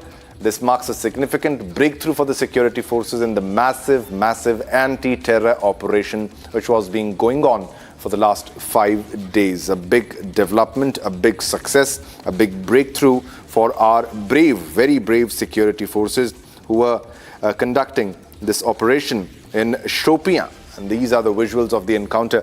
These are the latest visuals of the ongoing encounter and the operations, as you can see on your screen. And you can see that there is a heavy deployment, and the personnel are there who have been deployed, and they're tracking all the developments, all the movements. And there were two terrorists primarily who were tracked via the surveillance camera, and one has been eliminated, one has been killed. This was the top Lashkar-e-Taiba commander, Zakir Ganai, who was killed in an encounter in the Shopian district of Jammu and Kashmir. Body recovered, significant breakthrough for security forces. This enters the operation enters the 5th day today, that is on Wednesday, that's the 8th July. Now, he was the key Lashkar-e-Taiba commander killed in Shopian. Zakir Ganai, one of the two terrorists who were first spotted by the surveillance cameras in the dense orchard in that forest area. The body has been recovered, and he was an A++ category terrorist, and he has been killed by the security agencies. All right, Zeenat is live with us with all the latest updates in the story. Zeenat, if you can put this into perspective on how big of a success this is, and what category of a terrorist the person was who was killed in this encounter, in this ongoing operation, and at what stage of the operations, without highlighting the live details of the operation, what stage of the operation are we at? Because it's a very big success and a very big achievement by our brave brothers. See, this is the 5th day of the anti-terror operations in the Shopian, or the village called Chanapora, and it is more than 100 kilometers from the Srinagar city. As of now, the one terrorist has been neutralized, and the dead body has been recovered in the orchard somewhere at 6 in the morning. As we carried the story, the pictures we show you of the terrorist who is Zakir Ganai. He comes from the Kulgam. He was a part of this entire module that was working in Shopian and Kulgam, rather in the South Kashmir. The Indian Army's 55 RR, along with the other troops, SOG Shopian was part of it. They have recovered the body along with the arms and ammunitions that have been recovered. In fact, his body was spotted in the morning at early morning along with the arms and ammunition, as IG Kashmir also confirmed his identity to us, and the operation still continues as far as the search in the entire Shopian is concerned, because the two of the terrorists were spotted in the CCTV camera footage, accordingly which the joint forces launched an operation Saturday evening, and since then there were the two firefights that were witnessed by the locals in the Shopian, and finally the sudden lull in the air was also observed. But today morning we can see that the breakthrough in the story when the body of the local terrorist have been recovered. First, the locals were able to identify, then the family was called in. CENTCOM police is following the protocols as far as the post-mortem and other details are concerned. But meanwhile, as the army has already conveyed that the 2 terrorists were spotted, and so they are not leaving the ground. Keeping the search operation has been extended to multiple villages. Earlier in the Mimar, which is the area under which there are 7 villages, 4 were cleared by the army, giving indirectly a hint that the terrorist movement was not spotted, but the 3 of the areas were under the cordon yesterday itself. Finally, 1 body has been recovered. He is Zakir Ganai, who comes from the LET. He is a commander of LET and had joined the terror ranks a couple of years back. But with this, we can say the local recruitment graph of the terrorism in the Kashmir Valley has dipped more. Yeah, thanks a lot, Zenith, for all the updates. But it was very clear you can run, but you cannot hide. This was the social media platform exposed of the Jammu and Kashmir police. Big development here, big achievement here. Let's move on to another big story that we are tracking. Now, reports and ground videos reveal a brutal crackdown by the Pakistani army and rangers, leaving at least 27 unarmed civilians dead and hundreds injured in Rawalakot and other towns. Now, the violence erupted just hours before a planned massive march towards Muzaffarabad by the Joint Awami Action Committee, that is the JAAC, to protest skyrocketing inflation, high electricity bills and military oppression, with Islamabad imposing internet shutdowns and strict restrictions. Is the Pakistani military committing war crimes? More in this report. Tonight, I would like to warn you that the situation in Pakistan-occupied Kashmir is becoming extremely grim.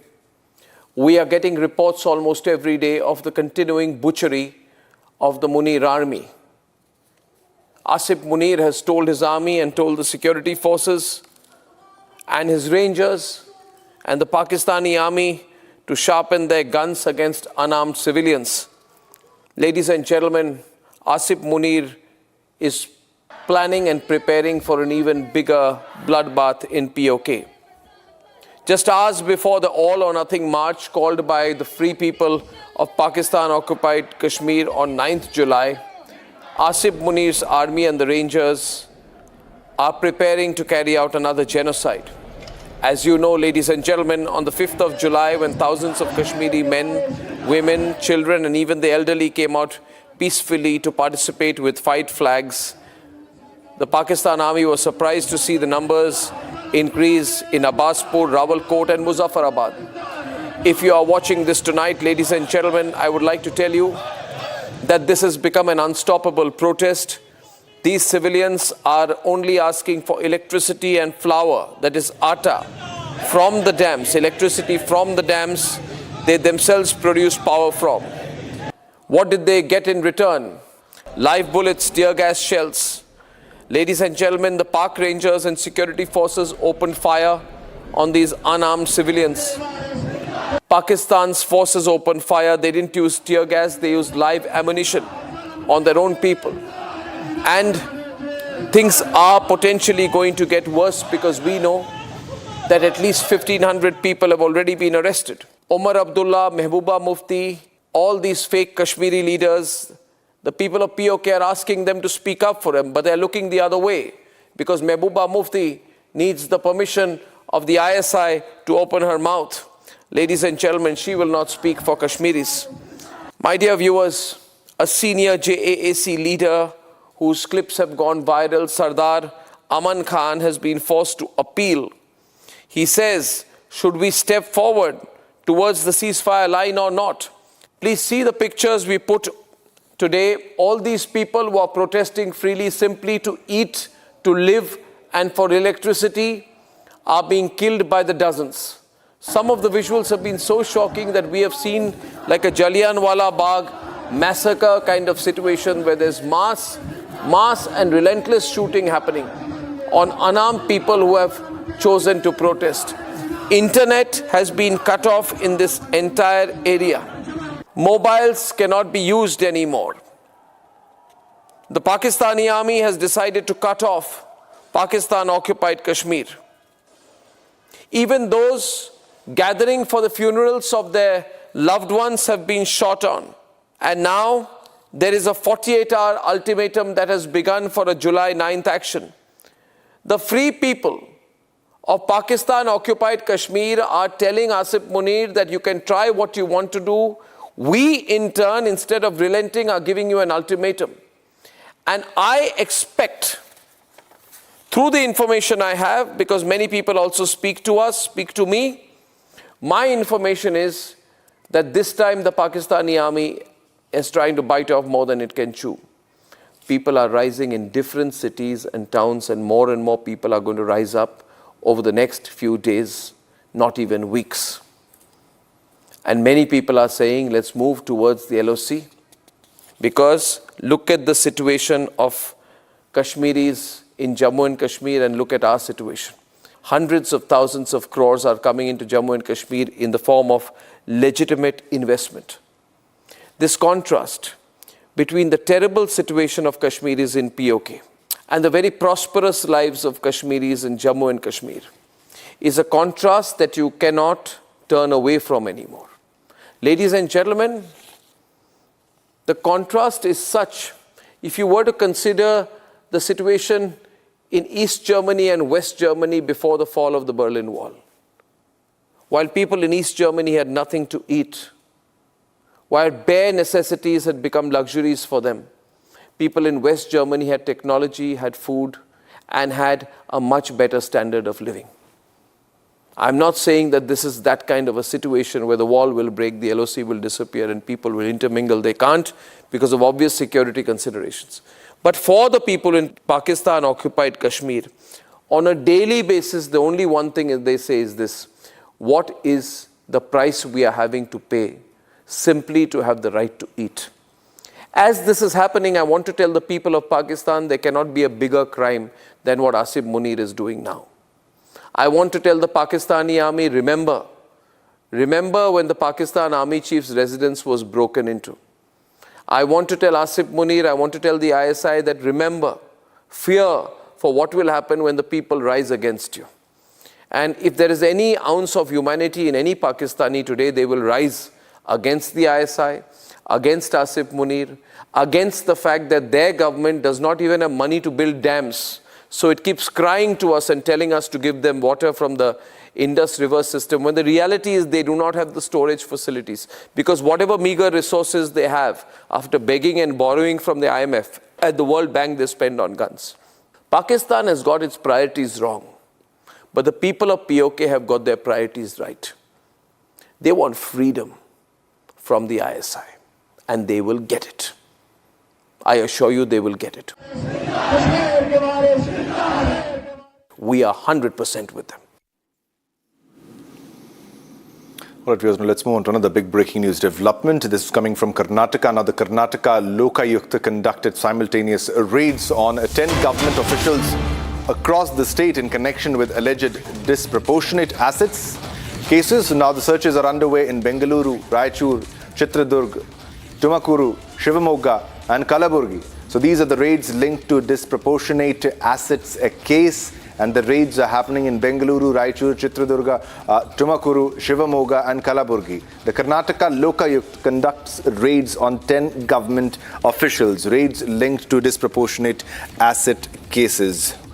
Big breaking news development, ladies and gentlemen, on your screen. This is coming from Karnataka. This is about the raids which are being conducted, simultaneous raids that what we are talking about, on 10 government officials across the state in connection with the alleged disproportionate assets cases, and the searches are underway at various locations, at various parts of Karnataka, especially in Bengaluru, in Raichur, in Chitradurga, Tumakuru, Shivamogga and Kalaburgi. So these are the details of the ongoing raids which are happening by the Karnataka Lokayukta at 10 locations. The Karnataka Lokayukta conducting simultaneous raids at 10 on 10 government officials across the state in connection with the alleged disproportionate assets, that is the DA cases.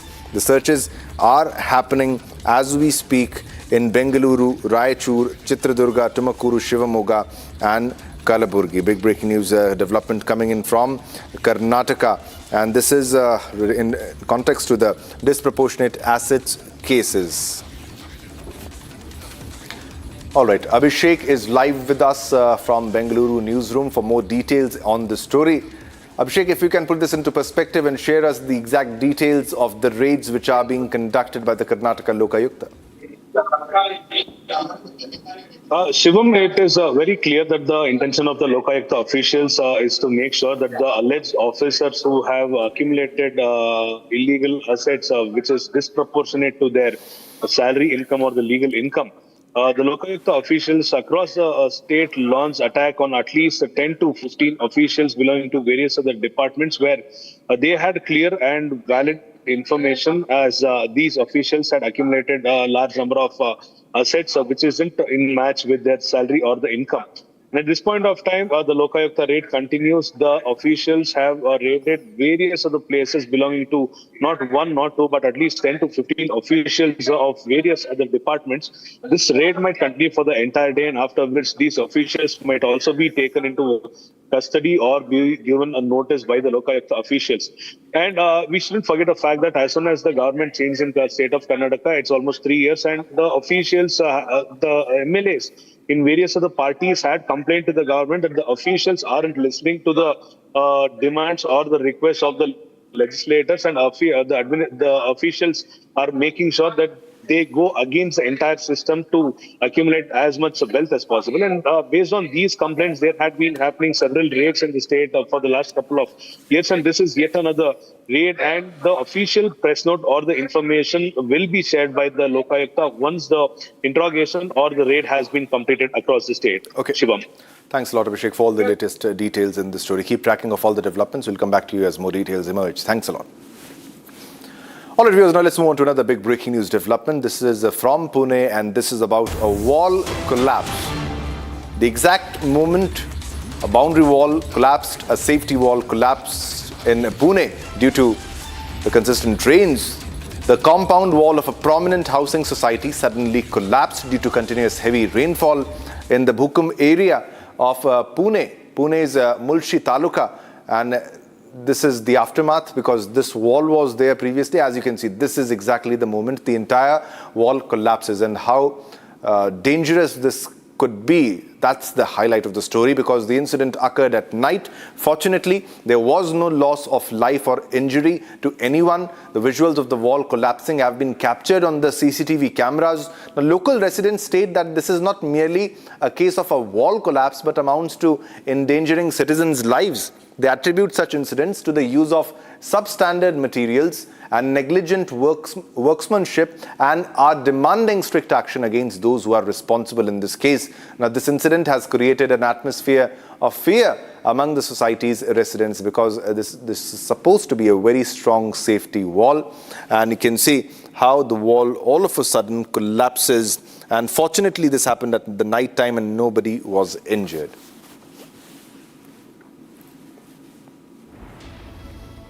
All right, it's time to slip into a short commercial break, but don't go anywhere because we have a lot more lined up for you in the next bulletin for you. That is the live report.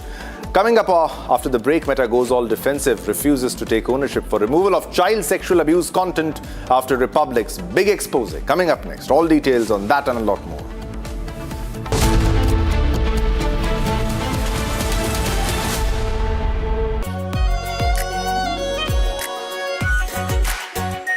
Our pure Shahi Paneer Masala. Delicious, healthy, every day. केसरिया से मन जोगी हुआ रे दिल झूमे देखो मतवारा हुआ रे केसरिया से मन जोगी हुआ हर पल मनाओ केसरी त्योहार विमल बोलो जुबान केसरी चमकी चाट से क्या बना है सैंडविच लस्सी और छाछ हर घूंट में चमकी चाट ड्राई फ्रूट और दही बड़े चमकी चाट से स्वाद बढ़े असली स्वाद सिर्फ चमकी चाट।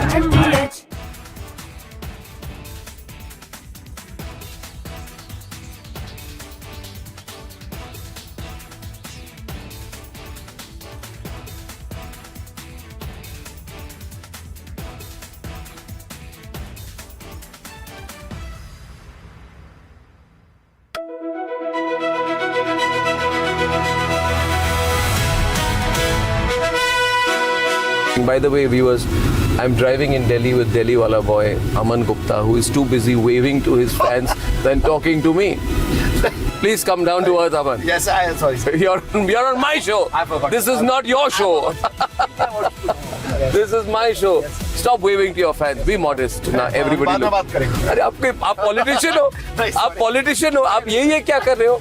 This is too much. आपने बोला humble हो, मैं humble हो रहा हूँ.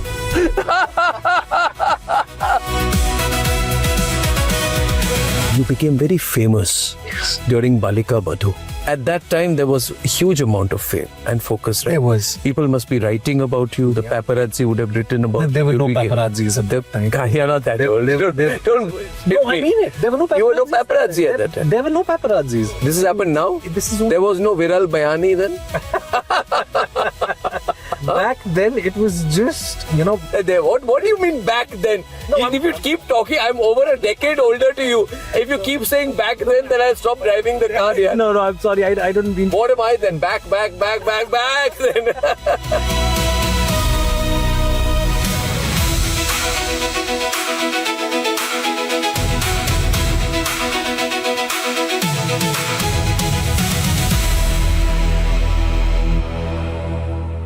Ladies and gentlemen, yesterday I said that Bhagwant Man's problem is that in the process of covering up one lie, he is lying a second time. So to cover two lies, he lies a third time and a fourth time. And now All right, viewers, coming up after the break. Baraipur rape and murder accused shot dead during crime scene reconstruction in West Bengal. Coming up after the break in Live Report.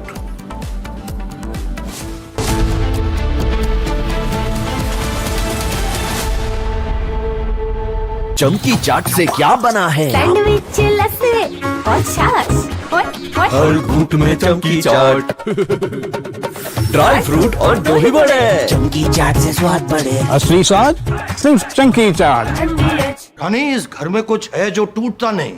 ये pillar कभी नहीं टूटेगा. Rungta steel TMT से बना. रुंगटा नहीं तो घर strong नहीं. रुंगटा स्टील टीएमटी बार एकदम solid.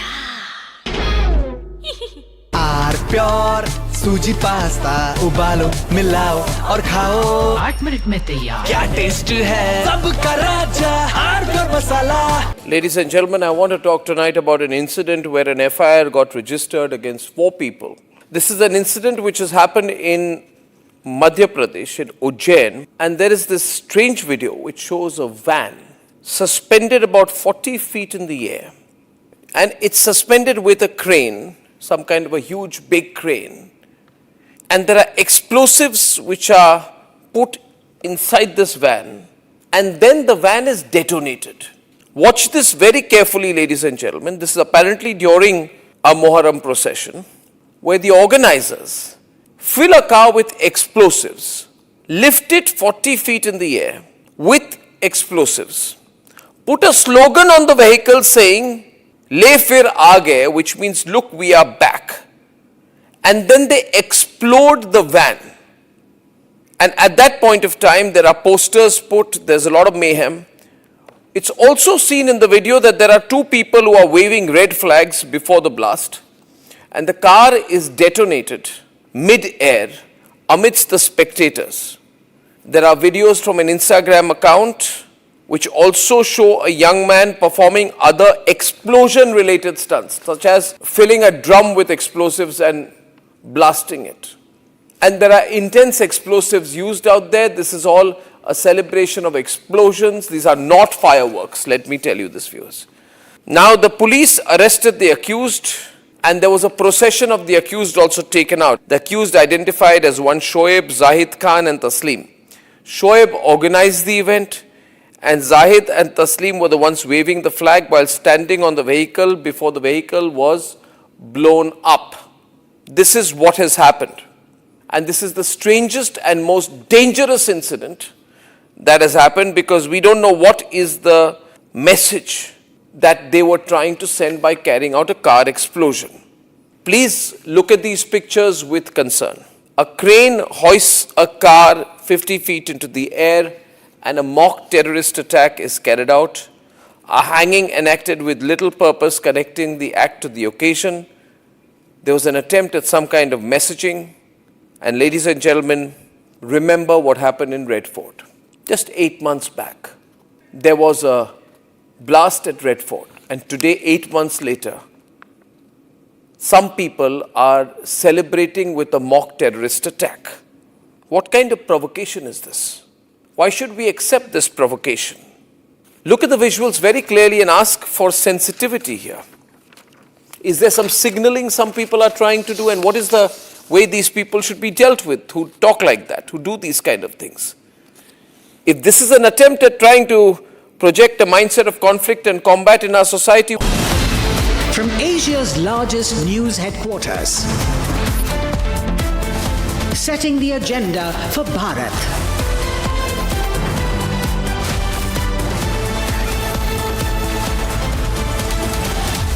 You're watching Republic.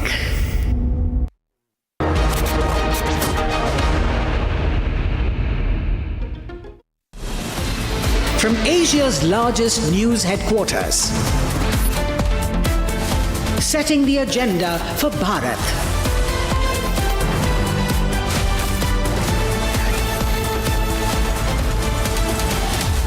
You're watching Republic.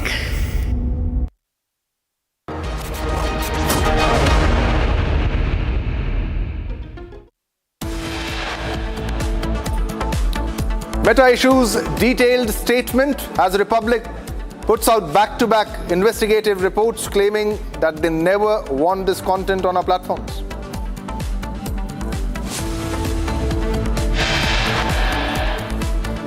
Meta goes all defensive, refuses to take ownership for removal of child sexual abuse content after Republic's big expose.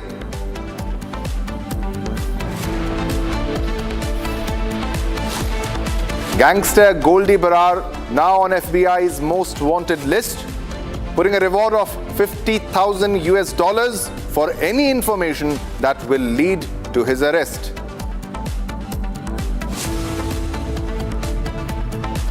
Baroipur rape and murder accused shot dead in encounter as he tries to flee after attacking police personnel.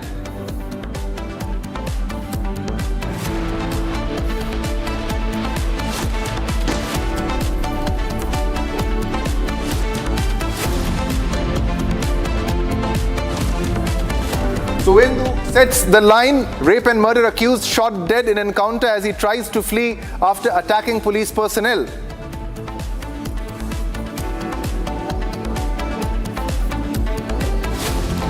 Final leg of PM's Indonesia visit. PM Modi visits 9th century Hindu temple and UNESCO World Heritage Site before departing to Australia.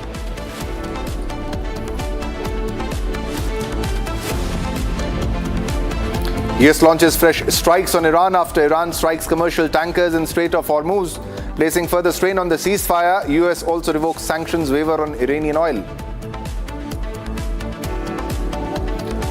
Crude oil prices surge as US continues to strike Iran despite the ceasefire and peace talks.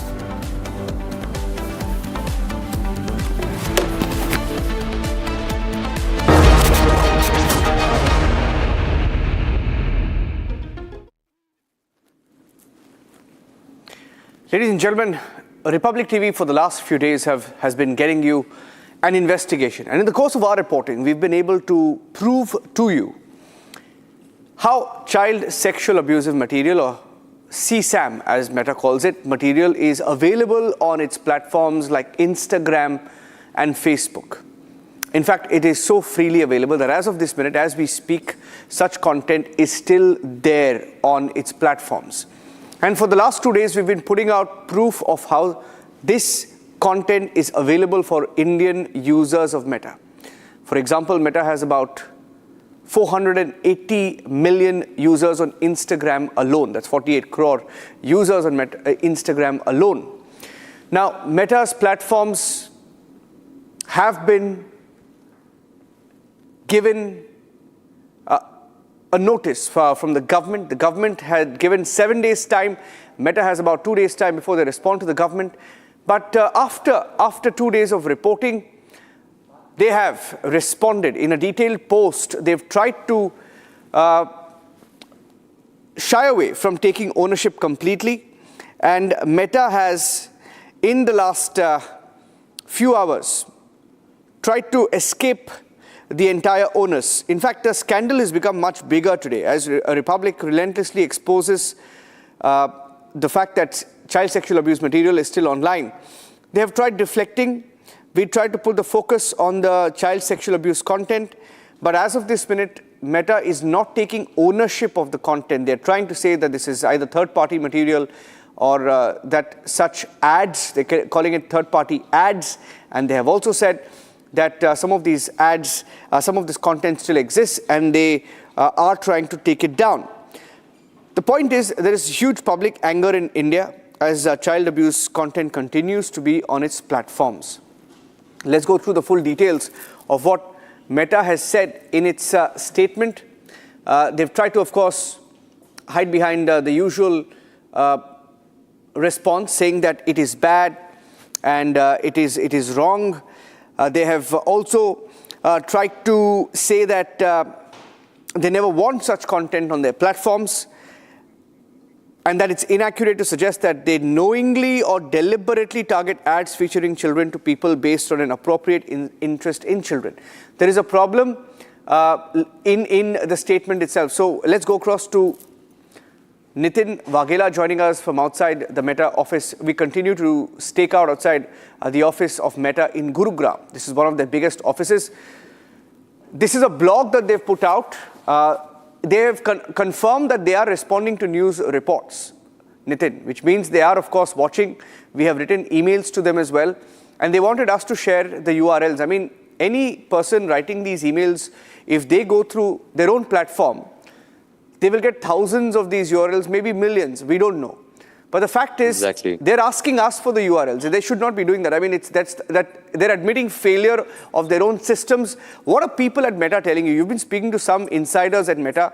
What do they have to say about what really is going on with all this content being online on Instagram and Facebook? In this specific user case, that the Republic has found out through its vigilant investigation of child sexual abuse material rampant on its platform, not only Instagram. We were also going through Facebook today, and we found devastating, horrific, sexually suggestive, to say the least, kind of content on Facebook. When I specifically tried trying to report that content, the site was not working. Niranjan, that is the kind of a failure that is going on the backdrop of such a clarification, which not necessarily is a clarification. We would rather say it's more of a PR stunt. They're trying to save face, but it's all out in the open right now. And, I'll just like to point out to another fact. The guy who's running Meta India, Arun Srinivas, earlier he was the director and head for ads business. I mean, I don't understand what kind of promotion system is going on at Meta. We spoke to a couple of officials who just stepped out of the gates, and they were so tight-lipped. It's more of a PR, probably an AI written letter rather than, facing our facts. And we've been here since the past 2 days. Back to you. So who's answerable for this in India, and where do they sit, and why are they not answering? Exactly. I think it's they don't want to take accountability because there are two factors to it, as they've also mentioned in the recent clarification after Republic Impact, Republic reporters being outside standing for hours and them trying to avoid us. Obviously, they're watching us in their offices. They've switched on Republic television, I'm sure, because that's the kind of reaction you can figure out through how the guard movements outside the building. And I think it's very clear that either it lacked human intervention, and we've also pointed out to the fact that they've got 15,000, and this is from the Meta's official site, Niranjan, 15,000 reviewers working. Their exact job is to ensure that no harmful content, sexually suggestive, child sexual abusive material goes on their platforms. So it's a major accountability at question. Even I think Mark Zuckerberg should sort of speak to us and answer why is this happening. And on the other hand, if you look at the latest Meta activities, they're still trying to rope in advertisers, advertisement people. It's completely money over morality and ethics, as we've said earlier. Back to you. Last question. How much of time does Meta have to respond to the center's notice? When were they given the notice? What were they asked to respond to or take action on, and have they done that? Exactly. It's a complete failure. You know, our entire young team at our desk has been investigating all the kind of material that we've gotten. We showed it yesterday. I think 9 advertisements. You were part of the reportage yesterday as well. And there were 9 such instances that came to light. Girls in our newsroom are sort of scared to even open Instagram. You know, so there's complete lack of action, accountability. We've got reporters of national media channels. Republic is the only one outside these offices. There's no other channel, no other reporter. We was there last day. There was no other channel, spending time on this. This is a matter of national importance. Every child, India has got over 900 million active internet user base. Over 480 million users use Instagram. Where's the accountability? Can a 4-paragraph statement actually save face for Meta? Is the question that we're asking today, Niranjan. Thank you for that. Keeping a close track on the story. In fact, we will come out with part 3 of our investigation today. But ladies and gentlemen, the other big story we're tracking here on Republic, there's been a case of rape and murder in Bengal, in Baruipur in Bengal. There's been a development overnight. The rapist has been shot dead in an encounter. The Bengal police says that this rapist tried to flee, he tried to snatch a gun, and that he was shot dead. Republic has been tracking the story, and our Republic Bangla team on the story. There is one message that is being sent out after this, that the state government in Bengal under Shuvendu will have zero tolerance to rape, rapists, and we're getting in more details of the circumstances under which this rape and murder accused was killed in the encounter. We were told that at 12:45 a.m., the police had left along with the accused Prabhash Mondal seen in this video for the reconstruction of crime in Baruipur, and just before initiating the reconstruction of the crime in Suryapur, in Baruipur, the accused here, Prabhash Mondal, snatched the arm of one of the police personnel, fired one round on the police team, and tried to run away from the spot. And during return firing from the police side, the accused Prabhash Mondal was injured and he was taken to the Baruipur hospital where the doctors declared him dead. Now, those are pictures of him. That is him after he was arrested. Those are pictures on the left of the gruesome condition in which the body was dumped in a pond in Baruipur with body parts mutilated. That was the gravity of the crime. If anything, Shuvendu Adhikari's government saying that they have zero tolerance to any of this. Shaikat is live with me, and he's getting us the details. Investigation is on. Shaikat, can you take us through the details? What happened? What did he try to do while the reconstruction was on?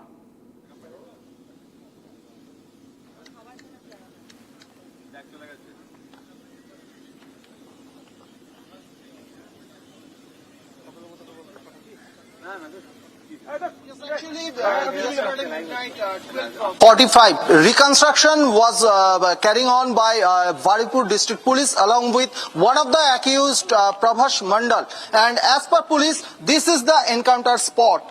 This spot is cordoned up by District Police. This is the encounter spot where Prabhash Mondal, the first arrested person and one of the accused persons, Prabhash Mondal, was tried to escape, to snatch the service revolver of a SI, and then police have to fire to protect themselves, and from here injured Prabhash Mondal was sent to Baruipur District Hospital, and there he was declared dead at the hospitals by the attending doctor. This is the encounter spot, and just opposite of us, that was another cordon of area. That was the actual PO, place of occurrence, where that 10 years girl were drowned by the accused persons. That area also cordoned up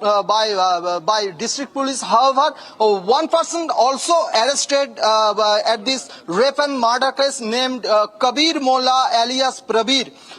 At this rape and murder case, one person is also arrested, and the violence case, in the violence case, 20 persons arrested by district police.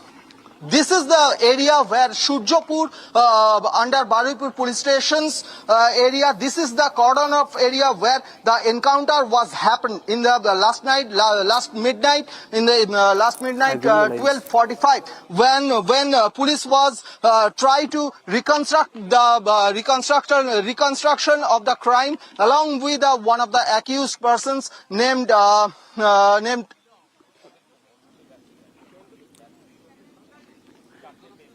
Yes.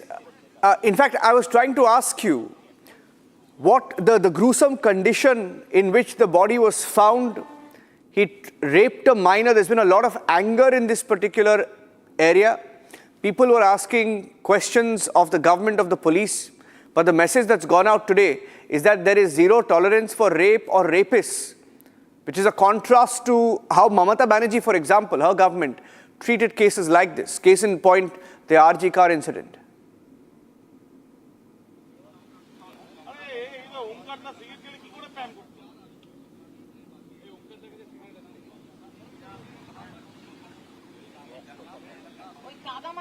Yes, this government says actually CM Shubhendu Adhikari said that zero tolerance for this kind of incident, and rape incident, any kind of rape incident, any kind of molestation incident, any kind of incident against women crime against women. This government is setting up zero tolerance. That's why after the Chief Minister announcement of this zero tolerance policy, police was tried to reconstruct the crime with one of the accused named Prabhash Mandal. And at this area, when they reached at this area, Prabhash Mandal tried to escape, to snatch a gun from a police officer, and he fired one round, and after that, to protect themselves, police fired also, and he was injured at this area. He was injured, and from this area he was moved to Baripur hospital quickly, where he was declared dead by the doctors. And just after opposite side, that was also cordon of another area, and that is the actual place of occurrence, where the girl was drowned by these accused persons. And this is almost a rural area, almost a remote area, and this area was chosen by this accused because of this area is remote area, no persons residing here, and from this area, nearest location is quite far away with the rail station also. And at this area in the last midnight, 12:45, when investigating officers was try to reconstruct the crime along with one of the accused persons named Prabhash Mandal.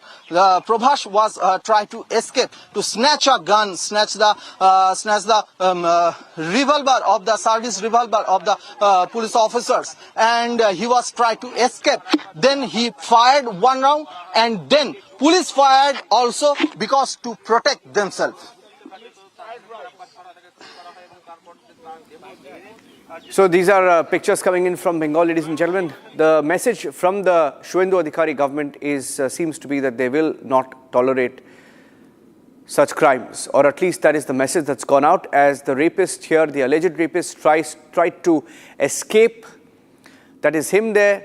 He was detained, immediately taken into custody, and later they tried to take him back to the location to reconstruct what had happened.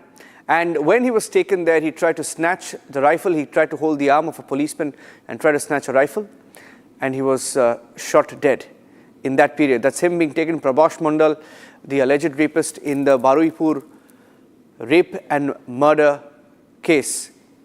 In fact, while Shaikat is there, We will tell you there has been an attempt also by the Trinamool Congress. Ironically, the Trinamool Congress, under whose watch women were raped. You had Sandesh Kali, you had RG Kar. You had so many cases where rape and murder, there was absolutely no action taken. They tried to politicize this, but they will now ask questions. In fact, they're trying to ask questions on whether this has turned out to be an encounter, Raj, etc. But this attempt to politicize it as well, Shaikar, there are no buyers for it. Nobody is buying that.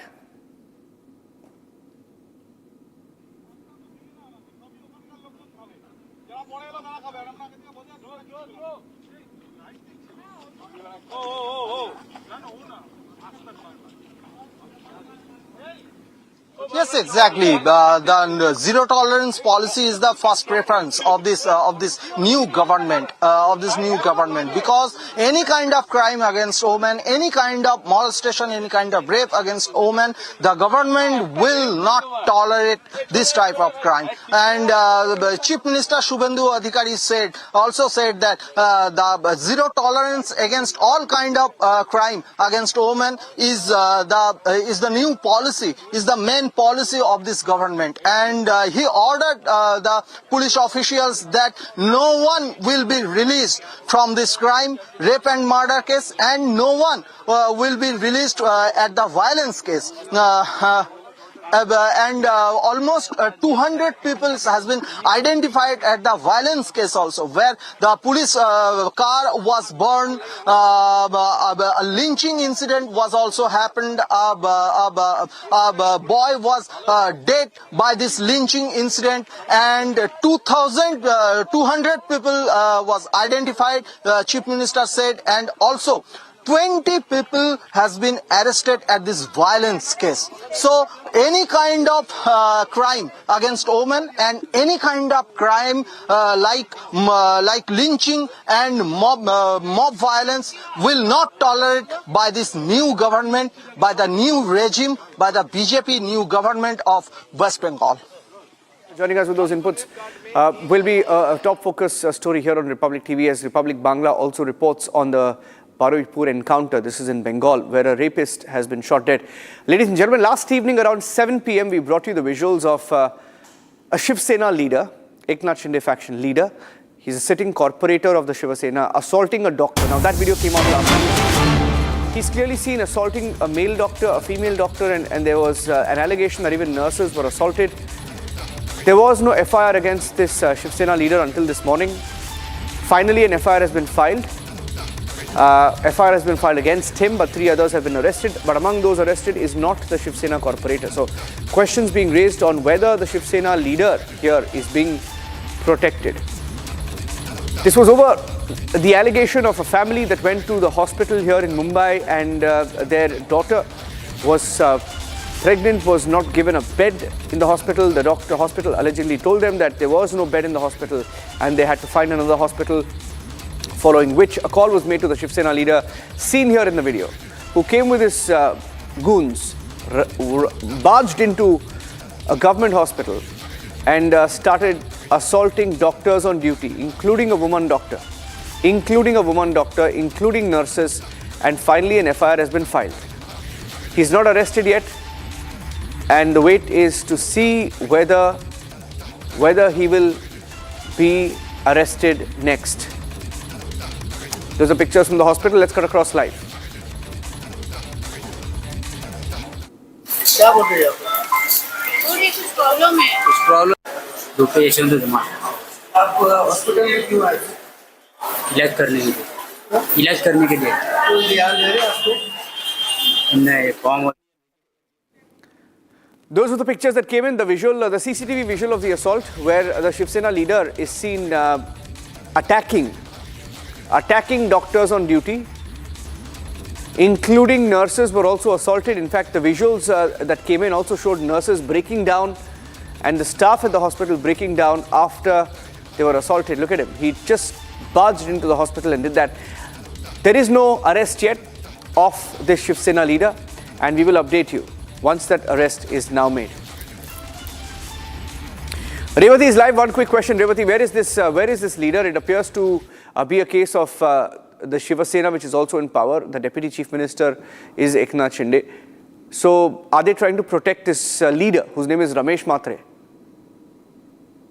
So as of now, there's no official statement by the Shiv Sena Shinde faction, but yes, 3 of them are arrested by Dombivli police. And now the question is, why isn't Corporator Ramesh Mhatre arrested yet? The most important thing now, sources indicate that in some time, it is highly possible that Ramesh Mhatre will be arrested. Also, Republic has been trying to contact him since morning, but his phone is switched off. So we are not able to connect with him. So now it will be important to see that when does Dombivli police arrests Ramesh Mhatre, and also the most important thing to look out is that whether Shrikant Shinde, who is the MP of Kalyan, whether he takes any strict action or no in this particular incident. Over to you. Okay, thank you for that. Keeping a close track on that story from Mumbai, where a Shiv Sena leader has been caught on CCTV assaulting doctors on duty. Will the government in Maharashtra arrest him? Keeping a close watch on that story. Thank you for watching the live report.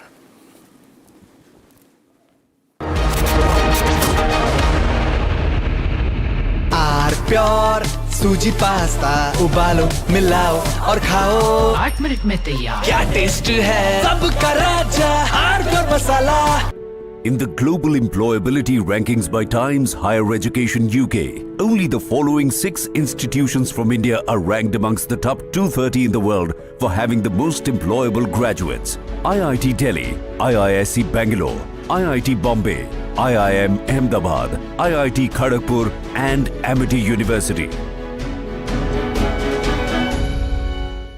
चमकी चाट से क्या बना है? Sandwich लस्सी और छाछ हर घूंट में चमकी चाट। अब बताओ स्वाद आया? आया। असली स्वाद सिर्फ चमकी चाट।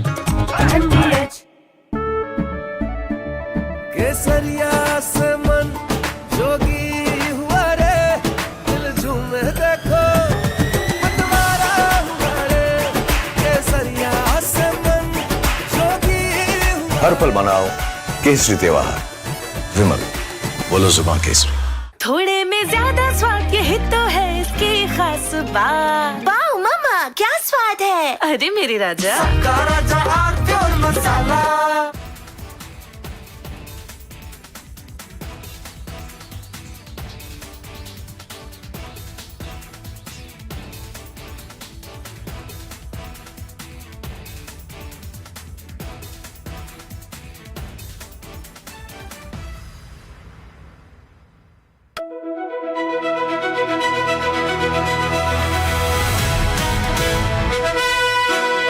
By the way, viewers, I'm driving in Delhi with Delhi wala boy Aman Gupta, who is too busy waving to his fans than talking to me.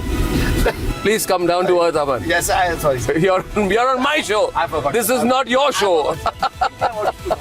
This is my show. Stop waving to your fans. Be modest. Now everybody look. अरे आप politician हो.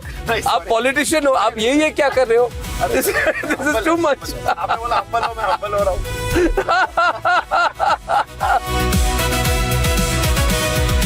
You became very famous during Balika Badhu.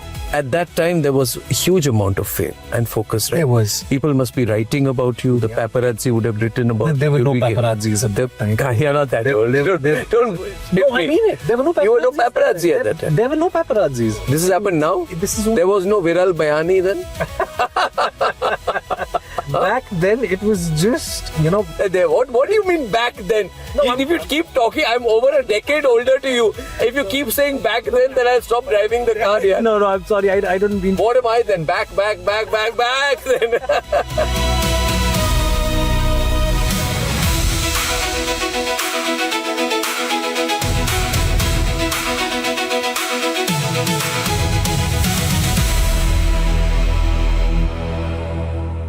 Ladies and gentlemen, yesterday I said that Bhagwant Man's problem is that in the process of covering up one lie, he is lying a second time. So to cover 2 lies, he lies a third time and a fourth time. And now he's in a big trap. He is doing everything possible to save his job.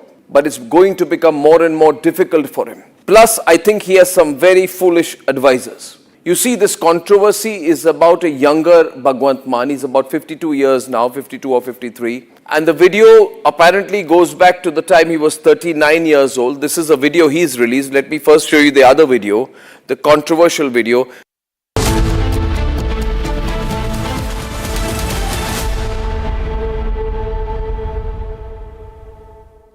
Hello and welcome viewers. You're watching a live and breaking on Republic TV with me, Ishita Mitra. Now, Forces Conclave, India's defense story is entering a transformative and new era powered by indigenous innovation, cutting-edge emerging technology, and a rapidly expanding defense industrial ecosystem. As the nation now accelerates its journey towards strategic self-reliance and the vision of Viksit Bharat 2047, Republic brings together the policymakers, defense leaders, innovators, and industry pioneers shaping the future of national security. Join us on 18 July in New Delhi for Republic Defense Forces First Conclave, Bharat, the defense powerhouse, where the spotlight will be on next-generation military technologies, advanced defense platforms, indigenous capabilities, and the government and industry partnership driving India's technological transformation. Stay tuned for insightful conversations, exclusive perspectives, and the ideas that will define the future of India's defense ecosystem. And with that, let's cut across to the headlines we're tracking on Republic TV this morning. Republic investigation forces Meta to issue detailed India-specific response on child sexual abuse content available on its platform despite repeated flagging.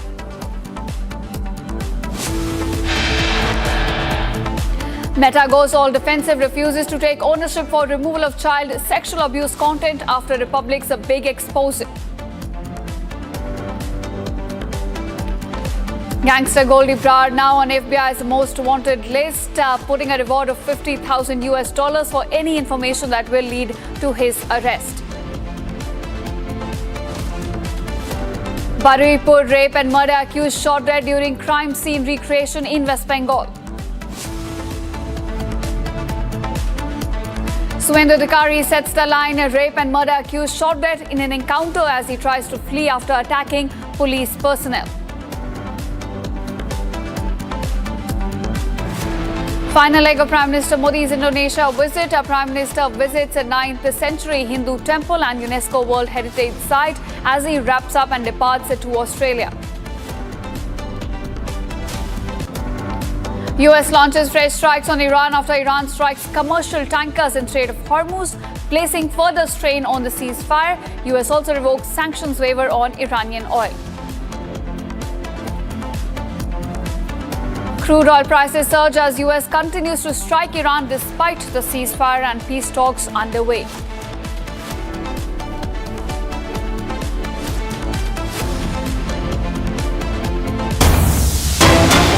Here's a top focus at the start in Dombivli doctor assault case. Vishnanagar police have now finally registered an FIR against the local corporator and Shiv Sena leader in connection with the assault that took place on a doctor and 2 other nurses in Dombivli, but have so far arrested 3 accused: Ramesh Pawar, Pramod Nikam and Akshay Karante.